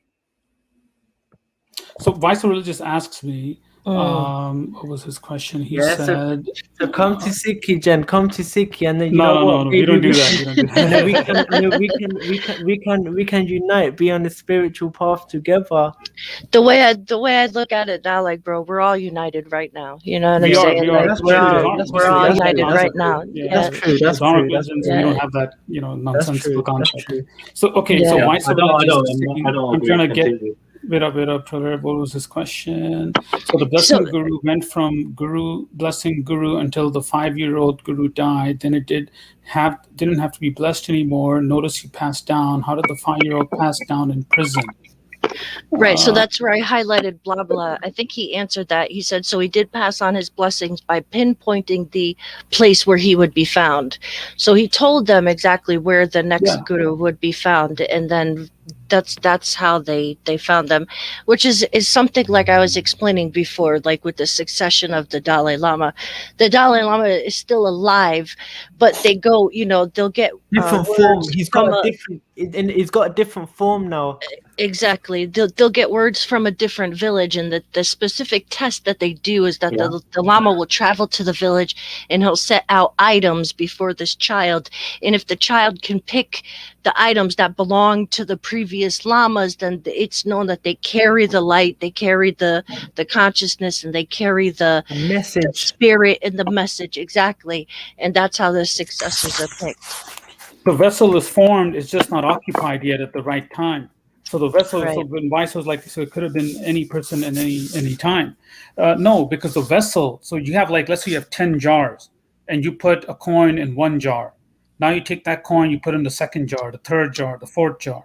So that's what it means. So the physical body with the material body. Another analogy is that, there's one person in a house, and that person moves house. He moves to a different house, and then he moves to a different house. The person, the houses are different, but the person within the house is the same. So for example, so he's that's saying Guruji, and that's Guruji. I got a question for Jen. Sure. Have you ever had a spiritual experience, and what was that like? I could, I mean, I could do a whole show on that, and some of them I don't even want to say in public. People would just think I'm crazy. Like, I mean, there's so many of them from when I was a child. It's insane. So yeah, I know definitely in my existence, in my perception, there's definitely other realms of existence beyond our human plane that we could see and feel. And that's what I know through my. It's proven through physics. So like Neil deGrasse Tyson, he was talking about. I once had a spiritual. What was that word again? Experience. Yeah, I've had a spiritual experience before where, obviously I'm the student of the highest spiritual school of thought. I follow that spiritual school of thought where Guruji was given the title Raja Yoga Takatadi, and Guru Ramdas, the Yogi King of Kings, is in the house of Guru. But anyway, I'm a student of that school, innit? So I had a spiritual experience once where it was crazy, where I felt my body being filled up. It was filled up, or something entered me, and my entire body just filled up with something, and I just felt like I wasn't me. I felt like everything else around me was just was one, and I was nothing different to anything else. It was crazy. Exactly. I've definitely had similar. So let me give you a Buddhist example. Then, so okay, you know Bodhidharma, right? Have you heard of Bodhidharma? Yeah. Okay, so Bodhidharma, he was the one who introduced Buddhism from India to China. When he wanted to pass on his guruship or the disciplic succession, he just looked at the disciple, and that was it. And that disciple knew that, okay, he's going to be the next guru. Raindrop, I got a question for you. Have you ever showed your face on these panels? No. You haven't? Why? I don't see why that's relevant. Why would I want to show my face? It's very relevant. Yeah, because, that's not helping us in our spiritual progression, man. It is because someone like me, brings it down. Someone like me, ain't afraid to show my face on the internet, bro. Yeah, and is happy to show.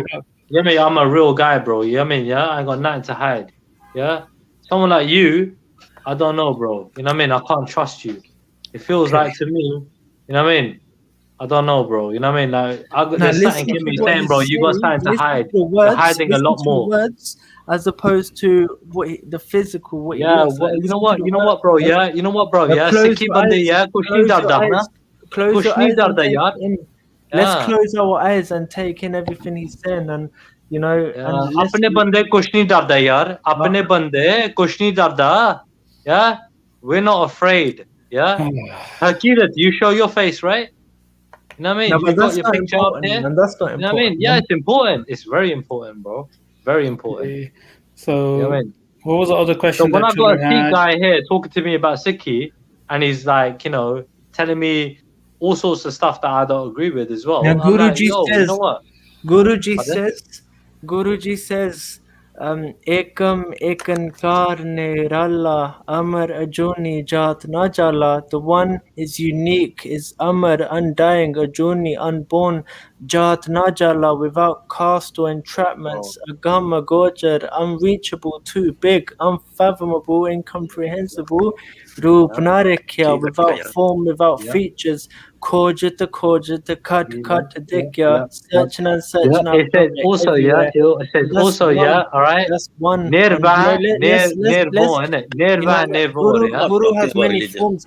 Yeah, without Guru has fear, many. without fear, without Guru has rancor, innit? Yeah, yeah, but without Guru has fear, three without forms. rancor. Guruji has three forms. One is Nirgun, which is formless. One is Sargun, which is formed. One is Shabad Guru. One is words. So we don't just look at the physical. We look at the words as well. Oh, we look at the actions too. We are fearless, my brother. We are fearless. Yeah, Guruji. Another We are form fearless, of Guru yeah. is the But oneness Hakira, itself. should we be afraid? Are we fearless or should we be afraid? No, fear comes from Harkirat, can I ask you a duality. question? Yeah. Oh, Fear We're comes from fearless. duality. We're supposed to be fearless. Yeah, we're fearless because you know why? We got nothing to hide. Because there's only let alone one. our There's only appearance. one. There's only Alright. one. So who is there to fear? So Who is I am there going to be fear? suspicious of anybody who's not going to show me who they really are. No, you understand? who is I'm there not going to to take fear? them seriously. Who I'm is going to there take them as a troll, and that's No, it. no, All right? no. Who's They're there just to fear? trolling, bro. There is They're only just oneness. trolling. There is only Akirat, I oneness. can give you the respect, bro, because you've Yeah. shown yourself. Let's sing love songs. Let's sing love songs. of our Akirat, chill out, bro, with your hippie vibes, bro. Come Nah, on. let's sing love songs, Nah, man. it's not a Akirat, in your own time, bro. In your own time, innit? Yeah? Okay, so Right? so regardless of regardless of the messenger, right? You have something to hold the message against. You have the teachings of your gurus to hold what he's saying against them. So if we could put personal things to the side, and I got about 15 more minutes that I can go before I really got to take off. But I think fear, we call it a hindrance. We call it aggregate. So fear comes from mata. Fear comes from unknowing and from ignorance. So while we should be, fear is a mind state. So if you attach yourself to that mind state and put energy and negative into the fear that you have, then that's going to become you. It's going to become a part of you, and then you'll be a fearful person. So if we can acknowledge these fearful thoughts and let them go, and then acknowledge them for what they are. Okay, I'm experiencing fear. Fear is coming to me. So if I feel fear, then I can acknowledge it, and I can say, okay, this is the reason why, and I can let it go. But if you cling on to it, bro, it's going to drag you down. It's going to hinder your progression. Jen, you see my point? Why I say to this guy, I got nothing to fear. Yeah, people know who I am. People know where I am. People know, get me, yeah? People know me, yeah? Right. You're entitled to your opinion. People don't know you, bro. People don't know you. You ain't with it. You are hiding. I want you to. You can't be a sick. You can't be a sick if you're in fear. You're hiding, bro. I want you to grow a beard. You're hiding, bro. I want you to grow a beard. We are fearless. We're lions. Yeah, we don't hide. We walk in the open. Yeah, all right. We don't hide from nobody. Yeah, I don't know what you are. You're Jua. You're hiding. Yeah, Jua. No. Listen. Jua. We gotta be kind. We gotta be. No, bro. I am kind. I'm kind to the mouse. I'm kind to the mouse. I won't eat the mouse. We have to go out of our way to be extra kind to people, bro. Yeah, I'll be extra kind to the chua. Yeah, shorta chua, yeah. Yeah, you have to be. You have to be. And another thing, yeah. brother, listen, He does all sorts of bullshit, yeah. But he doesn't want to show himself, innit? Yeah, he doesn't want to show that he's a little mouse, innit? Another thing He doesn't want to show that, does he? Another thing is show that, us who you really are, innit? Show us that you're, bro. You got any pride in it, yeah? You got any integrity, yeah? As a Sikh, yeah? Show who you really are in it, so I can take you seriously, innit? Don't be so damn afraid. Don't be a troll for the whole of your life, bro, yeah? Show us who you are. You're coming on UK streams, yeah? You're coming on UK streams, yeah?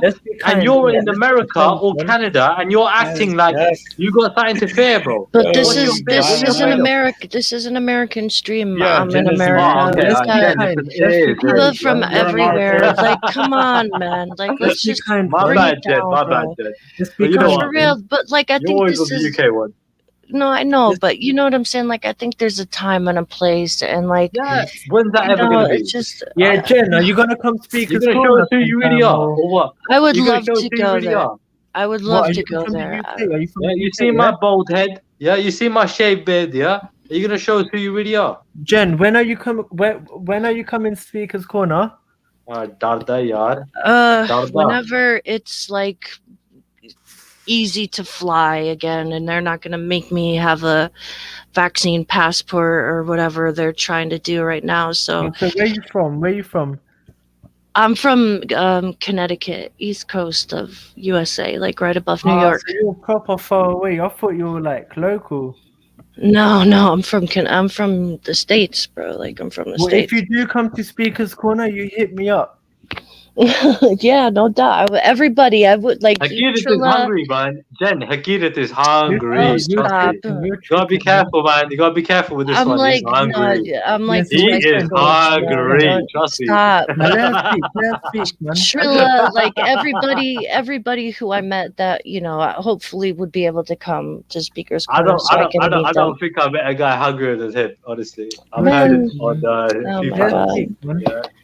Yeah, so I would love to get out there, actually. I get it, man. I don't understand why it's so hard for you to get a missus, bro. Because, bro, if you're in the fold and you're doing your, part and everything, bro, it should be super easy for you to get with somebody in the community. Super easy. There are so many women that are praying, doing their thing properly. They're looking for fires. No doubt, bro. Peace, man. Yeah, man. Bounce, man. Oh my God, Trilla, Trilla, we need to bring Trilla on a retreat somewhere. Like, we need to. Yeah, man. You know what? You should. I'm telling you, should put the bottle down and pick up the plant, man. It's so much calmer, bro. Like, it's so much calmer. What did I do? What did I do? What did I do? That was so wrong. I don't understand. What did I do? I love you for it, though. I love you for it because you want to be Trilla without it. You know what I'm saying? Like, yeah, man, it's all good, man. You know what I'm saying? Bro, they don't call me Trilla for no reason. I keep it real. I keep it 100, man. You know what I mean? You know how it is, innit? You know how it is. Yeah. At the end of the day, these people, like, look, I got respect for people, yeah. All day long. Even Hakirat, I got respect for you, bro. Yeah, Hakirat. No, bro, Hakirat. Do it later, Hakirat. Not now. Don't. Right. Oh my God, bro. Oh my God. Ape taras pe oi तरस पे मेहरामत होई सतगुर सजन मिले नानक नाम मिले जीवा तन मन थी वे हरे तरस पे मेहरामत होई सतगुर सजन मिले नानक नाम मिले जीवा तन मन थी वे हरे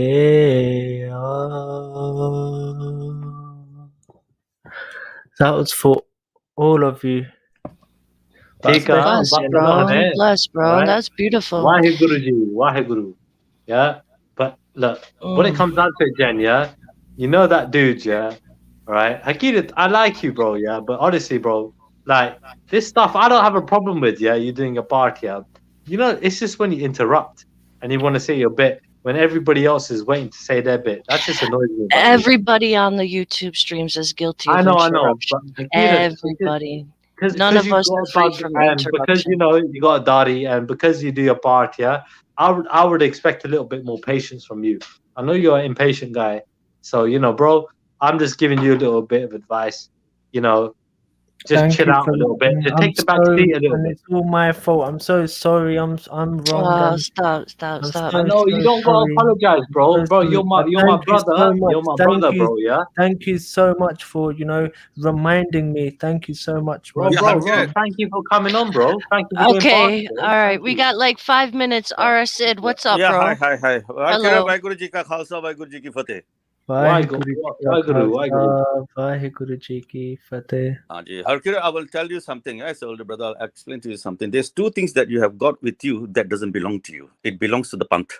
That is your turban and your beard and your khalsa dari. That's you're entitled to that opinion. Yeah. Let me finish. You know what happened is this: when we go somewhere, we are not Abrahamic religion. Yeah, that we go and impose ourselves. So what I've seen, what you do sometimes is I didn't impose anything on anybody. You do that all the time, my friend. Listen to me. What happened? People are talking, and then you start. But you have got the turban there, and you have got the star and the sikhi. And what people but Muslims have a turban. Muslims have a turban. Africans have a turban. Arabs have a turban. But you're Sikh. You're not a Muslim. Every man. I never called myself a Sikh. You're calling me a Sikh. Every man has a beard. Every man. You're a disciple of Nanak. Yeah? You're a disciple of Nanak, right? No, but that's what you're saying. Are you or not? Are you not? You answer us. Are you Guru Nanak's disciple or not? Do you follow Guru Nanak Dev Ji or not? Wait, what's RS saying? Hold on. Do you follow Guru Nanak Dev Ji or not? Listen, Trilla. You go on panels, you speak about yourself. The whole world. I follow Guru Nanak Dev Ji. Maharaj. God bless everyone. Thank you, General Isya, for having me. Cheers, Maki. Oh, I don't know. I couldn't even everyone was talking. I couldn't even understand them. Listen, Trilla, Jen Wallace, is Buddhist, but even she believes in Guru Nanak, innit? Yeah, of course. And I feel like we all should. I don't think any of us are blameless. None of us are blameless. No, I'm not. I never call myself a disciple either. So who are you a disciple of? Who are you a disciple of? I just like Jen Wallace. Listen, I believe in Buddha. I believe in I believe in Guru Nanak Dev Ji, and Jen Wallace also believes in Buddha. She also believes in Guru Nanak Dev Ji. No. I'm asking you, Hakira Day, bro. Yes. Specific question. Who is your bro? Who are you disciple of? Who do you follow? Listen. Am I Guru trying to be the door? I'm gonna help you out. Guru is the door. God is the house. Yeah. To get into the house, you need to go through the door. That's why we follow our gurus, yeah, to get us there, right? No, but listen, so what do you believe in? Sikh is the hardest path, man, and me, I'm trying to, and Sikh isn't a rule book that X, Y, Z. Sikh isn't the hardest path. No, you're wrong there. It's the easiest path, actually. It's actually the easiest path. No paths are easy. No paths. No, Sikh is the easiest one. Guruji has given us the hardest path, and Sikh isn't a rule book. Sikh is recommendations to make you happier, to make you blissful, and Guruji recommends you do certain things. And do I do every single thing that Guruji recommends? A lot of the time, no. I'm more of a manmukh. I listen to my mind then more of the time. Well, then you're not a very Then somebody who doesn't look anything like you might be a better person than you. I don't think there are anybody in the world can say that I am a Gursikh. I don't think there's anyone in the world that can say I am a Gursikh, because Have you taken Amrit? That doesn't make me a Gursikh. I'm asking you a question. Have you taken Amrit? Listen, you don't know what Amrit means. I'm asking you a question. I'm asking you a question. Have you taken Amrit? You don't know what Amrit is. I'm Yeah? asking you a question. This Don't isn't tell an me what I interview. know and what I don't This know. You isn't don't an know in- me, bro. Yeah. This isn't an Don't fuck interview, with me, innit? bro. Don't fuck This with me, isn't bro. an- Yeah. This isn't Have an you taken interview. Amrit or This not? isn't an Don't interview, fuck with innit? me, bro. Don't fuck This with ain't an me. interview, innit? Don't All fuck with right, me. I was chill being with nice it. to you, Yeah? No bro. reason to cuss. No I reason to was cuss. being No nice reason to you, to cuss. bro. No, I'm You not guys, cussing him. I'm just saying, innit? no, I'm I just making. know. I'm using the words. I I ain't gotta cussing start. him, I know. bro. I Don't gotta. fuck with me, though, innit? Don't fuck with me, yeah. No, Have you no. taken Amrit or not? Listen, I'm a boss. I answer Bro, to no, what you're not a fucking boss, bro. Yeah? Don't chat shit to me, bro, yeah? With your bullshit rhetoric that I heard you talk about months ago online, bro, yeah? Have you taken Amrit or not? Do you know what Amrit is? I'm asking you, yeah? Right? Have you taken Amrit or not? I'll answer that question. First, tell me what Amrit is, then I'll answer that. No, I'm not gonna play your games. I want you to tell me, bro, yeah? Yeah? Have you taken Amrit or not? Have I experienced Amrit or? No, I'm talking about if you've taken Amrit, yeah? To become part of the Khalsa. Have you done that or not? But taking Amrit doesn't mean you're part of the Khalsa. Have you done? Oh my god, That's what I'm trying to say, innit? That's what I'm trying to say to you. Anyway, let's wrap it up, man. Jen, it was nice speaking let's to you. not wrap it Jen, up, bro. Yeah, No, I'm no, asking you a no. specific Actually, question, yeah, bro. I gotta go, but like I have All to. I right, gotta get going. cool. So, Jen, listen, you guys. Hopefully, In short, bro.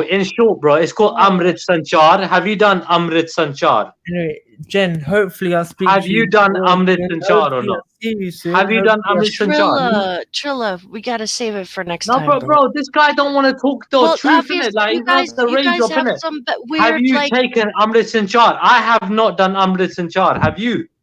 Yeah, Jen, hopefully I'll speak to you soon. Have you done Amrit Yeah, of Sanchar? course, You haven't, bro, of right? course. You Hopefully, haven't, then, yeah. I've So you subscribed haven't. to So the you channel. haven't, I right? subscribed, So by the you way. I are just subscribed like to you. me, like everybody else, yeah. Yeah, You're just Thank another you. guy. Thank you. All right, Come, on the feel street. free to Jen, come through anytime, bro. Anytime.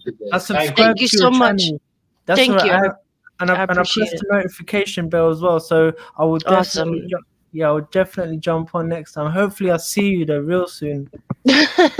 Yeah, maybe one day, you know. Yeah, But yeah, one thank day. you for your input Yeah. today, bro, and thank you for everything you added to the stream. Now, thank you, Trilla, and sorry for any mistakes I made. Please forgive me. Of course, bro.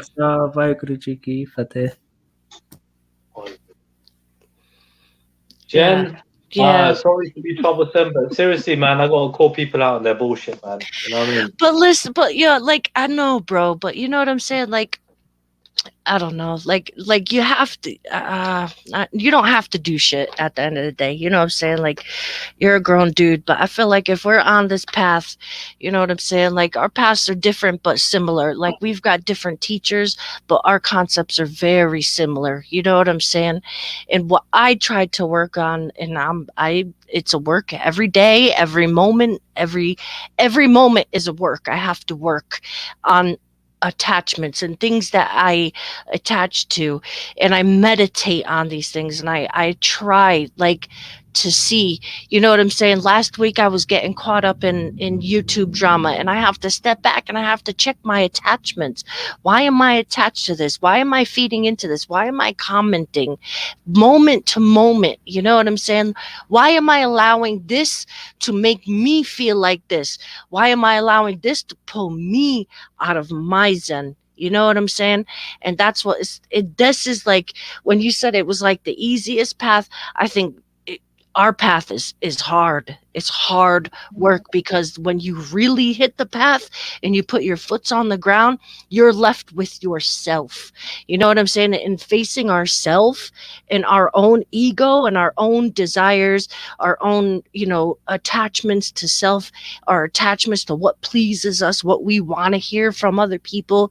That's what we're faced with. You know what I'm saying? And that's the hardest part, and is facing yourself and sitting with yourself and making these realizations. You know what I'm saying? Like I said, I'm preaching to the fucking choir right now, bro. Like, I'm far from perfect. You know what I'm saying? But like, I feel like if we all, I know you're far from perfect, but the thing is, this just might be part of the calling. You know what I mean? It's a part of it. You know, like this online thing has only been around for what, a few years, hardly that, right? And this community has been around for less than that. know what I mean? In terms of like, you know what I mean, us being here, right? So the thing is, like, this might be part of the calling. The thing is, though, Jen, yeah, it's like when people want to talk shit to me about certain things that I don't know much about, but I know, like, you know, 1 + 1 is 2, and when the motherfucker wants to tell me it's 3, I'm like, bro, it's not 3. What the fuck is wrong with you? Do you know what I mean? I'm just calling them out on their bullshit. That's all it is. Yeah, I'm but like, I tell me understand. something. But instead of like being like so attached to your 2, maybe try to give them to approach their 3 with a compassionate stance. Like, why do you feel like it's 3? Maybe, you know, if you maybe this is where your thinking is wrong. Maybe if you look at your 3 in as my 2, maybe we could come to some kind of agreement. And if we can't, you know what I'm saying, 2.5 exists, my 2's here, your 3's there, and 2.5 is where we meet. You know what I'm saying? So it's like, Yeah, I get you, but the difference is yeah. you're a woman, I'm a man, right? I know, And when it bro, comes but when it comes down to it, yeah, sometimes, yeah, it's better, yeah, to show them the fucking end of the stick, yeah, than it is to show them compassion. To but show them, why? listen, yeah, But why is just it be better? you know, but honestly, as a man, honestly, yeah, listen, if I knew I was gonna get beaten up for talking shit, I wouldn't talk shit.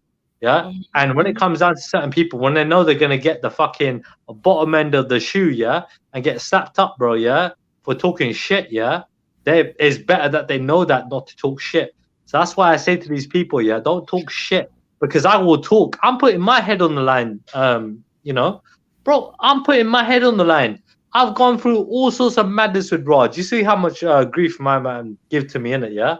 Over the, you talk the most amount of shit about me and other people, and listen, and I endured it. You know why? Because God is on my side. You know why God is on my side? Because I don't do anything wrong. Yeah, I might not be a righteous human being. I might not be trying to follow my religion properly. Yeah, but I know that I'm not being dishonest. I'm being truthful. You know what I mean, I'm doing the right thing. So I know God is on my side. So it's like, I'm like, bro, do what you want to do. Yeah, but I guarantee you I will win, because karma will bite you in your ass. I ain't got to do But see, shit. this is the thing. But okay, so if we break that down, right? The need to want to win, right? The need, the desire to win is essentially like the issue, right? So we have this desire to win, and that desire is what's going to make us suffer, because the more we try to win, if we don't get there, we're going to suffer from losing, or feeling like we're losing, or feeling people might perceive us as losing. So it's the desire to always want to get the one up, to you know what I'm saying? Like you said, truth is on your side. Truth is, Yeah. your truth is not my truth, is not anyone else's truth. You know, we all have our own truth. You know what I'm saying? So like, while you're experiencing your truth, you have to allow people to describe their truth with compassion for what their perception of the truth is. And if we're desiring to overpower their truth and impose our truth on them, or aka win the argument, you know what I'm saying, then these are the things that I feel like we have to try to work at. You know what I'm saying? Because once you can sit back and, you know, okay, I don't have to win this argument. You know what I'm saying? You can make your stance. Your stance is your truth. So no matter what, nobody can knock you off your truth. You know what I'm saying? But at the same time, just, if somebody else doesn't have that same truth, then we don't have to impose ours on them. We can allow them to have theirs. And like I said, that 2.5, you know what I'm saying? This is where we meet. And we can, you know, I don't have to go to your 3. You don't have to come to my 2. But our 2.5 is that compassion for human beings, that we can understand there is a middle. You know what I'm Yeah, saying? you know what? You know what? That's the difference between me and you, honestly, in that regard. Yeah, because the thing is, yeah, I'm willing to be nice. I'm willing to be open-minded, especially about other faiths. Yeah, but when it comes to my faith, yeah, there is only 1 + 1 = 2. Yeah, What there is no happened? No, fucking What other answer. happened? no. There is no What other happened? answer. What happened? Because nothing happened, bro. We're all good, bro. We're all good. We're just I was just trying to wrap the it up. equation, bro. Yeah. We're working out the equation. That's all we're doing. Yeah, the problem is that you're part of it. You're part of the equation. You're part of the. I am this answer. You're that. I'm not the equation. I'm the answer. No. You're not the equation. You're that kind of like. I'm the answer. No, you're not the answer. You're that. You're that little figure. You're that little innumerable fit. You're that difficult little spectrum in the figure. Weird anomaly in the. That just sort of disrupts the whole equation. He's the parenthesis that no one knows what to do. Disrupt You're just the one that people just want to throw out and say, listen, the equation will be easier if you weren't there. Disrupt or maybe make you question the equation, you know. So I don't know. I really don't know what I've missed, to be honest. I was just like, having a bit of family. That's okay. I'm gonna leave it up. I don't have a lot. I've been told. It wasn't that bad. It wasn't that bad, Rod. It wasn't that bad. It's nothing getting had before. But your boy's got to show his face. Your boy's a shook one. And I can't trust the shook one, bro. See, this is what I'm trying to discuss to Trilla on these like closing words. These things that we're attaching to is what's causing us this. Like, honestly, to me, I'm in the United States, right? I've been on these streams for a while. I've came across tons of people who haven't shown their face. Tons of people who have, but maybe I haven't seen it. Maybe they'll never show their face again. You know what I'm saying? To me, that doesn't make no difference because I'm not attached to none of them. When I turn this computer off, I got my kids, I got my house, I got my bills, I got my job, I have my life, my experience, and whatever's going on. So whether or not somebody wants to talk shit online, whether or not somebody wants to misrepresent things, which they do all the time, and they lie and they talk shit online, it's not beneficial for us to attach to that. You know what I'm saying? So this is what I don't know. I want to say just to Hakida Day, big up to Hakida Day. Sorry I kind of shouted at you, but I think Hakida Day's got a lot of potential to be great. He's got potential, yeah. He just sometimes needs to let people kind of like maybe slow down a little bit because he says stuff that you're going over people's heads. He's too high IQ. You might say. No, he's not high IQ, dude. The guy needs to calm the fuck down and learn how to have a conversation. See, I thought he was Trilla. Honestly, I thought he was one of the most calm people on the panel, bro. No, earlier. When I was talking, the guy interrupted me every 5 seconds. I told him to shut the fuck up, yeah? We're all guilty of it. We're doing it right now. How high IQ? If he was in my face, yeah, I will knock him out and say, bro, be quiet, bro. Why, be quiet. Why? Because the guy don't want to shut the fuck up in my face. Trilla, I'm going to say something to you. I'm going back Speaker's Corner. Come down, and he will come down as well, yeah? And let's just talk. Don't do all this thingy, man. You want to meet me in Speaker's Corner? That would be great. What makes you think? Wait, hold on a second, yeah? What makes you think I want to see you at Speaker's Corner? I didn't say. I don't know why you're saying it so defensive. It's not a bad thing. It's not a bad thing. I look at it. Let me just say that I said I was going to meet because I've met Hakid at Speaker's Corner. You want to meet him in Speaker's Corner, and you invite me to come down and meet you. Yeah, I'm saying if you want the not? Because he's actually like when you meet him, he's such a nice guy, man. This is why I give him a bit more leeway. He probably is, dude. He probably is. And the thing is that he's a very young dude. He's got a lot of potential and stuff like that. Yeah. So I'll be going back anyway. No beefing. Like I think it's sometimes best to meet people in real life so you can make a decision about whether you actually. Because talking online is one thing. Speaking in real life is a totally different thing. You really get to know somebody better. Because this online stuff is just. It's a facade almost up to a point. Dude. You know what is a facade? Speaker's Corner is a facade, right? No, you know that everybody. Hold on. You heard it. Wait, hold on. Yeah. Where even Jagraj Singh, said to you, right? But you're not understanding what I'm saying, though. It's for egos, yeah. It's a place where people go to indulge in their egos. Right. So before you go into this, I'm not saying. We're going to talk in Speaker's Corner. I'm saying you can meet in Speaker's Corner. You can go somewhere else. That's what I did with other people. Like you meet at a meeting. Speaker's Corner is not for anything apart from tamasha and bullshit. Yeah. But I'm saying I've given I'll give a date. I'm going to meet him. When you come down there, I'll give you a thing because he wants to give me something. If you want to come down, Trilla, we can have a chat in real life. I think we're up to a point where we've not. I've already spoken to you in real life, dude, and I had your back. You got a shit memory. You don't remember. It's like 3 years, you don't remember, man. bro. You don't remember, Roger. You were gonna get beaten up by some Muslims that day, and I told him to back the fuck off. No, All right, just can we don't remember.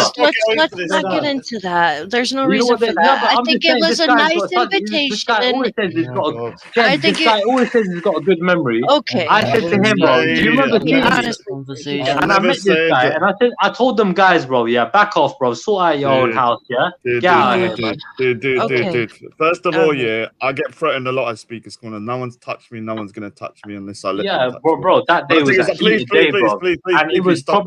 probably Guru's work that I was there that day. Yeah, I wouldn't go that far, dude. But I rate Why wisdom. not, bro? Why not? Everything is Guru's work. Everything is Guru's work. Triller, why are you? What's happening, wisdom? You jumped on, man. How you doing, my bro? No, I was What's just going saying. I was listening in to Jen's show. And What's it's happened been, with Uncle Omar went mad. I just listened to a video of Uncle Omar going in. Oh my god, not gonna man! say Like, nothing. what the hell? Have you seen the video, Jen Wallace? I've been on here, bro. I haven't addressed Dude, none of the drama. soon as you're off it, go to Uncle Omar talks about thousand. Oh my god, he was going for mothers, fathers, grandpa. This guy's got a filthy mouth, man. Yeah, he's crazy. Yeah, no, I was saying that Jen's show has been really I like the conscious conversations. I think there should be more conversations like this. Yeah, for sure, I man. think YSO got a bit of a taste of his own medicine today. Pretty Buddhist, you know. Yeah, I mean, the thing about why run things. the thing about why he's so religious, like he is like, look, he questions everybody's faith, but the thing I have a problem with him, he's very arrogant in his atheism. Like his atheism is ridiculous to me, but he thinks religion is ridiculous to him. So, like for me, him thinking that with just nothing is so arrogant in itself. It just shows how narcissistic he is in his belief. He can't believe that maybe there is a creator out there that has created him and everybody else. Like his arrogance is that much that he cannot fathom that because he can't believe someone's above him, in my opinion. So a lot of atheists need to be pulled out. Narcissistic, bro. Atheists? Yeah, I know I'm one of them. But atheists are just as dogmatic in their beliefs as they say religious people are. Yeah, they have their own dogma as well and very rigid thinking of how they believe the world is. So you need to start pulling him up on his. What I'm going to start doing is pulling him up on his beliefs. I want to know what he believes because he's always asking everyone what they believe. Let's find out why we're so religious. I always heard that narcissistic people were supposed to be the evolutionary people of the time, right? So therefore, most people are going to be narcissistic in that regard, right? And they're going to make the world move forward. The thing is, when it comes to you, I don't really see that. And other people like with the other guy, what's his name? Why so religious? And honestly, like narcissism has its place, yeah. Like I've seen that guy Sam Vaknin, who I believe you need to look at, yeah. He's got 180 IQ minimum, yeah. This guy, fucking genius, yeah. And fucking check him out, bro, yeah. He's a world profounding professor in narcissism, yeah. And on top of that, dude, yeah, he's a self-proclaimed narcissist, right? So it'd be interesting to sort of see your perception from watching it. I mean, to be honest with you, wisdom. Sorry, dude. I 100% need. Sorry, dude. I need to go. I will say that there's a lot of narcissistic people out there that are not self-aware of their own narcissism. And the thing is, I think one thing is to be aware of yourself is at least the first step to be able to try and resolve certain things that you see yourself. It doesn't mean you're going to do it overnight. But if you're not even aware you're a narcissist, and you think everybody else is, then what's going to happen? You're just going to become more of a narcissist. Anyway, big up. It was a good show today anyway. Well done, Jen Wallace. But Rod, one question, yeah? How can you be narcissistic and be a Sikh as well, knowing that you're a narcissist? Like, when we know we're supposed to be humble and like we're not supposed to indulge in that ego. Right, so we can be a narcissist and still be a Sikh, yeah, but you're not a good Sikh. The same way somebody could be drinking and still be a Sikh, but they know drinking is bad. I'm happy, bro. Having a drink isn't a problem. I'm just saying it's a complex thing. We're human beings, man. It's not as simple as that. Anyway, I need to go anyway. Take Okay. Take care. So you know the cure for narcissism, right? It's getting with a humble woman. The Dharma. I was gonna say before he interrupted, right, that I've thought about Dharmic faith, Hinduism, Sikhism, Buddhism, and I think today a lot of people need to re-examine or reread about Sikhism and Buddhism, because a lot of people will come online, and I see a lot of people nowadays, they come online and they just misinterpret what the faith is. I think today it's shown me personally like the reality of it, you know, because I used to think that Sikhism and Hinduism were the same. I used to think that Sikhism had multiple gods, but now in totality, by the responses by Brother Trilla, Akira Date, and Badmash and others, you know, I think Sikhism is a monotheistic faith based Yeah. that people misinterpret Yeah, or but misconstrue. we learned today it's more pantheism, isn't it? Like that's what we agree with, right? Today, that it's not Yeah, really but monotheistic, it's pantheism because we believe that it's all encompassing, it's everywhere. It's just Mm. not in one place, like in heaven. You know what I mean? But there's only one pan, though. You know what I'm saying? There is, so you can't. There's not multiple Are you talking pans. about So there's Peter? only one pan. What pan? What Peter pan? What So pan? what's the? Let me see. What's the prefix pan mean? Yeah, because you know that's the only pan that I know. I you know Peter. Peter's the only pan that I know. Well, Meaning all of everything or involving all members of a group. So not some members, the whole thing. So like, you know what I'm saying? The whole thing is one entity because it's not leaving anything out. You know, so it's kind of paradoxical, I guess you could say. You know what I'm saying? That's the way I look at it. The way I look at it is like the thing that I had in my head is like, if I go buy a business, right, I'm the sole owner of that business. Just because I hire chefs and waitresses and whatever, they're not part of the business. They work for me. You know what I'm saying? So like, if Waheguru wants to create Vishnu and Brahma and everything else, those are just like underlings. They're not Waheguru. You know, so they're not. They're they're Their part of it, but creation, they're not at the right? top of it, right? So that's the way I look at. That's why I say, like, to in my view, Sikhi is more Buddhism with a god than a merge of Hinduism and Islam. that makes a lot of sense. Yeah, That because makes a people lot of like to sense. use that analogy. You know what I'm saying? Oh, it's just a conglomeration of this and that. You know, just like And Buddhism you know what really it isn't is, the you know same what as it is, Hinduism. rather than have people, we're not mentioning no names obviously, but when we have people accusing and putting accusations about people's religion, such as Sikhism and Buddhism, I think this panel or this platform as it is, this basically is for people to basically answer any questions they have in regards to Sikhism and Buddhism, because I think, like I said, Jenna and Trilla are very respectful people. Badmash is a very respectful people, and I think today shows that we can have conscious conversations without no arguments, without no quarreling, without no hatred, and hopefully Jen continues this. I'm looking forward for the next panel. Yeah, Yeah, I'm gonna because try to do I'm something writing Wednesday. notes. Yeah, Okay. that's good, bro. I'm glad that you came through and that you listened. Do you have any questions for us? Because I've been saying this for the last 20 minutes, but I really got to wrap it up. But do you have I any gotta questions go. for us? I I gotta know. go. I gotta go. I was supposed to go meet my mom. Actually, my dad is in town. I haven't seen him in like freaking since 2010, We which is don't want going to to be hold you up. super We don't awkward. want to But hold you up, Jen. As I'm much kind as of we enjoyed it. procrastinating because I really Yeah. don't want to go. But, you know, I got to do what I got to No, do. Jen, So, you gotta Jen, go, do your man. Come thing. on, man. You never yeah. know, So, man. do You you never have any know. We're not questions gonna real hold quick? you up. Wisdom? Do you, everybody's good? You got no No, I questions? think no. I think actually I'm pretty clear. Yeah, I got one question for you, Because Jen. All right. Get your What's up? ass in gear and go I meet your know, parents, right? man. Hey, that's it. Go, go, go, go, go. All right, Joe. Big up, everyone. Thanks for coming through. I love the show today. Let's do this again. Wednesday's my day off, so I'm gonna try to set something up for Wednesday during the day, and yeah, we could get it going. I like this kind of stuff, man. It's good to get away from the drama. You know what I'm saying? It's very good. So, all right, big up, everyone. Peace, Trilla. Everyone that came through, everyone in the chat. I'm not gonna read all your names off, but I appreciate it. Yeah. All right. Have a good one, everyone. Peace. Peace.